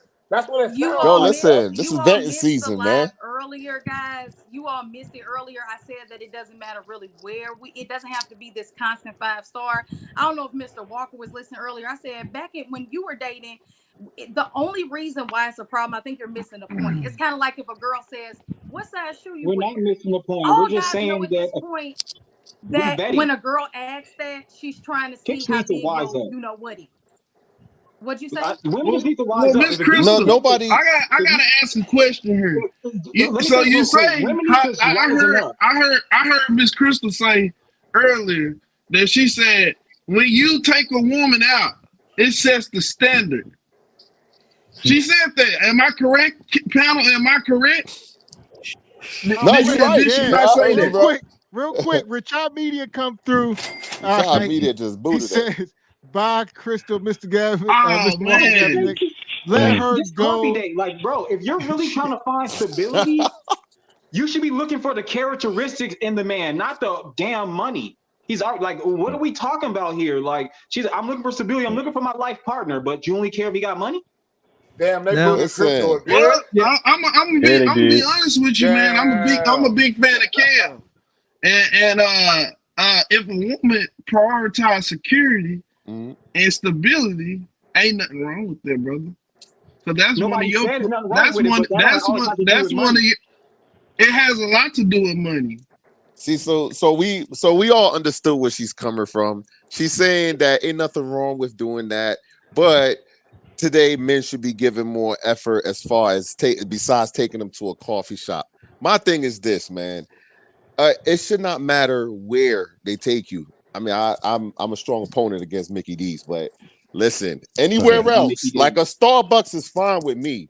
Barnes and Nobles is fine with me. If those are different ways that we're calculative thinkers. Men are very calculative, and that's the reason why wars and all that begin, because of calculations, right? So when we're vending our wife, this is somebody that's important to us. We got to start from ground level. You can't be, our first date, we're gonna go to Going to Dubai. Going to Dubai. So right, we go all the way out there to Dubai, and then now I'm gonna check show this you on the out, first. too. Nah, bro, that's something that's not realism. That's not being real. They'll come at you with those. They wanna. Because now you got to go to Dubai every year. I get on the dating apps, man. I get on dating apps, man. I've seen women actually put on their profile that they would like for their first date to be a go meet up on a vacation and get to know each other. Yeah, they're gonna pass like, away alone. that's outrageous. That's Instagram fault. She's like a 5. She may be a below barely average, you know. She just average everything. Brother, that's Instagram's fault. That's Instagram's fault, bro. That's the internet. But one thing she said was, I wouldn't go on a coffee date unless I really liked him. Yeah. She was all right with the coffee date if she was really interested in the dude. That's what I caught. Yeah. Exactly. I say the coffee date should be a real good date in college. She said I would not go on a coffee date unless I really like the guy. So fellas, if she don't really like you, a coffee date ain't gonna work. Ain't gonna work. So here we go. Shout out to my guy AD. Good you stopping through, brother. AD. So AD, What's up, AD? Sophisticated player tonight. So AD, what is you saying here? Is you saying the grown man shouldn't take a woman on a coffee date? Is that what you're saying? Now look, I'm a little sophisticated here, so I ain't just gonna say simply. I ain't gonna say simply one woman. A certain woman should go on. Now I was AD on. I just messing. I just put anything there today. Yeah. Okay, so but I am a very sophisticated type of person. I want to hear what one of your sophisticated dates sound like. Tell me what one of your sophisticated dates sound like. Okay, well, if it's a woman I'm really interested in, I would take her somewhere like on a lake, somewhere where you can have wine or have a drink and have a nice meal. I told you. But this is for 8, 9, or 10. I don't go after people. I don't go after average woman that way. She got to be very cooperative. She got to do a lot more for that. Now, if she's attractive, then yes, she's looking how I want, and she's cooperative and agreeable to the date. Okay. I may move a little faster with her, and I will jump straight to something like that. Because what I want to do it. First of all, I want to do it myself. You can't be doing it just for the woman. You got to be doing it because you want to be there. I know, but you just said. Never mind. Go ahead. So you can't even if you're there with the woman, you gotta enjoy yourself. So you can't be there just for her and impress her. You need to woo yourself in her. Right, and she gonna fall in love with that. Like she gonna see you enjoying your life, and she want to be a part of that. Yeah. So my thing I've always been saying every time I came on here is a man is supposed to go out and create a piece for a woman to add to, and rest her femininity into it. That's where you want to be in life for a woman. You don't want to be in no place where she bring her to no chaos, right? She's not gonna come. And do you think she's not gonna behave to, right? You think that's a good way to find a good woman, to start off by taking her to that kind of stuff? Dude, that's not that expensive. You start off $100. Way too much. Way too much for a first date. Way too much. Way too much. Are you kidding me? I don't know, man. man. Maybe for a 9 or down, that ain't too much. And you can't spend $100. We got inflation going on, gentlemen. $100? $100 on the first date. No, listen, $100 is $1. You're trying to use me. Let's go for a These walk. women do. Okay, so the reason why I say hold on. $100?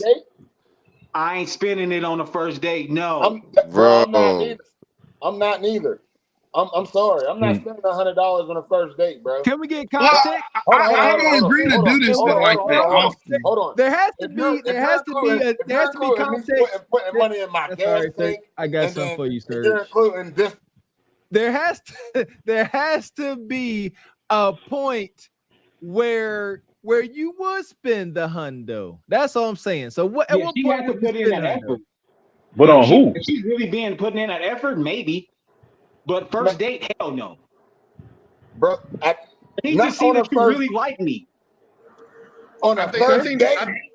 I think that all falls on the context of is she available within like the second and third dates of like, you know what I'm saying? If it's now if we're spending 100 collectively, because like, you know, I'm just gonna personalize it. Like any date I ever been on, like it's been a mutual thing. Like, you know, I pay for the dinner, she'll pay for the movie, or you know, I never been in that situation where I pay for completely everything. I'm gonna tell you something. I've done that too, and I'm learning that you shouldn't even let them do that now. You want to be bold and very generous on these dates. With these women, and if she wants to Dutch on the next time because she wants to be more cooperative and agreeable, and she wants to fulfill your interest in her, yes, go ahead and allow her to do the next one, but do not allow her to do that on first and second dates. Really, you shouldn't do that. You can work out a Dutch. It's like this. It's all about who you getting to know.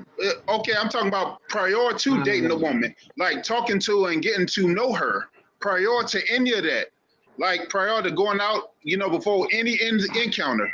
Like you talking to her, you can find out everything by you just letting them talk, and you give them pushback on anything. Yeah, give you everything you want to know about them, and you just because.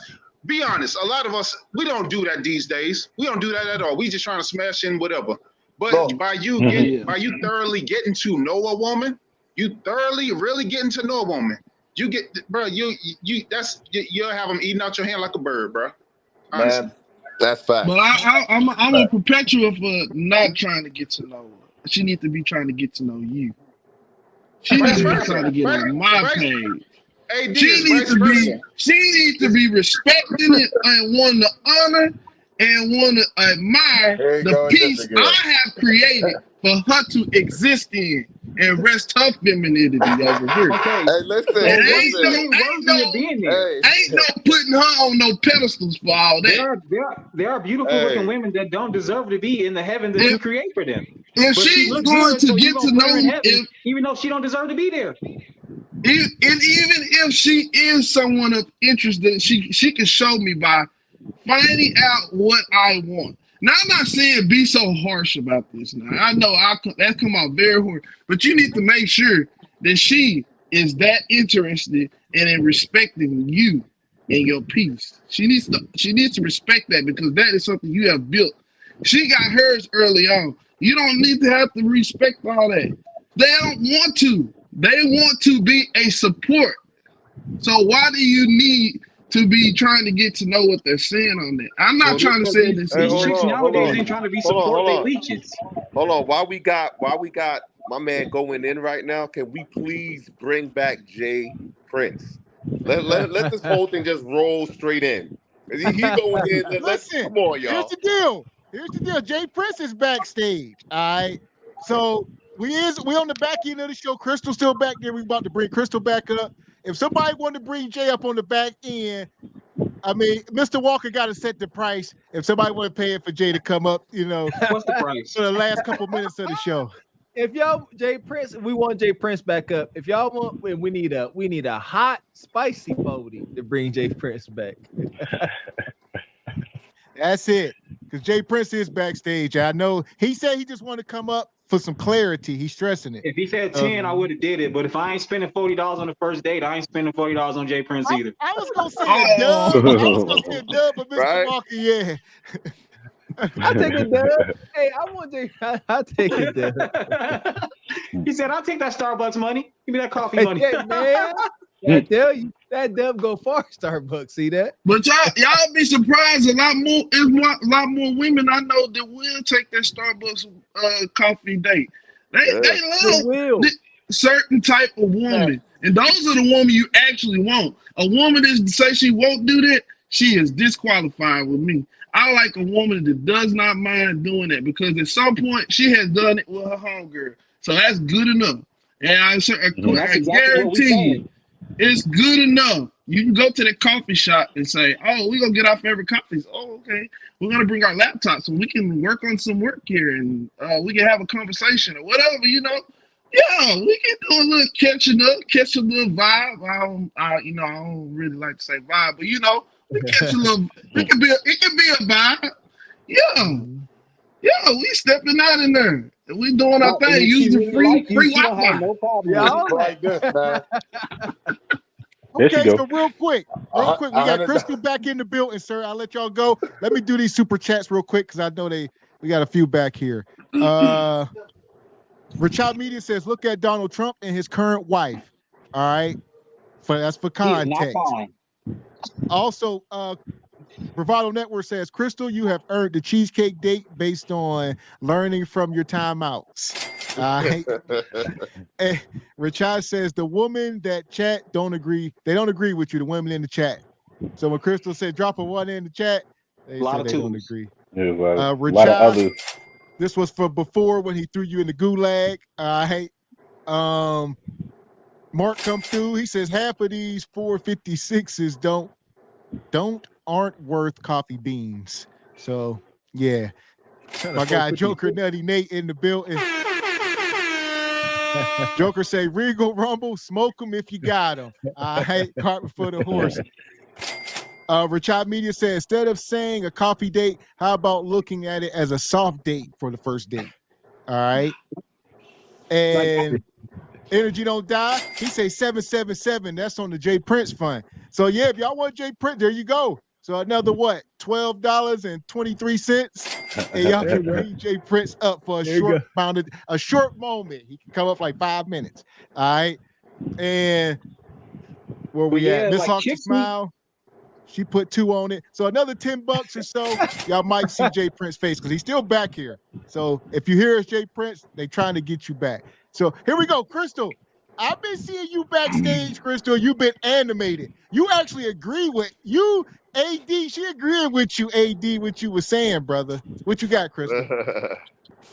Yeah, I don't even want to smell coffee at this point. I don't want to say coffee. I'm done. Okay. She ain't gonna want to go on no coffee dates. So yeah, I agree. I agree with sophisticated player. And I don't like how the women were joking, like trying to make him simpy in the comments. I think we need to stop doing that as women. Because it's nothing wrong with a man putting in effort when he, like they said, likes the woman. Now, if it's just something you trying to run through for the night, whatever. But I'm talking about if it's somebody you actually feeling. So I was liking what he was saying. Like I said, it's nothing wrong with a date if it was just that. So I think my point still never got across. I'm over it. But yeah, I agree with him. I thought he said a few nice things. Take the women on a coffee date if you want. That, you know, it's fine. Yeah, how about a smoothie date?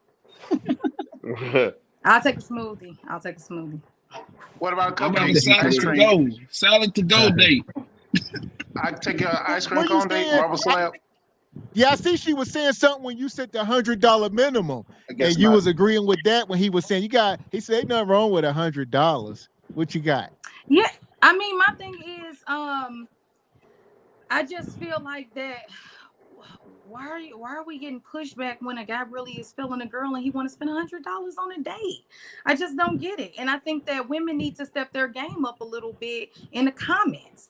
So talking about, you know, like not all the women, but like in the comments, like making it like I guess they never have heard that terminology before, but like, I don't know. It is what it is. But he also said if you decline the coffee date, you're disqualified. I probably wasn't applying that part. So if I wasn't applying, it doesn't matter. So that's one thing too. Like, we have to know our caliber of who we're going for and who we're dating. So like they how only go I said, hold on. men But should not get pushed back. A coffee date Men should not get pushed back when they tell women that, hey, I want you to look a certain way. You know, don't be all aggressive with me and mean with me. Men shouldn't get any pushback on that. Whatever a man asks for and requires from women in total, I agree with that. And I don't like when women are like, I ain't got to do this. I don't have to do that. I don't think that's cool. And all I'm saying was I'm the only woman here. So I was just saying on a collective, I thought I was speaking from. I was saying, hey, I love coffee. Ain't nothing wrong with a good conversation and coffee. But from my understanding, it was a joke that people do that to try to like say you ain't worthy. That's what I thought. I was possibly wrong. And so that's all I'm very wrong. Because all the dudes on the panel have already said when they do coffee dates, it's a vetting process. Yeah, so you're not even well, dating. I won't be my thing, yet. and that's okay.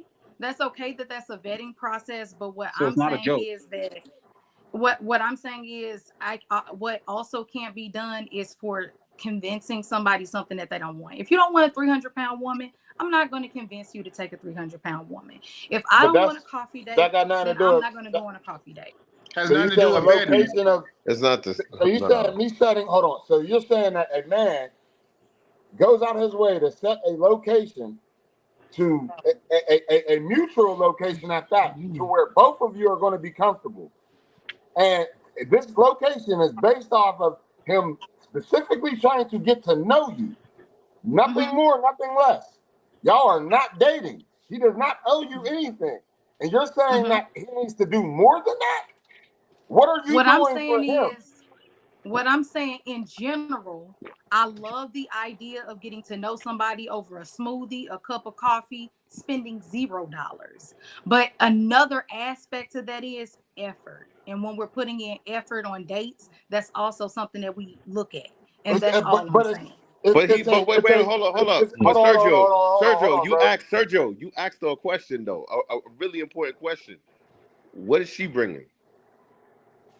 I answered that question earlier. I answered that question earlier. What is she bringing? You mean earlier when you were in the chat earlier? Like when it was just you? No, earlier, Jay, he asked me like, what do women bring and what do they offer? No. On the first date. I'm talking about the first date. In this specific instance, love. What effort are the women putting in on the first date? We are vetting. This ain't even technically. It's not. It's called a coffee date, but it's really not even a first date. It's a date of us getting to know each other. We're not dating. We don't have any titles yet. So why are you entitled to have money spent on you by somebody who's not even committed to you? That's the question. Well, I'll say this, guys. Just don't spend the money. Hold on. Can I get an answer? My answer is do what you feel as a man you should do, and find the type of woman that loves that and is okay with that. I don't want you to tell me to do what I do as a man, because I'm gonna do what I do as a man. I want a logical explanation for me to understand why women think that it's not okay to have a coffee date or why they think they are more entitled to have something more than a coffee date from somebody that is not committed to them, that owes them nothing. Good question. Right. It's a good question. It's the same. So it's the same reason as to why I feel like when a woman goes on a date with a man, she should respect that man. I think it's just a common respect and decency you should have for a man when you go on a date with him. Don't be loud. Don't be disrespectful. So spending money is Don't respectful? be late. Spending What money I'm saying is that it's you bring a certain level of respect, dignity, and just all around getting to know a person when you're going on the first date. So how's a coffee date That's what they bring. I'm trying to understand like how is not spending money disrespectful. I didn't say not. That's what the coffee date is for. I said that's what we're trying to convey. But to still get to know y'all in a separate neutral things. way. Two separate things. One conversation we talked about was the effort in general, and the other conversation we had was just like a common conversation of yes, we hate that we're in a day and age where we can't have a cup of coffee and just genuinely get to know each other. Like that's sad, and I agree. We can, y'all can't. We can. I don't think that's changed. Y'all see, you still can't do it because you still deviating from the question. Right now, what I hear from you, love, is it costs money to get to know me. Not even to have it. It don't just cost money to become committed to me. It costs money to get to know me. He circled it right back around. You my phone number. That's free if we having a phone conversation. That's most of the time when you really like. Who doesn't talk on the phone a lot of times for hours? But it's different in person. A phone is different from being in person. A phone is different from being in person. When you're in person, it's a lot more intuitive. I feel like this. I feel like if you feel like that you don't want to put in the effort, or you feel like that spending too much money. That I don't want to put in the effort. You don't want to accept my effort. Right. My effort isn't good enough for you. So why is it my effort? Because we all have a choice. We all because we all have a choice, and that's what it is. And that's men want to know why their efforts aren't good enough for women. It sounds like choice. It sounds like money. It sounds like money playing a factor in the situation. That's what I'm getting. That's what I'm getting every time I hear You're getting what? Keep bringing back your point. That money is the main topic of this situation. Actually, it really hasn't been. If you all listened to me earlier, I don't want to keep saying the same thing over because I know it's exhausting in the chat for people to keep hearing me say the same thing. But I literally, Jay was up here saying he took a girl on a really nice date on a boat, had a boom box, like that was so sweet. It's not about the money. It really. That costs money. That costs money for him to do that, though. It's not all about. Now this Jay Prince back. We gotta listen to him. No, this was my clarification, right? The reason why I was talking to this stuff like this, I wanted to say this is a man's world, right? So when we talk about qualifying ourselves to a woman, I don't think that's now had this would have been a world that women built and created. If this world was built by women and was created by women, then yes, we would have to qualify ourselves to women, right? But since the world was built by men, and women have and hold on real second, and women have to find their role to have a man to lead them, because you got to think about it, right? If you consider men to be leaders and consider women to be followers, if I'm walking down the street or even jogging like Forrest Gump, if I'm leading, that means the woman had to come in and follow. So if what women been asking us to do to me to step off my leadership position to go and basically follow her, which means I will become a follower of another follower, which means the blind leading the blind. So I think women should stop trying to convince men to get off their leadership position. You can't call us leaders, then you want us to do then you want us to have following attributes. I think that's the difference between women and men. I think women should accept a following position and stop trying to make us equal to them and accept the fact that men are leaders quite naturally by our physical strength, by our protection, just in general. Men supposed to be leaders. So I appreciate it when women stop trying to convince me to get off that leadership position to become a follower of a woman. and do what she wants you to do. That's basically what it it's is. no disrespect, but it isn't no disrespect. It's just that this is the way it's been. This is not. We're acting like this is something that's brand new. Like Wait, I know. what's I going? think that you all I wanted to I wanted to answer what he just said. So I think that we have it confused. We don't like it when we see sexy reds, right? And we see women who have no standard, no respect, no understanding of what a woman is. Not a hoe, not a gold digger, not that trash that's out there these days. I'm not talking about that. That's disrespectful and it's ruining the culture. And you all could even argue with Crystal. Let's agree. We all love a coffee date. Let's never bring this back up because, you know, if you're a respectable woman, we might hear from you again. Coffee dates are cool. Let's agree. Cool. Let's move past that, right? But what I'm saying is that I just don't want things to get crossed to where when a woman is having standards, it comes off to a man of trying to control him. When I think it's just, if we don't have certain things in place, then it will go. And that's when we have the sexy reds. That's when we have women who don't know how to put on a dress that comes past your knees when you go into a place of business and things like that. So that's all I was saying. It's not that I'm saying that, oh, you know, if you a man, you better get on Wayne. But I think it's just more so of certain women, especially wives, do have certain standards and qualities that they look for. I've never seen a woman set up a date. All the effort from the beginning. Well, Crystal, I will say this: just like how you go when you go job hunting, and you might go to a job, that job might not be a fit for you, but you're not going to go in that job and try to change the way they do stuff. You just going to exit out that door. They're going to try to find another job that best suits you, so you can follow their. Because you don't mind, women don't mind going to jobs and following the leaderships of a job. Well, you have to look at your men the same way, and not even the same way above that, because this man is going to be devoting and really give a care about you. The job really don't, but women is willing to follow rules of the facilities, but not rules of a man. So, if that man, well, we had a couple of men, not to interrupt you, but we did have it is men who won't do the coffee. Even a sophisticated player said that he said he would do a coffee day, right? We all agree at this point, let's go. Okay. But my point is, different men do have different ideas of a first date. I've never went and that's what you have the options, and that's why women have the options to pick. Like I'm starting to believe that I know this is gonna trigger a lot of men. But I think women should propose to us and give us the ring. And this is the reason why I say they should. I don't agree with. I don't clarify. I want to clarify.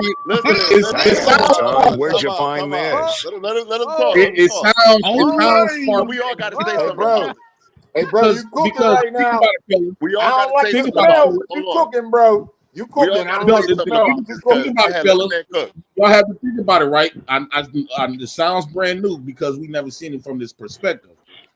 Fellas, you're gonna be the one. You are the one that you come in the game. Most men, when they get married, they tend to get themselves together and get their financial stability correct and all this other type of stuff. She just getting married, so you're gonna have more to lose. So to know that to really vet this woman, to see this woman really appreciate you for who you are as a man, opposed to who you are in your bank account. Depends on the price of that ring. That's basically showing me that she really appreciate me for me instead of my bank account. Because at the end of the day, fellas, it's going to be you losing all of your stuff for a person that you took her from. That right, she ain't really give you much. The stuff that she give you, I'm not discrediting, nurturing, loving, and all this other type of stuff. But outside of sets and babies, you still giving her sets and babies as well. Because women want to be mothers more than fathers do. So it's a blessing to make them. Because the ultimate gift you give a woman is motherhood, and ultimate gift a woman can give a man is fatherhood. So besides that, set that to the side. Outside of that, in this world we're living in today, you losing way more. You would sacrifice way more than she is. If I was to ask Crystal, what are she really sacrificing?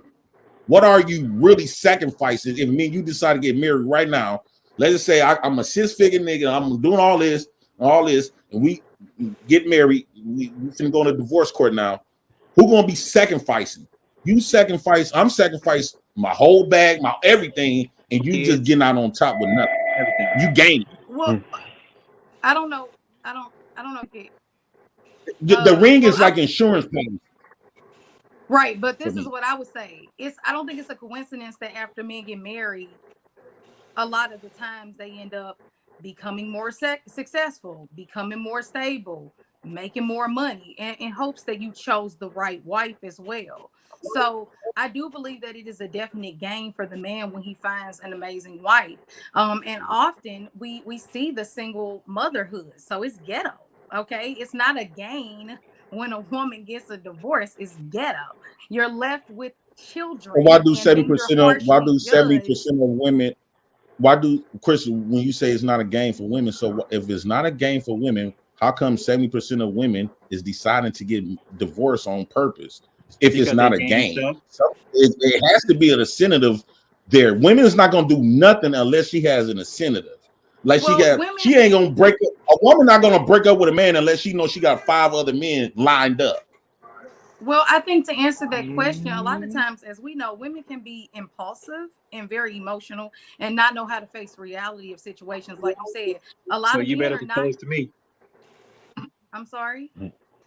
Exactly for that reason why I agree with Jay Prince. Women are emotional, erratic, unstable emotionally. So I'm not finna be putting all that in. You need to be showing me that you really. That's the only way I would ever get married if a chick would propose to me. That's not every woman, but like I said, we're talking in divorce. If a woman is emotional, that's every woman.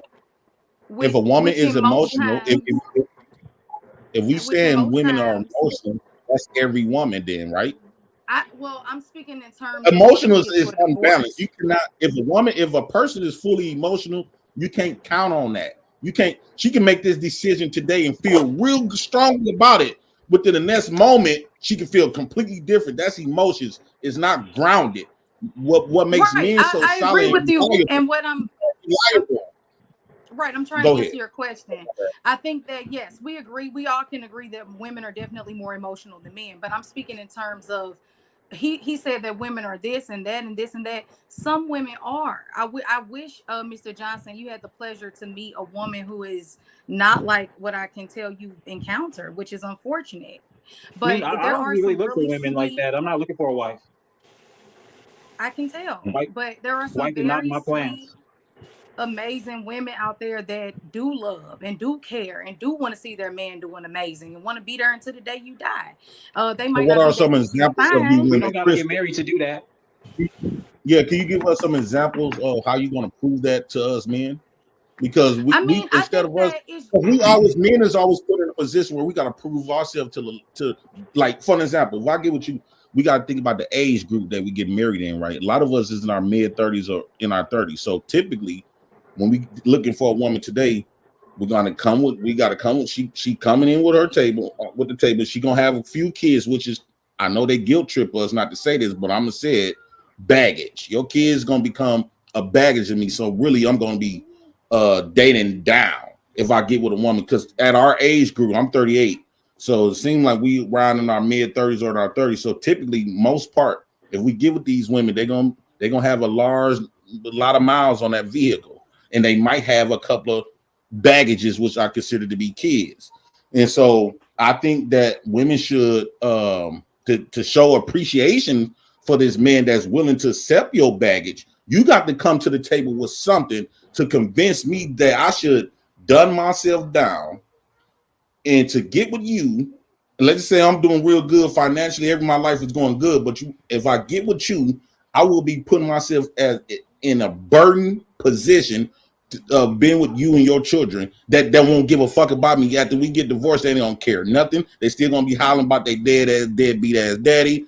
You gonna keep the kids. You can't touch my kids, type of stuff. So why should us men sign up for that? This is the reason why, and I'm landing the plane with this. This is the reason why I say men shouldn't be qualifying themselves to women.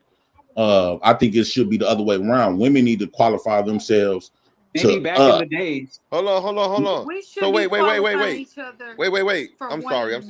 I know you, but I want to hear one person right now in this whole situation. Mr. Walker, step right up, please. Do you agree with what Mr. J. Prince had just said? About women proposing to men?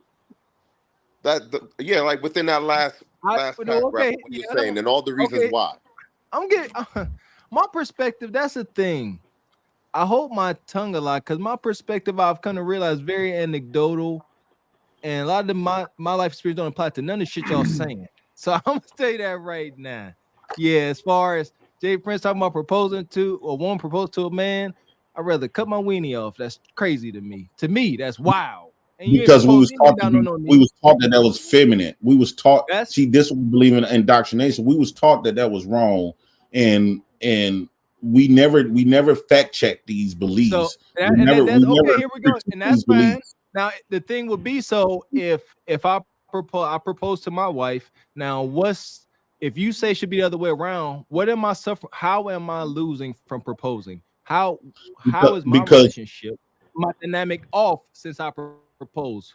I want to hear that. Okay, think about like you a company, right? Employees come to the company and beg for a position. If you the company, I don't want my you wife should never have to go on your knees and beg for an employee. When you put yourself in a begging position, that's what I'm saying. I'm saying it's begging. Ain't nobody. When you get on your knees and you ask, well, you ain't beg, you ask. You didn't beg, you ask. But once you get on your knees, getting on the knees is putting yourself in a submissive position. The woman's supposed to be on her knees all the time for your approval. I ride with you on that. I ride with you on that's what I'm saying. I got pushback. Black men with all these low confidence, low self-esteem. In war, men take a knee. In war and in the army, men take a knee. That is not true. Also, that's not necessarily. They don't take a knee to a woman. They don't take a knee to a woman. Pushback, Jay. So for the companies that the employees go to beg for a position, those are low-level employees. The companies that hire their high execs, them high execs get asked and they get offered positions and they have the right to decline or accept those roles. But low-level employees normally don't. I don't want a low-level employee. And they got a bag. So you saying they go to the company and ask for a job there? The job scouts them out. If you are a top talent in your department or your career or your whatever you choose to be in, whether you're a artist, whether you're a football player, whether you're a graphic designer, that's sort of a faulty argument. Whether you're any of these things, but you got to be great to do that, though, right? Exactly. You got to be great to do that, though, right? It ain't that many top level execs. You got to be good at what you do to do that. You looking, your wife is supposed to be great for you, right?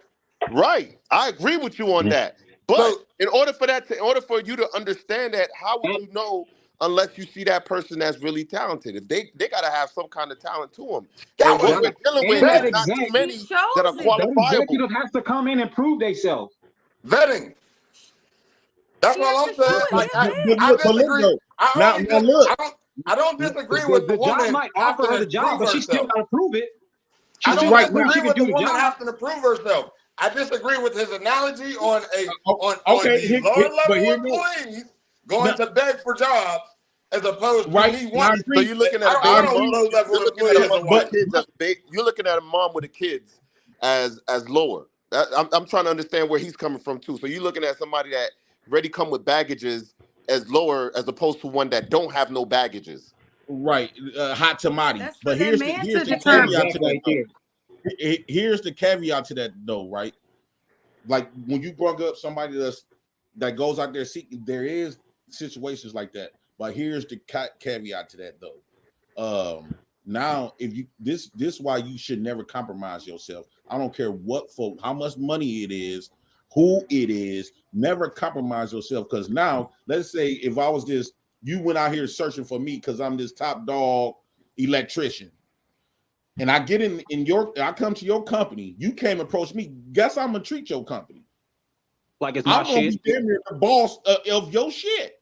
It's gonna be very difficult for you to tell me what to do Give me the rules like you do all your rest of your employers, because you're gonna be so afraid to let me go because you put yourself in a desperate situation for this outstanding electrician. So now I can be able to damn near do whatever I want to in your position, knowing that you don't agree with it. And this is what I'm saying. Like when certain men find these top dog women, when certain dudes find these top dog women, this is how, opposed to all the other women he used to, had his pimp hands was strong, but this other woman came, he getting ran all over because he afraid to let her go. You should never put yourself in a position of desperation when you're not empowered to say, get the hell out. All right, so push back on that, bro. Different from proposing. Happy life type shit. All right, so push back on that analogy, bro. If this person is a top tier person, 9 out of 10 times, they're top tier because their characteristics also carried them that way. So 9 out of 10 times, if I'm hiring this top tier electrician, they are not going to fuck me over like you're saying. They're not going to abuse their power because this is a part of their characteristics. I've already vetted this person. I've already scouted this person, and I know that this is a part of their demeanor. I know their talents as well as their characteristics, and I love it, and I'm matching. Hey. They match. This is why I'm going to hold on. Maybe Let's bring this back. Hold on. Let's bring this back. Let's bring this back. Sergio. Hold on, Sergio. Let's bring this back now. And this is for the young lady that's in the chat room as well. Listen, you have to, in order for you to get that scout, you got to do what? You got to interview them, right? You got to interview them, right? There's an interview that got to be a process to get this person.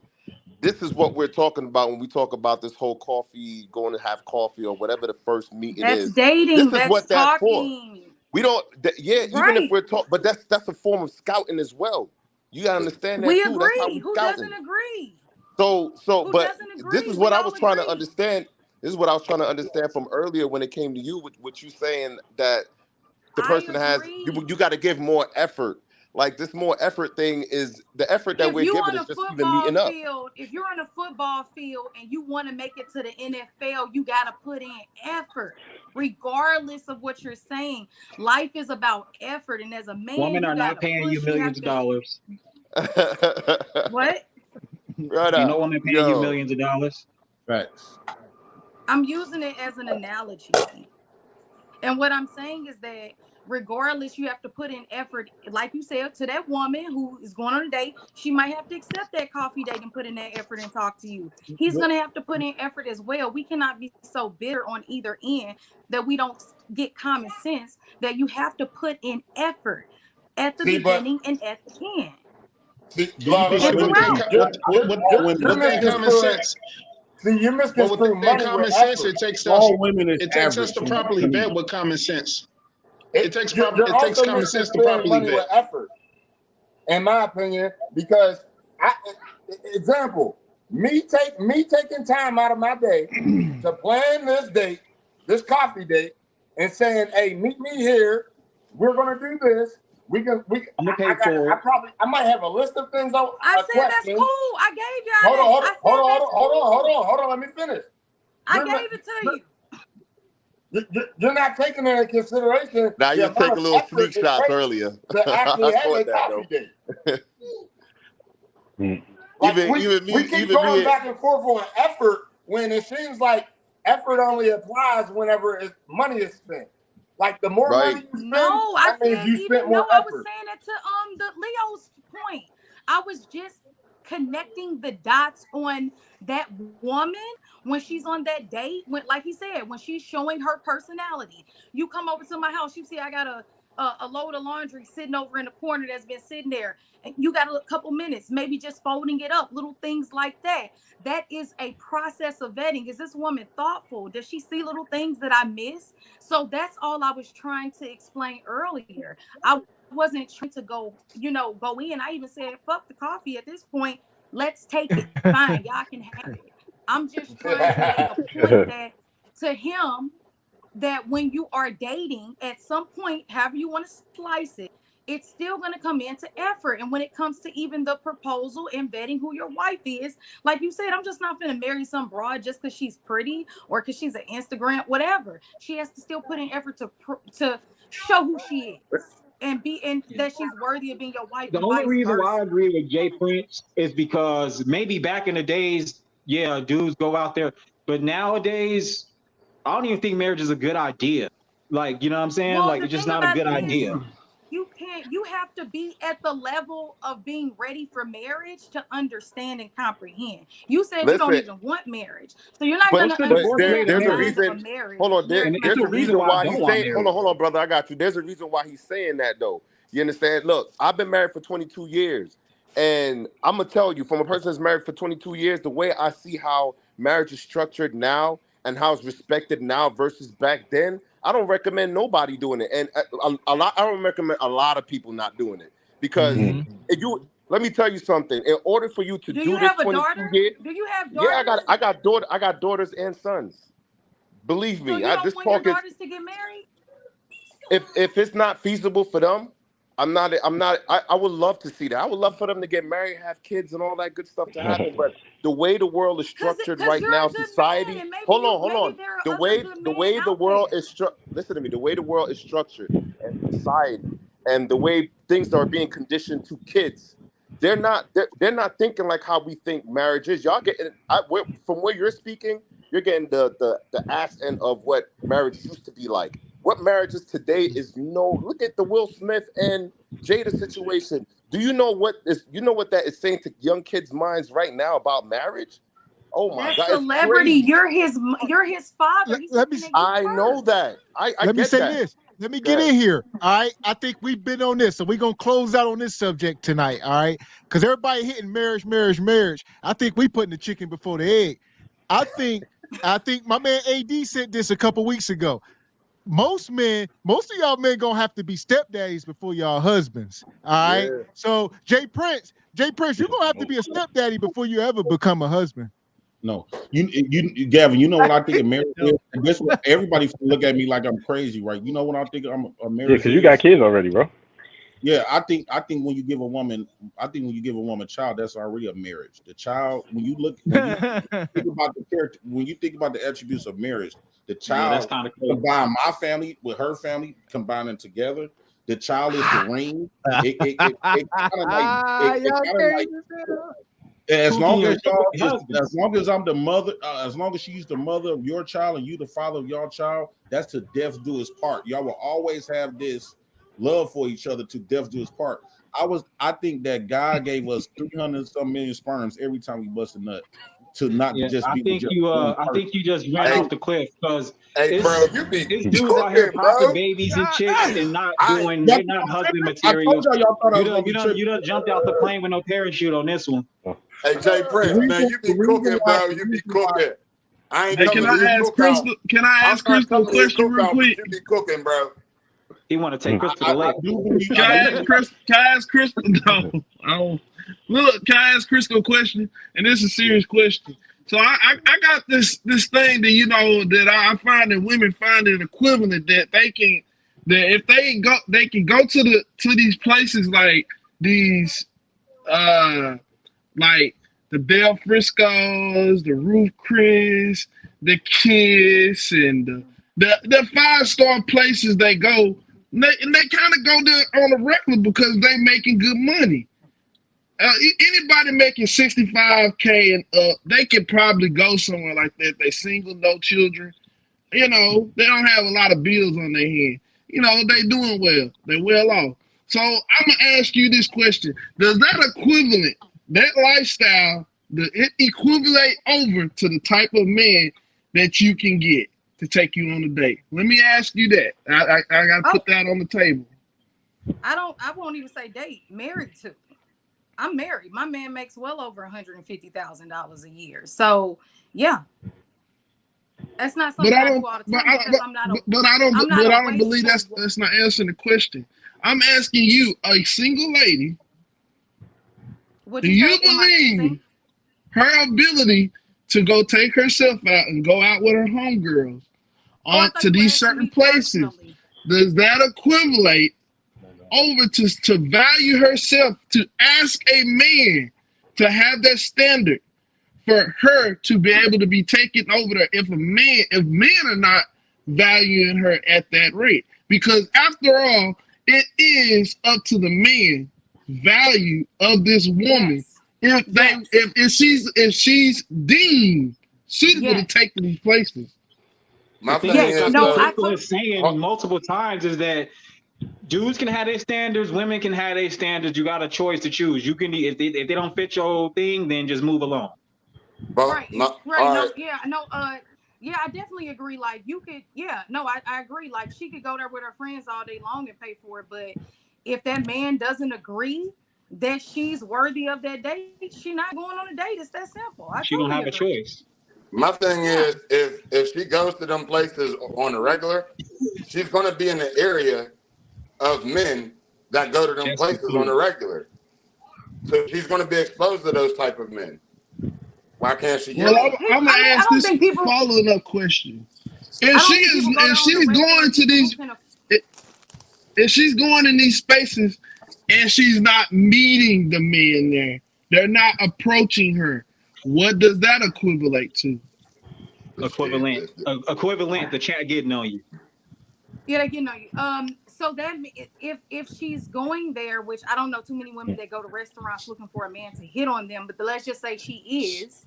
If she is going to a restaurant for a man to hit on her and they're not, then that shows that she is not qualified to get that type of man. Hold on. Wait a minute. That should be effortless, though. Hold on, bro. Because you're staring the narrative now. I never said that she's going to these places to look for a man. I'm saying if she's in these places regularly, this is why this is her standard, because she's in these places regularly without a man. Why can't she meet a man that she's at these places regularly with around? Why aren't these men attracted to her? Why aren't these men coming up to her? Like you don't have to be looking to be found. That's the thing. I said right? A woman should not be looking. A woman should be found. Right. She should be found. Like I said, the guy said, so if she's in these places on a regular, around these men that are also there, why hasn't she been found? Well, can I ask you a question, Sergio? Typically, Gavin was saying. They say when men become successful, they in these spaces. Do you think the reason why she's not getting hit on because most of those men that's in those vicinities is already taken? It's very possible. Married men cheat. But are you saying that only married people? Are you saying only married men go in the vicinity of places where single women are at? No, what I'm saying is like they say. All right, let's say Ruth I don't Chris. believe it, but this is what. Let's say Ruth Chris. A woman goes to Ruth Chris on a regular with her friends or by herself. This is where she likes to eat. You know what I mean? So now her standard is for her man to also be able to buy her Ruth Chris. Are you saying that only married men go to Ruth Chris? No. While single women also go to Ruth Chris? I take it so. Yeah. In that scenario, no single men go to Ruth Chris. No, I didn't say that. No, I'm not saying that. The way you put it, I agree with you. Anybody can go to Ruth Chris. Me personally, I don't know what Ruth Chris is. But if she's trying to make that certain standard to go to this Ruth Chris, because it sounds like Ruth Chris is like where you got some heavy dough at. The steak is $1,000. Bro, I ain't never been to Ruth Chris though. Don't think that I'm up there, bro. I ain't up there. Question. Let me get in here real quick. I want to ask Crystal a question, all right? Because I was trying to transition this. Because I know some of Jay Prince talking points. I just want to have this discussion before we leave here. All right. So, Crystal, we get a lot of men come up here, include myself, who you get single moms come up here and we go on the line and say, we tell men not to date single moms. So if you got a man that's a single dad, is he also undateable in your eyes? This is my view on single mothers and single fathers. I think they should date each other. There are single fathers because it gotta be. We try to act like it ain't. They got kids. Okay. The single fathers need to date the single mothers. It's simple. And then they come together and they make a family. And that's what you do. They Here's date the each story. other. They stay, Ended. faithful to one another. And yeah, that's what I think is the easiest solution. I think that men who don't have children, it's a smarter option to date women who don't have children. Now I get that it's maybe a shortage of women who don't have children. Like I get that, but that would be the ultimate solution. So your question was, men who have children, should they still get married? Yes, they should still I'm get talking married. about not just because most men, as we know, are non-custodial. I'm talking about a full-time parent, full-time father. Yes, and I think it's actually a turn on when a woman sees a man who has custody of his child. I was just talking about this earlier. You should snatch that man up. I mean, if you're okay with a man who has children, and if you're not, then don't. I can't. Like I said, people have the right to choose, but I think that is a better quality with That's amazing. within a man. You said a single father increases his. Okay, never heard that. No, I'm not. Hey, Gavin, I Obviously, gotta ask this question, man. Do you really believe it's a shortage of women that have no children? There are, bro. We already did the It's not a shortage. We already did the statistics, maybe bro. it's not. I don't Depending think. on the age group. But what I'm saying is it's almost at 50%. I think bro. it was. I can't remember, but 50%, bro. we just did this. It's These almost stats already came out, bro. So what is it? It depends on. What is the statistics on it? Bro, these stats like already. All right, so for every 100 women, bro, there's about 63 are mothers. about 20 of them can't bear children. So that leaves you with how many, bro? 17 that don't have kids that can have kids. That's not my anecdotal experience. 17 out of 100 women don't have kids that can have kids. But this is a crystal point. Crystal is finna miss out though. I don't know how old. I just wanted to finish my point really quick. I think people would prefer no children, right? As humans, we want your time. Just like men want the woman who's single because she can give him more of her time and he doesn't have to worry about the babies and whatnot and raising other people's children. The woman feels the same way. She'd rather you not have children. But what I'm saying is that if a guy has the child, should he still get married? Yes. And I think he would do better by finding a woman who has a child or children as well. And I think that would be the better match. That's all I'm saying. With no babies. Can I say this to Chris real quick? First off, when men look for a woman, especially a wife, it depends. Okay, it depends on the age group. Because if they're young, men want a woman that can have babies. So if this woman are 30, mid-30s, 40s, and she don't have no kids, I hate to say this, but for a lot of men, especially if men don't have no kids, right? Don't no men want to have babies by an old ass woman. So that woman will become pointless. Right.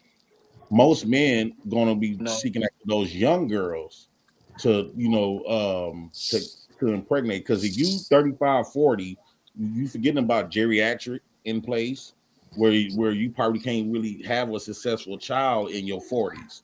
I mean, mid 30s, 40s, around that age range. So then a lot of times men would question, wait, this woman 35, 40, 45, she don't got no kids? Crazy. What is wrong with her?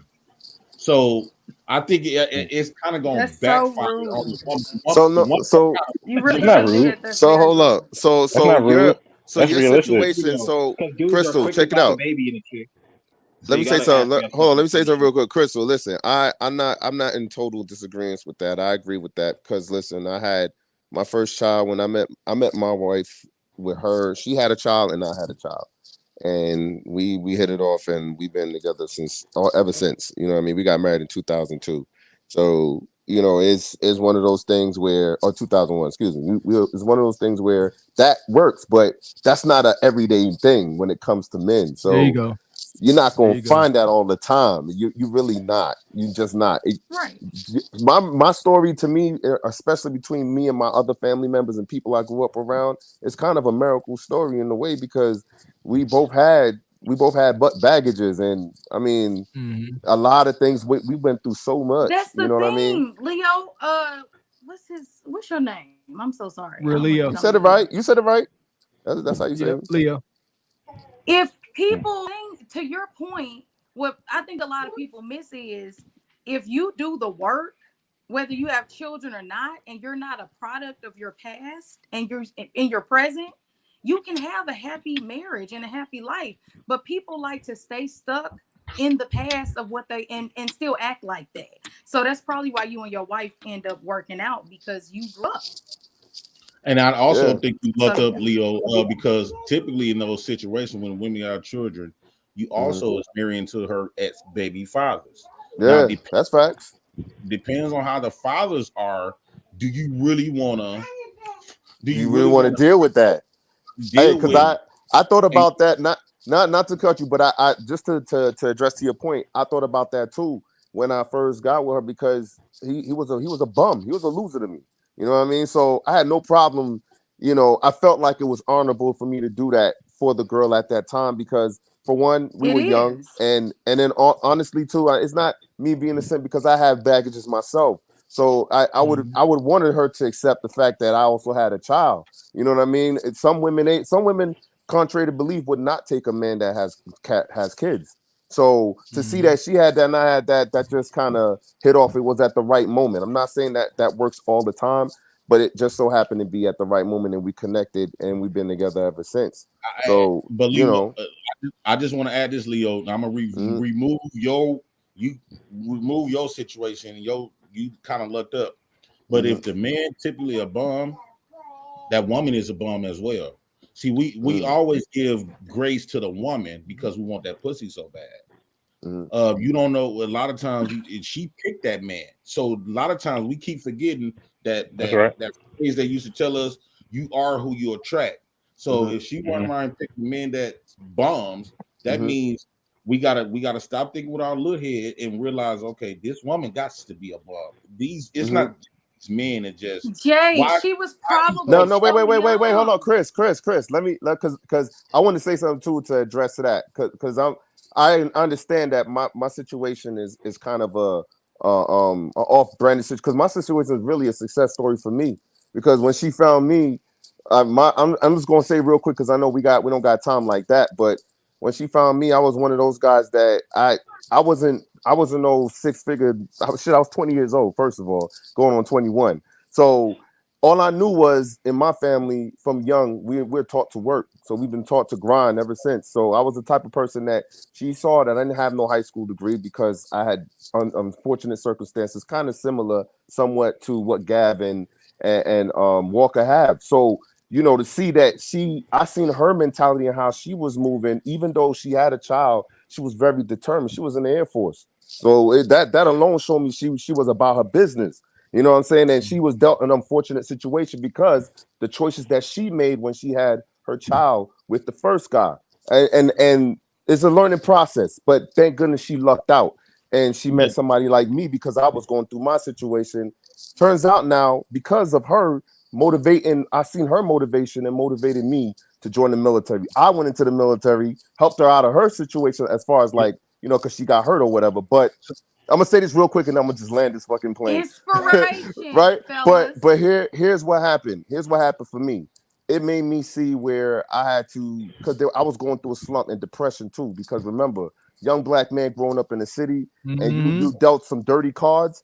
You're only limited to the certain type of lifestyle and education. Yes, I had a nug point in my life too. I ain't gonna even hold you, but it's because of my environment and what it made me become. So when I seen my wife coming from a situation that she came in and she's fighting, I had no choice but to do the same thing and better, because I wanted my son to see that, number one, that I had before I met her, and I want her daughter to see what kind of a real man is like, and not the nigga that she was with before. You understand what I'm saying? Because he didn't do shit for her. You know what I mean? So I facilitated that spot. We grew. I'm not saying everybody does that. If you meet somebody in that situation, I understand what you're saying with the status wise. But in my situation, those are situations that actually happen as well. She went and got her college degree. I went and got mine. We lived very comfortable, but all this was through the motivation that we did, pushing each other from the circumstances that we was dealt. because my mom and my dad, I grew up, I was born out of wedlock. She was born in wedlock.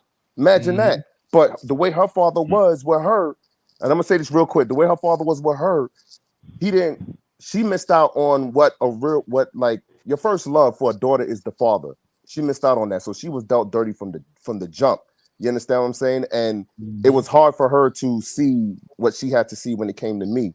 You know what I mean? And I had the same thing with women as well. I thought, how I really view women now versus how I viewed them back then. I have to thank these brothers right here because they opened my eyes on a lot of shit. As long as Kevin said, I always give props to Kevin says, but it is what it is. But these things help facilitate who we are today to understand what you're saying. Because to me, when you talk, a lot of shit you say make a lot of sense, and I agree with it. You understand what I'm saying? But there's certain things that you got to understand. It's a growing process too for even others that don't see things the way you see it, like that feminine and masculine. You understand what I'm saying? So I'm gonna just stop right here because I could just go on. But go ahead, y'all. You know what I mean? I just want to. Can I respond to him right quick? I just want to say, when it comes to men, we got this thing where, and women are always going to agree with it, of rescuing women. I removing your situation out. Your situation is anomaly. That's. I'm not trying to disrespect. I'm not disrespecting nobody. But a lot of times, I don't want to continue us men, especially black men, keep putting ourselves in rescue women. Then the women, the men that us men think is bums. That's from. See, we places our beliefs on what a man is, and project it onto women. We see that man as a bum, but she didn't. She probably she seen something in him that stood out and is more valuable to her. See, we think about men, us men, we think, oh, that nigga, he broke, he a bum. But she might see his personality, the character of him is more valuable than the money. She would give him an opportunity.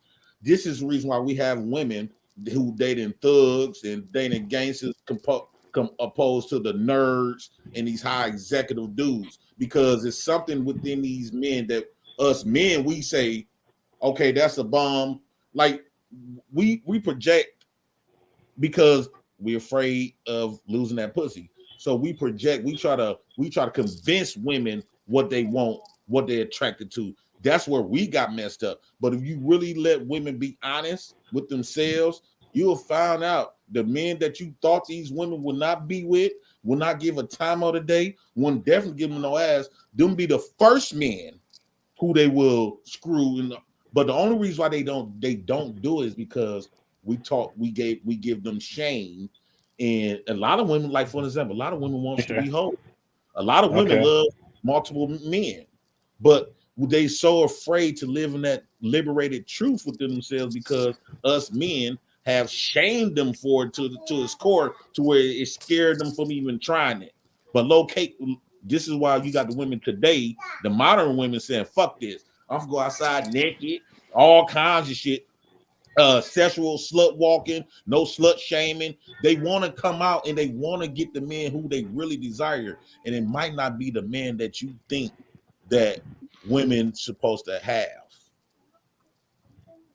I mean, that makes a lot of sense, though. That makes a lot, because there's lawyer women, there's doctor women, there's women with PhDs, there's women that's high class CEOs that'll go after NBA young boy that love Kevin Gates, that love, it's like street dudes and thug dudes. But because, like what you said, when we shame them for it, we kind of negate them from getting after those type of dudes. But now they're getting more open about it, or they may just see them in secret. I was one of the inmates. I got 2 COs and 1 PO.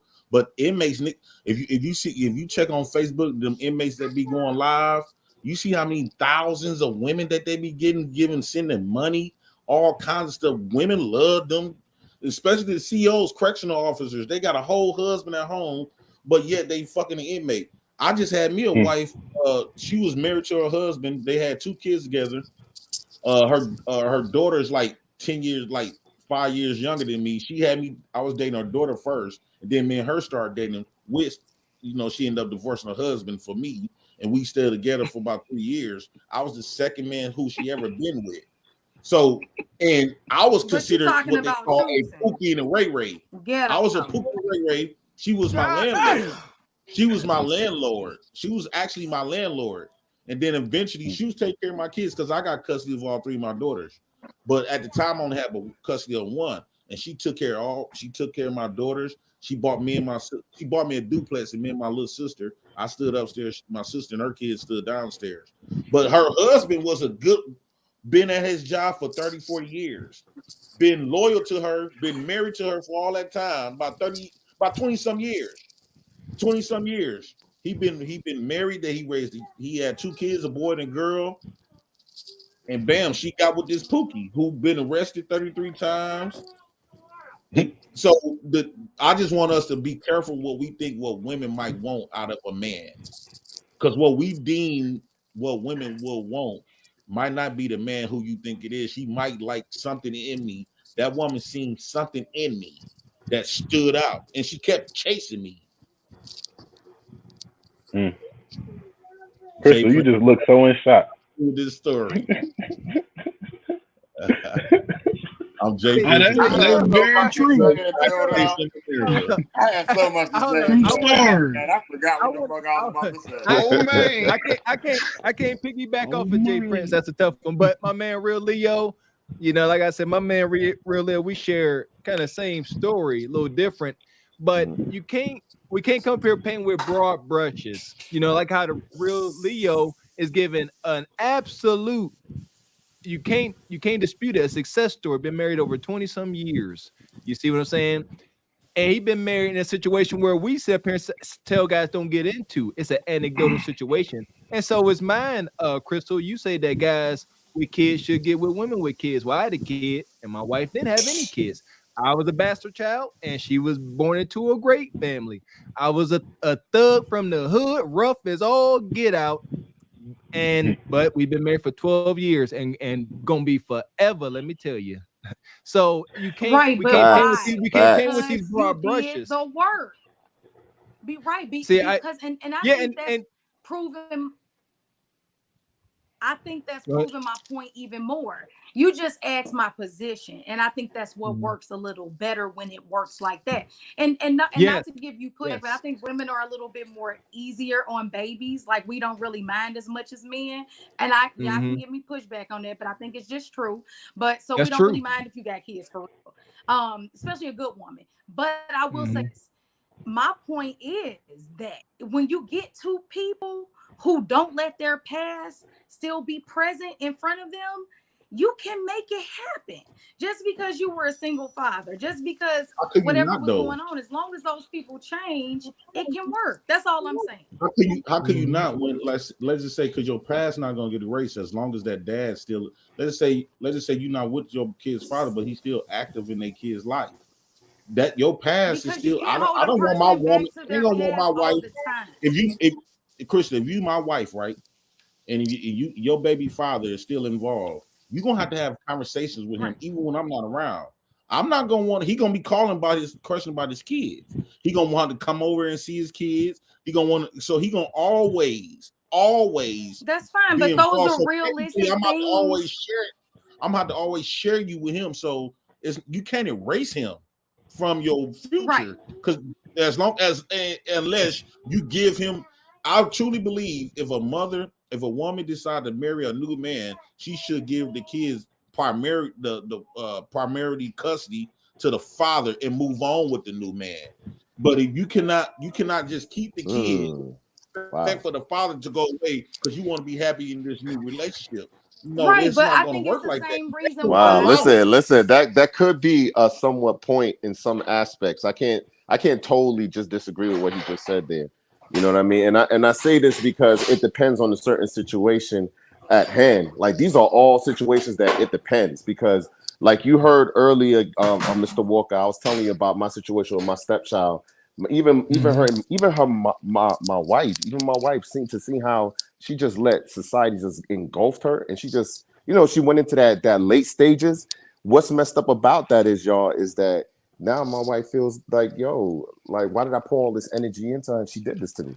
She did me dirty. She should have she should have stayed with her father because she acts just like her dad, literally. You know what I mean? But to his point, what he was saying, let me tell you something. I lucked out because I never really got to interact with that dude. I didn't have to deal with him on that level. I had full, like, straight up and down hands-on with her.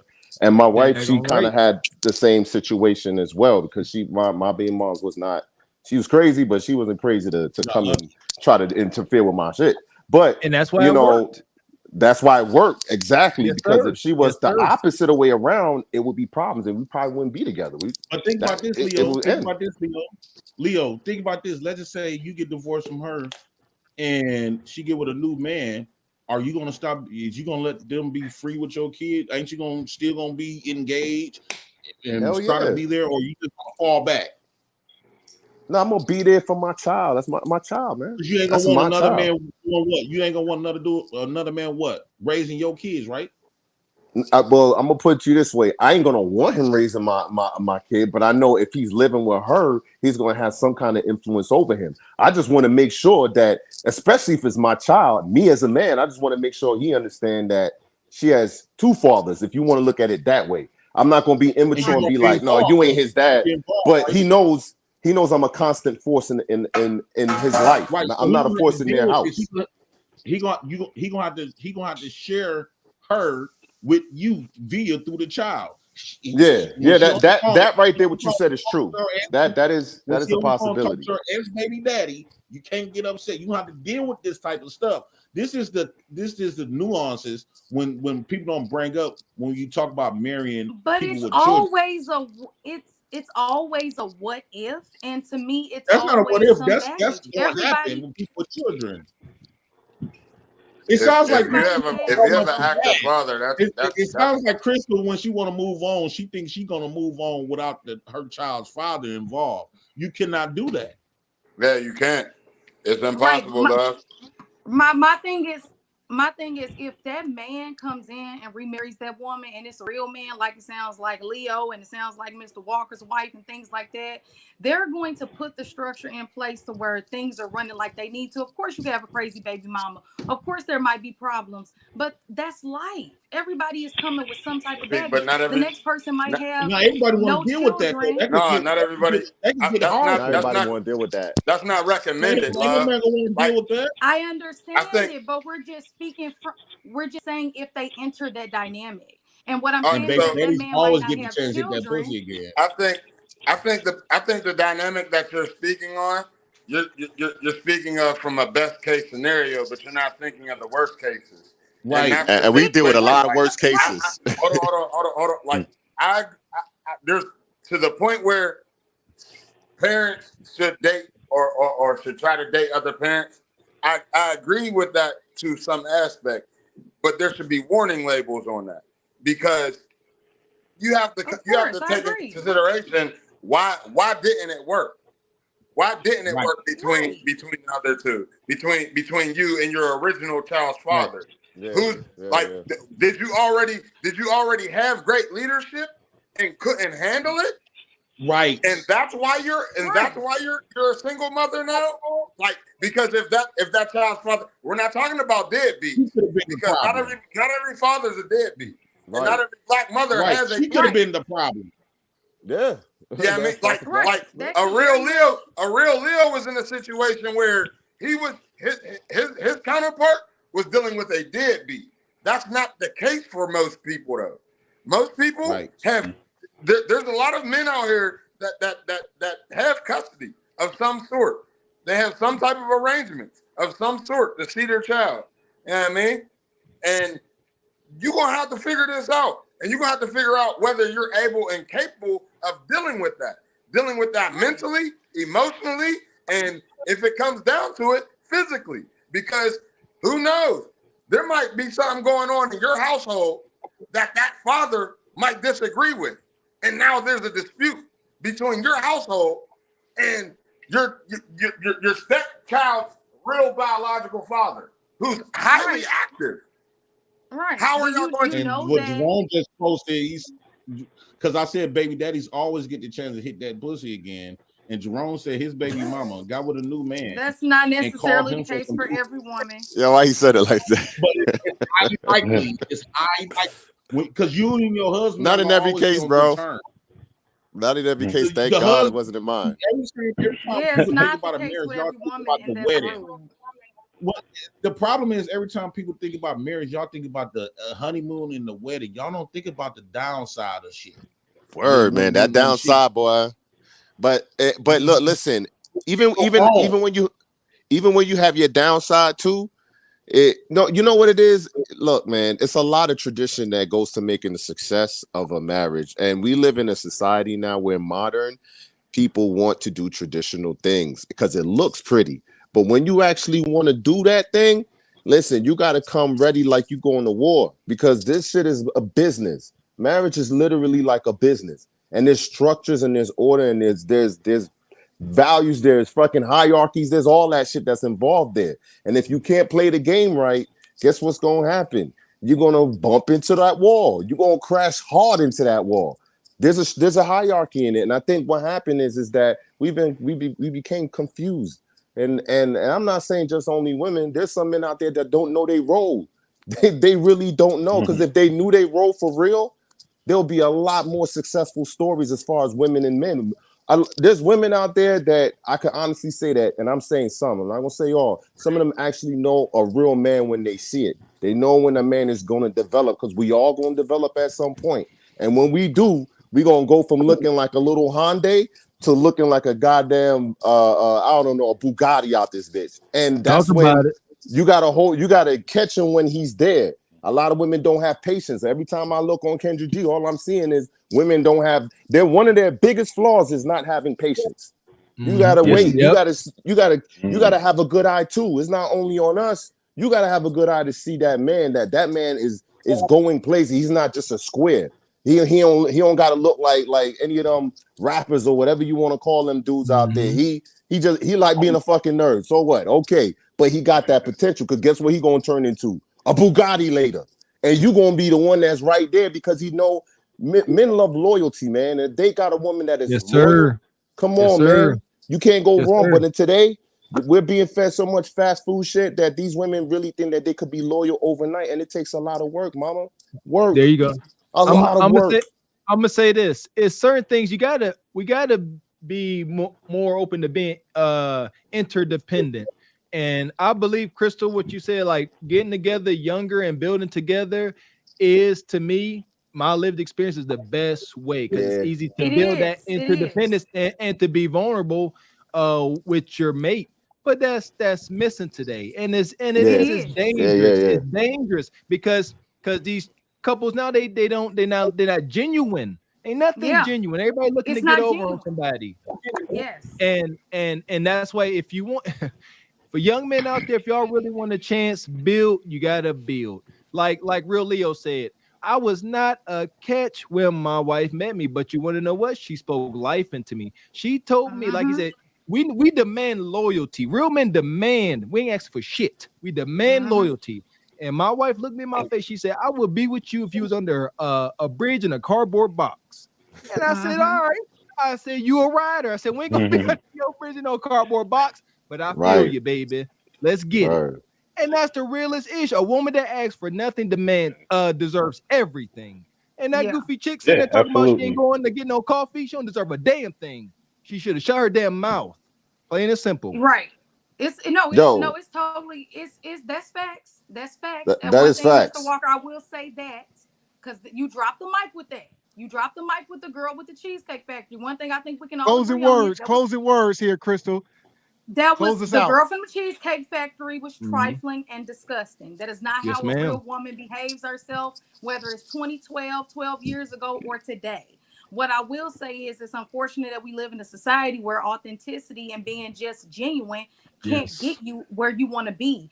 Being genuine pays off more in your younger years, unfortunately, because by the time you hit 30, 40, everybody is so unfortunately fake, and everybody a little shysty, and you don't know what you can, and it's unfortunate. You got to make a sacrifice. So I think Mr. Walker dropped the mic on that. Ladies, if you want to go on a coffee date, do it. And I enjoyed being here with you all tonight. Yes, like I said, we appreciate all y'all for coming up here tonight. Coffee. Crystal, we appreciate you for coming up here, all the fellas. Real Leo, G Honda, the CEO, my man Serge, J Papa, AD. We appreciate y'all. Hey, D, Crystal, we'll be hitting you up. Check your email, Crystal. Yes. Where my man, where the angry man go? The real angry man, Jackson. That's the real angry man. Oh, now he left some time ago. He didn't even leave a message. I meant to say that. My guy Jackson, he left, but he dropped off another Cash App on his way out. Appreciate you. Hey, you know what? Like it's unfortunate, but yeah, my man Jackson was up here, and much respect to you, brother Jackson. Definitely some pain in your voice, brother. And yeah, I ain't getting married. Yeah, ultimately, we push for marriage. I'm married. My man Gavin married. We push for it. Just came from a baby shower wedding proposal today. Don't be afraid of marriage. As a real man, do not be afraid to be. Don't be afraid to be vulnerable. And I'm trying to be careful using that because I suffer from big guy syndrome. I ain't got nothing to be afraid. I'm too damn big to be afraid to be vulnerable.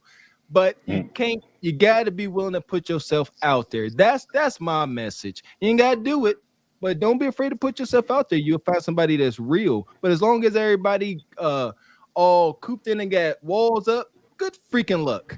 Good luck. It's gonna be hot girl summer and city boys, and definitely enjoy it.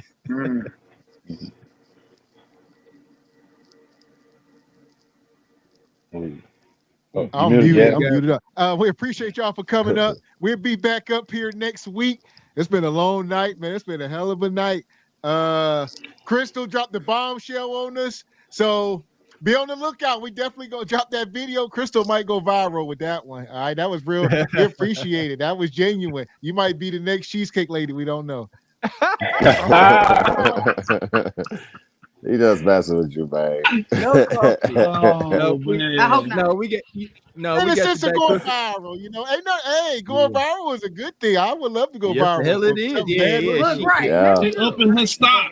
She upping her stock around here. That's all. In these YouTube streets.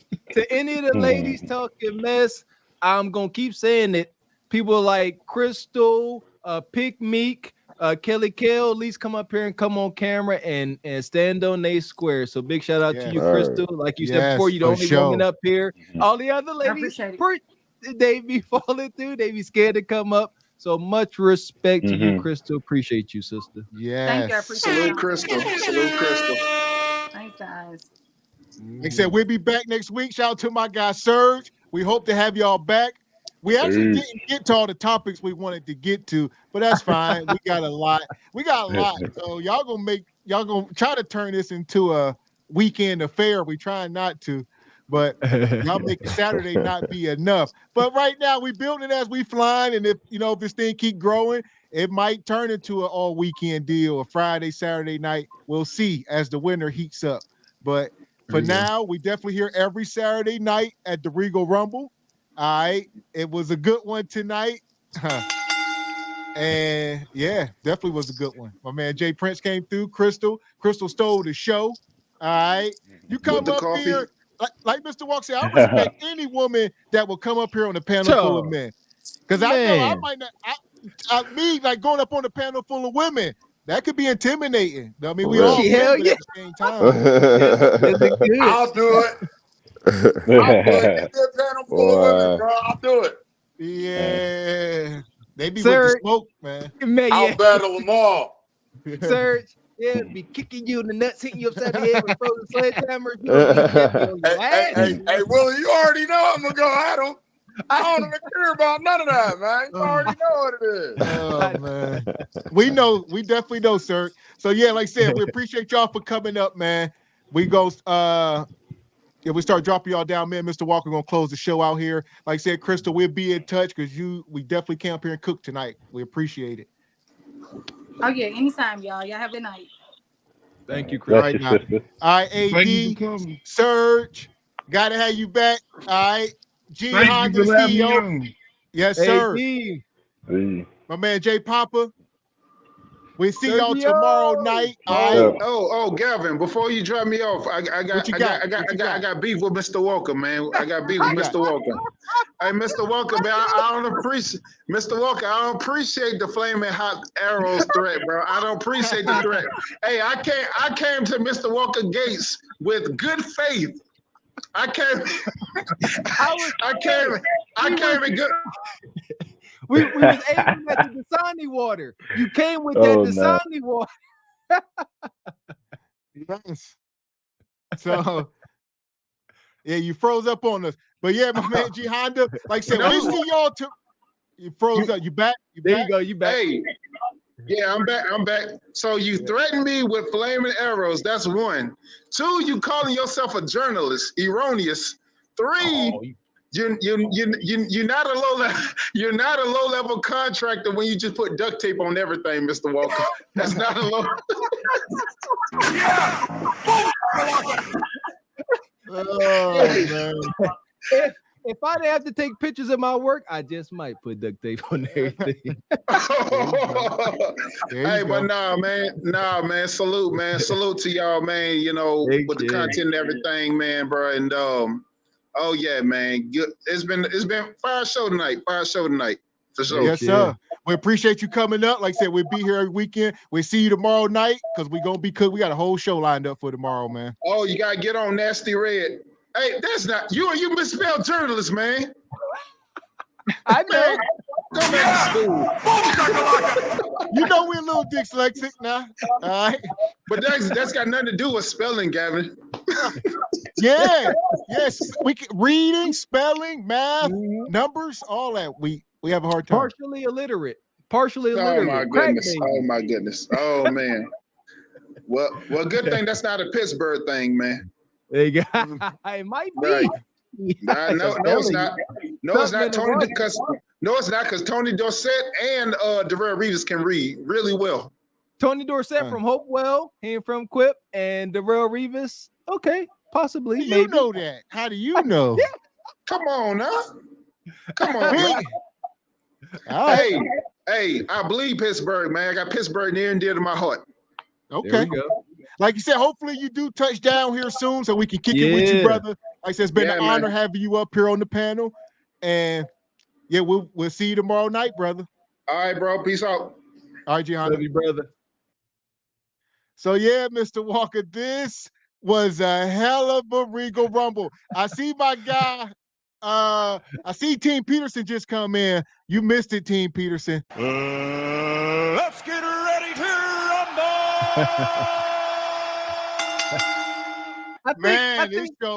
This was one of them ones. I ain't see it coming, but man, I tell you what, man. Again, big shout out to Crystal for coming through home her own in and out, getting kicked out, and just for the best part remaining in her feminine. Good job, real rap. We very critical up here, but come on, she was up here. with y'all favorite Surge, AD, my man Jackson, Action Jackson, and man, much respect. That was dope. I tell you what, and I said it before. Sometimes I'll be a little quiet, and Leo, the real Leo, touched on it. We don't like giving anecdotal instances up here because it can't apply. We can't. Some of our instances we can't tell our kids to do. I would never tell my son to move the way that I've moved. That's dumb. You see what we saying? So there is that. But man, it was all over the place. My man Jay Prince took us from Egypt down to Alabama. We was all over the place. The pyramids to make a point about drinking coffee. So it's tough keeping up.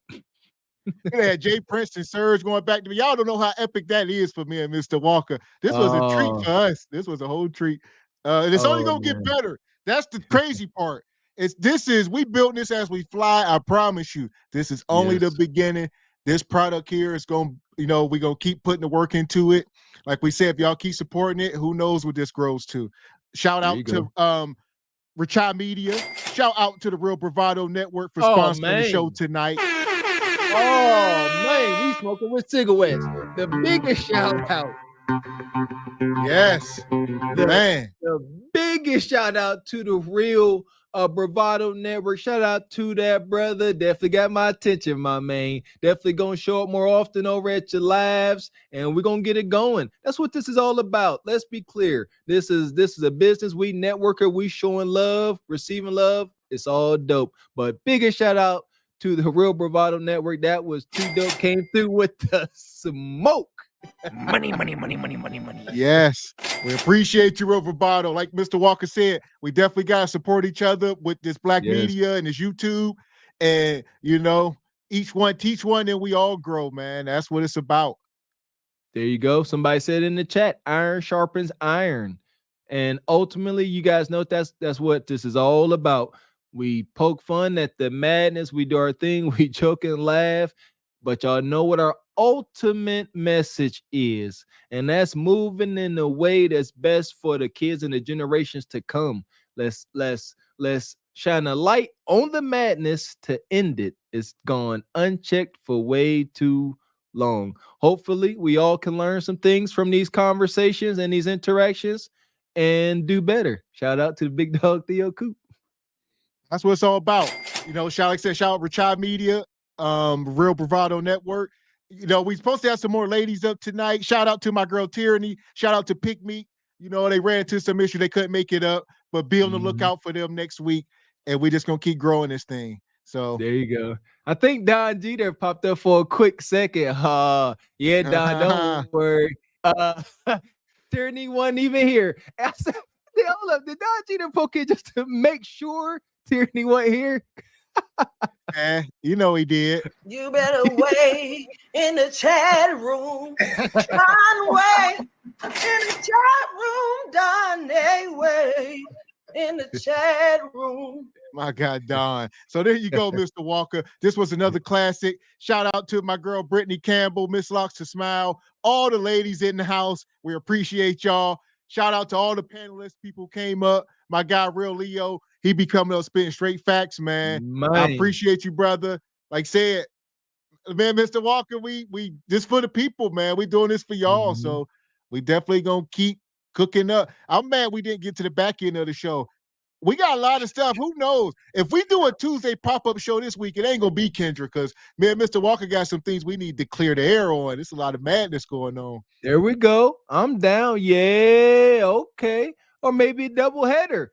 If y'all keep supporting, y'all gonna get exactly what y'all asking for. Continue to show support and continue to show love. Make sure y'all continue to hit that Cash App. Support your interest. We up here cooking for about a whole work day. That's a lazy work day, 5 hours.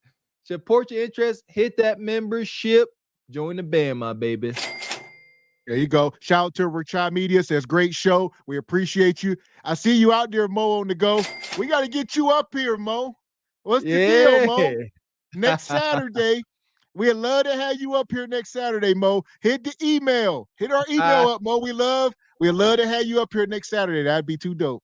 Come on, ladies. Y'all observe these other ladies come up here. Come on. Don't be scared, Mo. Want to go what you know. Come on up.